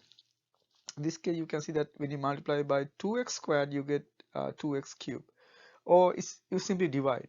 If you divide, you get that number also. Now after you figure out that, you're gonna multiply by that each and every term on the divider. So we have divider and a divisor. Okay, what we normally call dividend and divisor. So let's multiply by that the two terms on this side. So you're going to multiply these two terms by that and write below. So let's do that. So when you multiply the first term, you get 2x cubed. When you multiply the second term, you get 2 times 2, so 4 x squared. Now what we do after we get that, we're going to subtract them. We're going to subtract. Subtract means we can look at the subtraction in this different way. If you want to subtract something, what you are really doing is you add the negative of that. So that means you can do this calculation mentally. Switch the sign of the bottom one and add it to the top one. Okay, so you simply what you are doing is you subtract. So when you subtract, what you do, change the sign of the bottom one and add it to the top one. So if you do that, you change the sign, you can see that you get negative 2x cubed, negative 4x squared. So that means when you add them, the first term get cancels, you get negative 6x squared. So that's the first step. After we do that, we simply gonna move the next number left, next term left. So that means you're gonna move plus x here. That's the next number along with the sign. Again, the same trick. You're gonna compare the first term with the first term. You only look at the first term. So again, look at the first term. What you do is you need to know how to get negative 6x squared by x. You see that to get negative 6x squared, you need to multiply by negative 6x. So So that means when you multiply by negative 6x, you get that. So that's the number you're gonna go to the quotient part. So now we're gonna multiply. So when you multiply, you get negative 6x squared, and the negative x times 2 means negative 12x. Same thing, change the sign and add. So when you change the sign and add, what will happen? So that you change the sign. So these are negative, it become positive. So that means you're gonna get the first one get cancelled. You get 13x here. Same thing, you're gonna move the next term. So you're gonna move this one here. So if you move, you're gonna get negative 3 here. Same thing, you're gonna match the first term. You can see x here. You have 13x. That means the missing term is 13. So you're gonna say 13. Now multiply by that. So the 13x plus 20. 2 times 30 means 26. Again, change the sign and add. You get negative 29.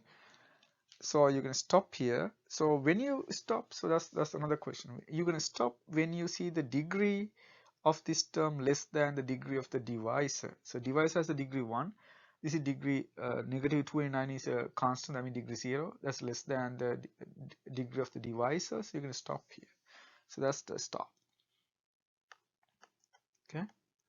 Okay, so that means we get the answer. Now what we can do is we can write the final solution like this. So that means if we divide 2x cubed minus 2x squared plus x minus 3 by x plus 2, you're going to get the quotient 2x squared minus 6x plus 13, and then you have negative 29. So it is, and then you write, how to write the rest? You say negative 29 over x plus 2.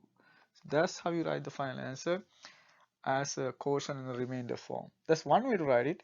There's another way to write it. So I will write that one as well. Sometimes we can write this as a multiplication. So we can say 2x cubed minus 2x squared plus x minus 3 is equals to, I don't know whether I had a space here, it is x plus 2 times the quotient and then minus 2 and 9 just as the remainder term. So that's when you write it like that, what we normally call the quotient of the remainder. So this is the remainder, and this is what we call the quotient. So the quotient and the remainder. So that's how you do the long division. So you can see it's not that difficult. So let's just do one more example just to make sure that we know how it works. And there's a separate video that do like a lot of different type of problems and to do the long division. Okay, so you can look at the video to learn more about this if you are in doubt. So let's do the next one, part B. So we have 3x cubed minus x plus 1 divided by x minus 1. So if you have something like that, so you can see there's one term is missing. So if one term is missing, you need to add a 0 for that. So that means we can rewrite it like this. So we say 3x cubed plus 0x squared minus x plus 1. This is very important. And then divide by x minus 1. Again, compare only the first terms. Compare the first terms. So you can see, or just divide by the first term of the dividend by the first term of the divisor. So if you do that, you're going to get 3x squared. So it is 3x squared. Now you're going to multiply. So it is 3x squared, not 3x squared, 3x cubed, and then minus 3x squared. What do you do? Change the sign and add or subtract. Subtract. When you subtract, you change the sign and add, so you get 3x squared. Now move the next term. Always move only one term at a time. Same thing, compare the first terms. So we have 3x squared x. So what is missing is plus 3x. So multiply, so it is 3x squared minus 3x. Again, change the sign and add. So when you change the sign and add, so negative 3 becomes positive 3, so you get 2x. And then move the next term. The next term is plus 1. So it is plus 1. Again, look at the first term, so you can see only 2 is missing. So it is plus 2. And then so 2x minus 2. And then when you subtract, change sign and add, you get 3. So that's where you're gonna stop. So that means the final answer is 3x cubed minus x plus 1. When you divide by x minus 1, you get the quotient 3x squared plus 3x plus 2 and then 3, but you can just write 3, so 3 over x minus 1.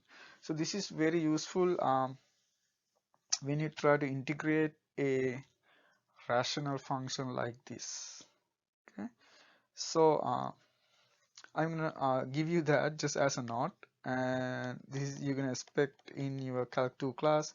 So for example, if you integrate this one, 3x cubed minus x plus 1 over x minus 1 dx, there are no quotient rules. So what we do the long division, and then what we do, we integrate first part.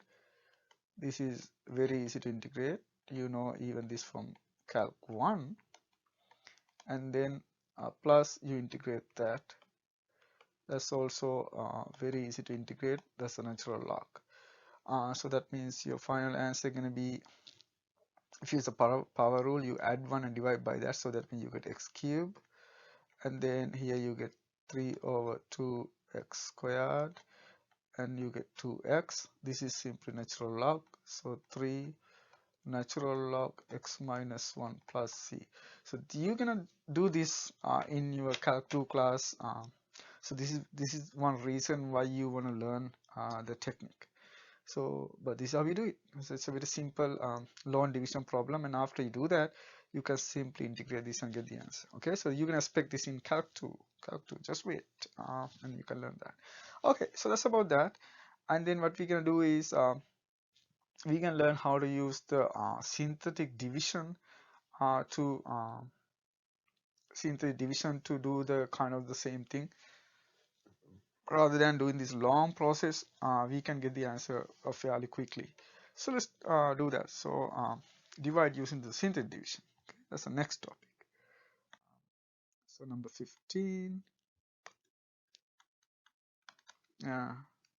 divide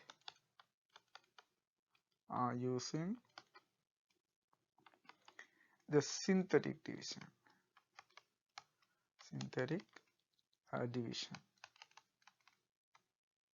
Divide using synthetic division. This is like an interesting thing. This is a kind of shortcut. So this is a shortcut for the long division. Shortcut for the long division. Shortcut for the long division called the synthetic division. We only need to worry about the numbers. So let's try to do the same problem and see whether we get the same answer. So for example, let's do the last one we did. Actually, we can just do the both problems. So let's do the first one. So the first one was 2x cubed minus 2x squared plus x minus 3 divided by x plus 2. So what we do when you do the synthetic division, you only write the coefficients. Again, the same thing. If a term is missing, you have to put a 0 there. So let's do that. So what we're going to do, we put the coefficient, just the coefficients. So the coefficients are 2, negative 2, 1, negative 3. So just to put the coefficients. And then what you do, you put the 0 here. So what is the 0 for this problem? The 0 is negative 2. So x equal negative 2. So that's a 0. Okay. So we only need the 0 here. So the negative 2. And then let's use that notation. So what we do is now we're going to copy the first number as it is. So let's copy the first number. So no change, just copy the first number. So we're going to copy it there. So the next step is very interesting. What we're going to do, we're going to multiply by that number and add it here. Okay, so we're going to multiply them and add. So when you multiply -2 with 2, so you get -4. So you're going to add that number here. So it's a -4.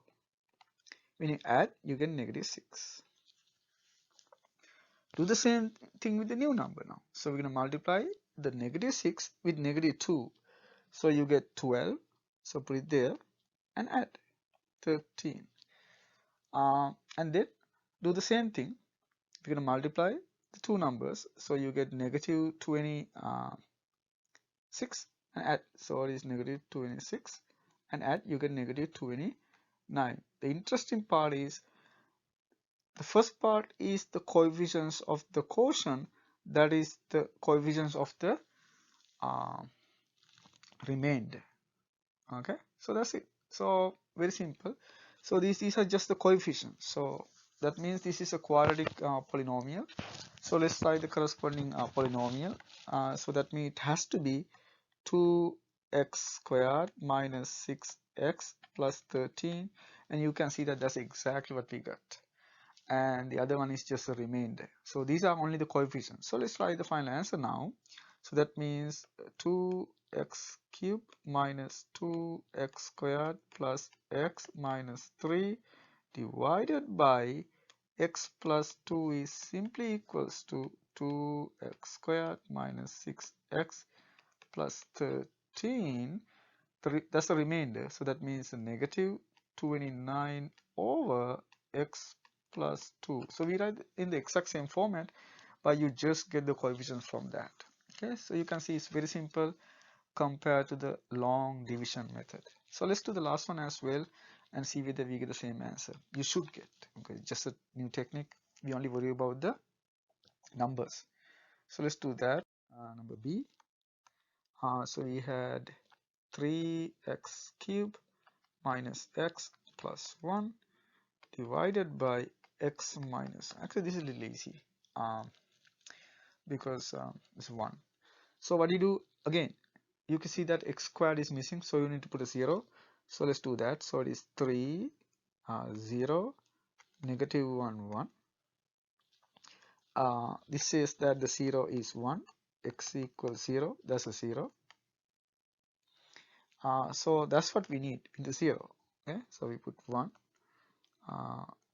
write it like that, and copy the first number down. So we just copy this number, so it's 3, and then what do you do? Multiply, add. So multiply with 3, so you get 3, and add, so you get 3, and then you multiply, you get 3, so put it there, add, you get 2, and then multiply, so you get 2, so put it there, add 3. We just draw a line to separate them.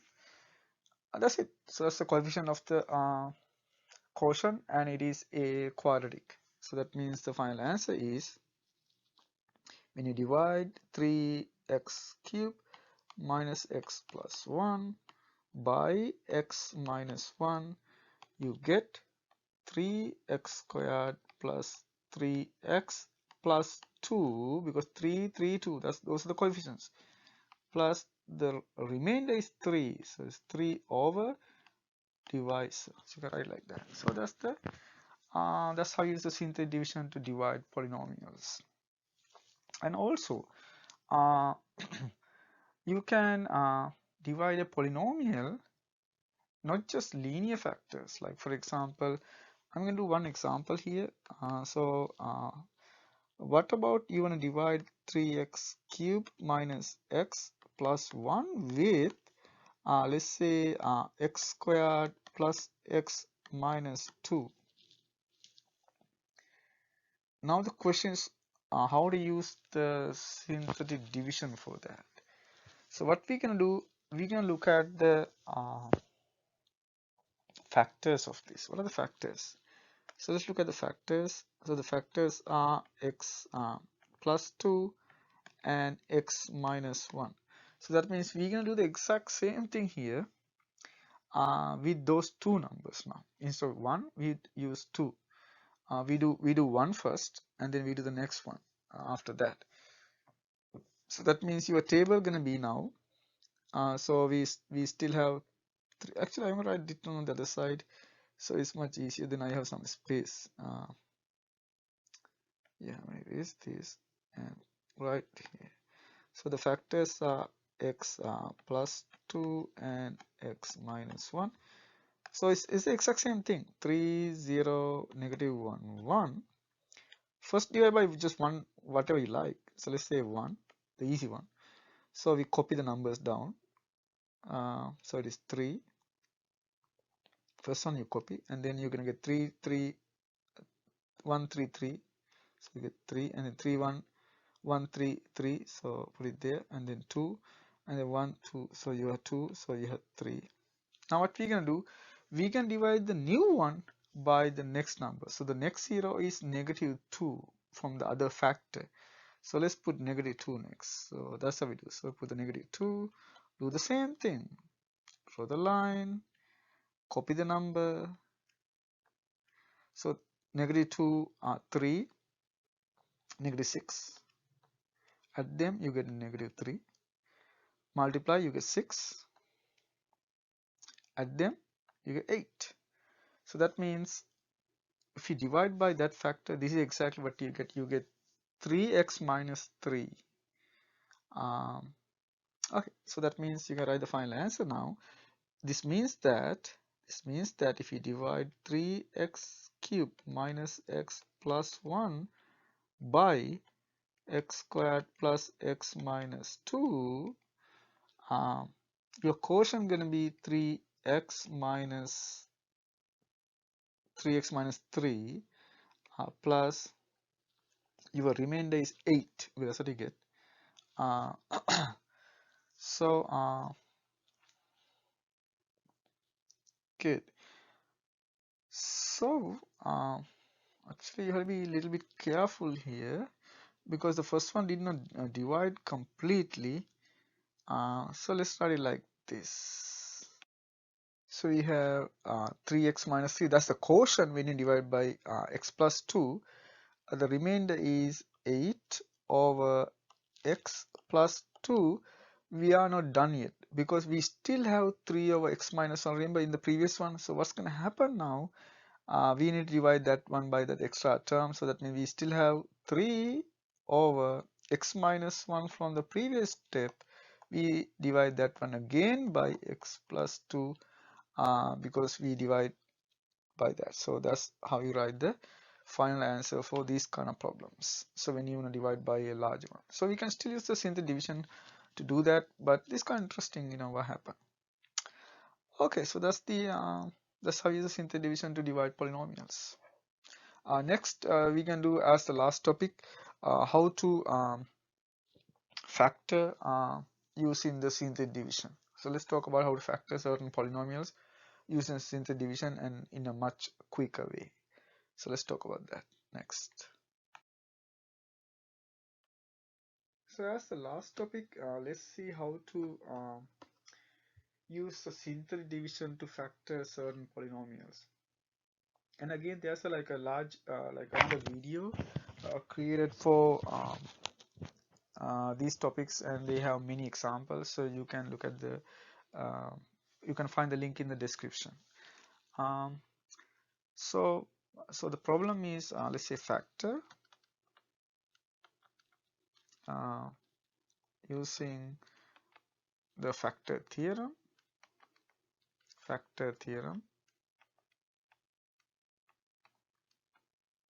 and synthetic division.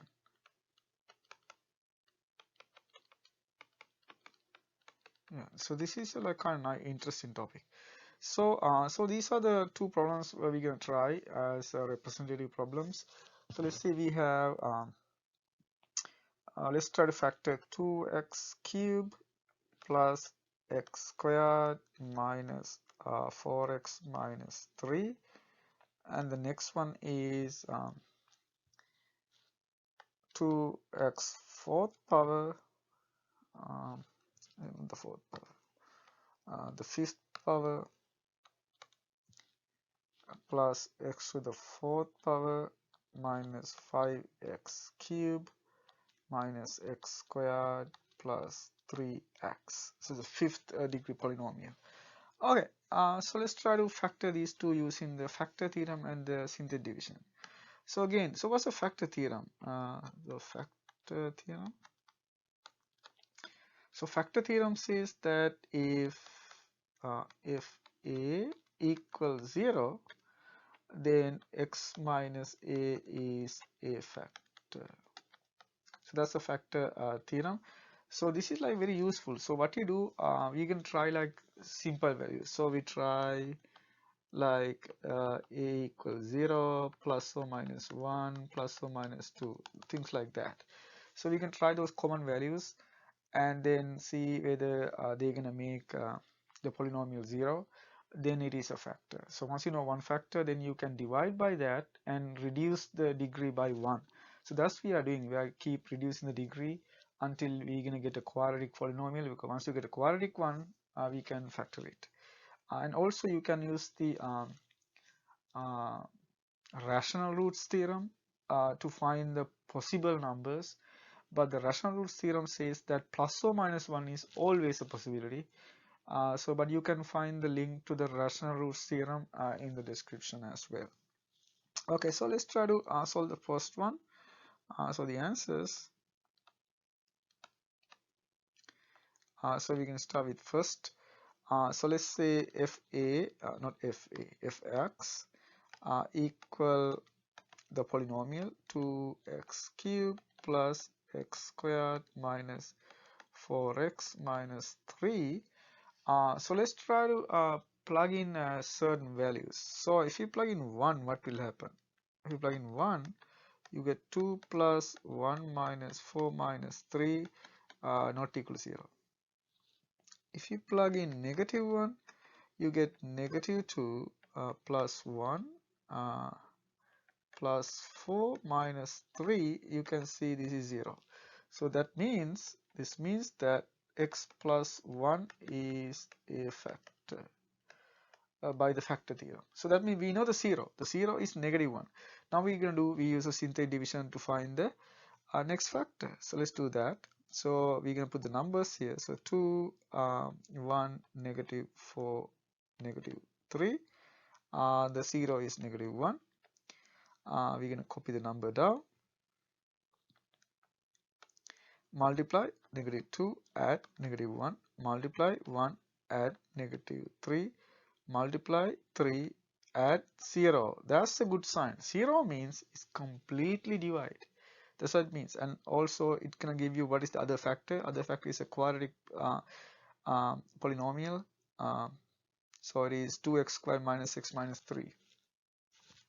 So that means we can write the solution now. So that means so we have 2x3 plus x squared minus 4x minus 3 is equals to x plus 1. That's the first factor. The other factor is 2x squared minus x minus 3.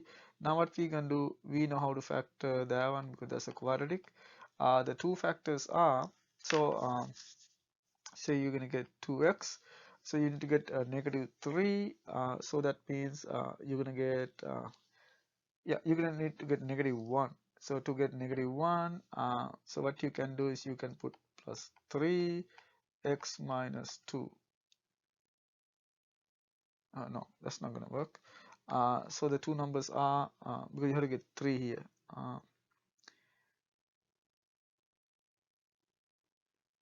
Yeah, so so you get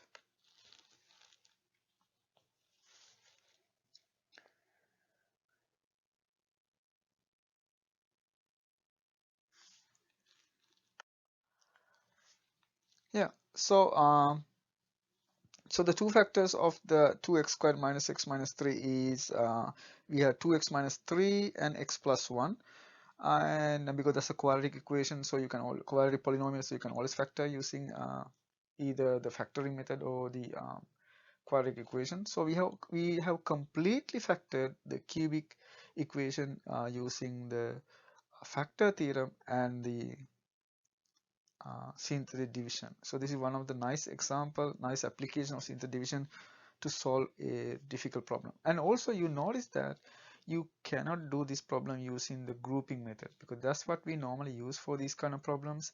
We use the grouping method to factor, but that doesn't work because you cannot group the same term on the two groups. So that means you have to use this technique. Okay, so let's do one last problem. So we're gonna do the we're gonna solve a quintic equation. That means order 5 polynomial. So let's do that as a last problem. So B. So we can do 2x to the fifth power plus x to the fourth minus 5x to the cube minus x squared plus 3x. Again, the first thing is we can take fx as the polynomial. So it is 2x to the fifth plus x to the fourth minus 5x to the cube minus x squared plus 3x. And then let's try to find a few values that's gonna make this. So we try to find a few zeros by using trial and error method. So let's see whether 1 works. Or 1 as plus 1 minus 1 is the first choice always. So if you plug in 1, you get 2 plus 1 minus 5 minus 1 plus 3. How much you get? Yeah, so you get 0. So that means a good one. X minus 1 is a factor. And also let's try negative 1. So if you plug in negative 1, what do you get? Negative 2, 1, it's negative, so it's positive 5, negative 1, negative 3. What do you get? You get 6, 6 or 0. Perfect. So that means x plus 1 is also a factor. So, and also we see that x equals 0 is a factor. We forgot that because x, yeah. So if you plug in 0, it's 0. So that means x is a factor. So this says that x is a factor. That's clear. Okay, so that means what we can do is we already know 3 factors. So that means we can use synthetic division to find the other factor. So let's see how we can do it. So what we can do, we can start with the polynomial. So we can actually factor x out first. So that means we can write this one as x times 2x fourth plus x cubed minus 5x squared minus x plus 3, and then use we factor that one because x is easy. So let's do that.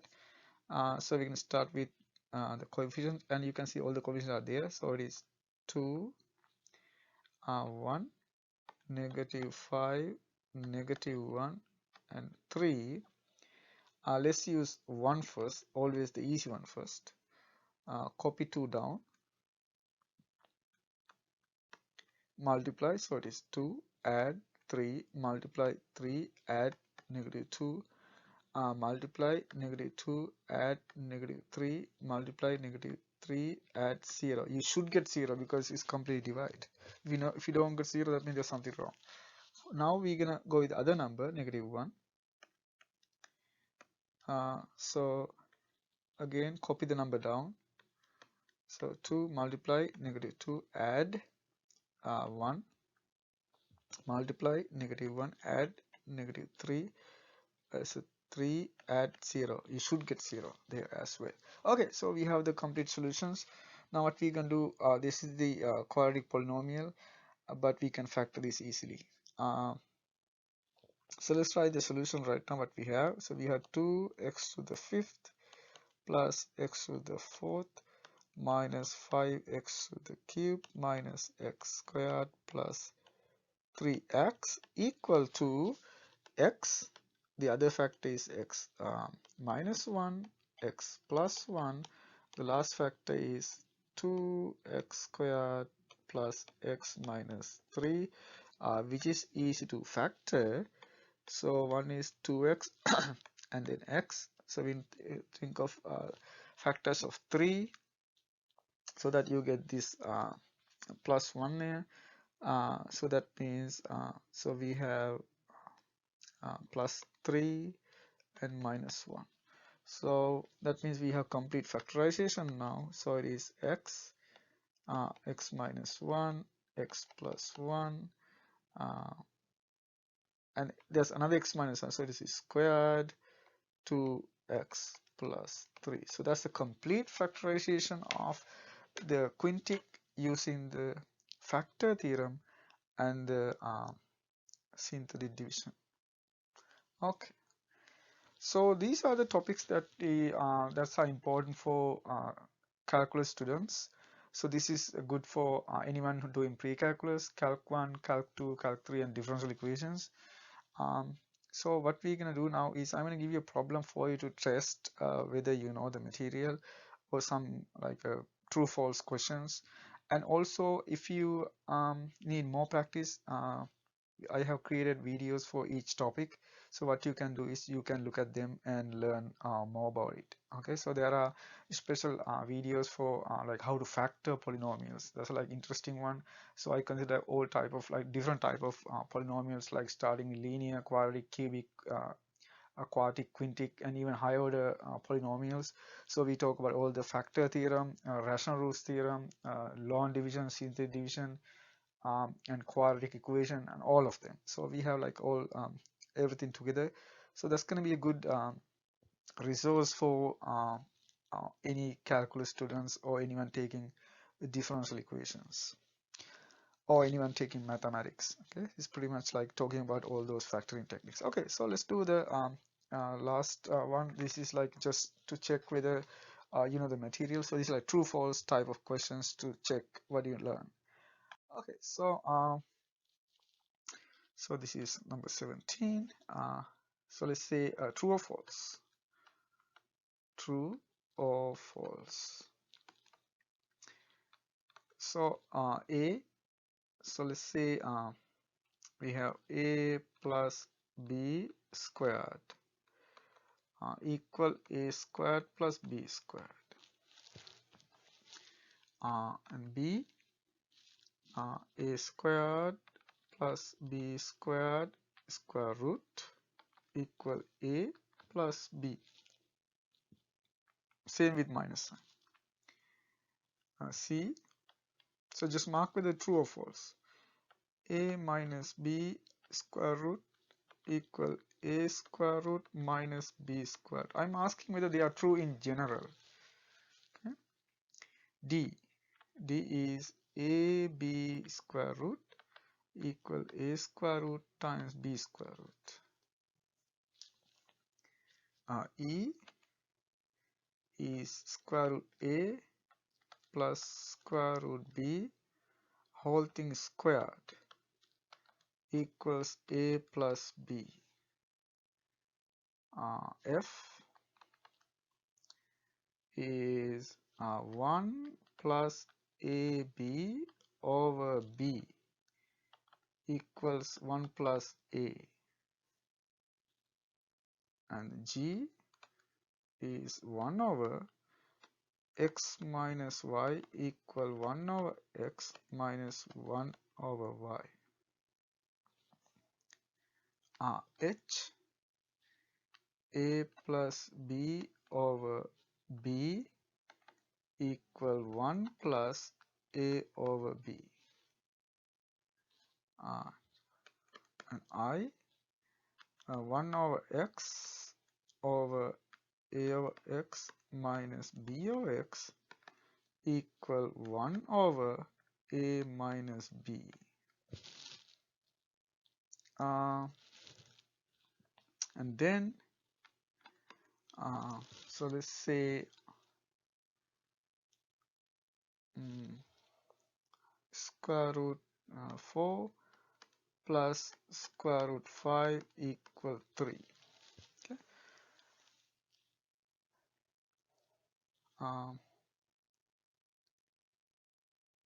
So K square root x minus square root y times square root x plus square root y equal x minus y.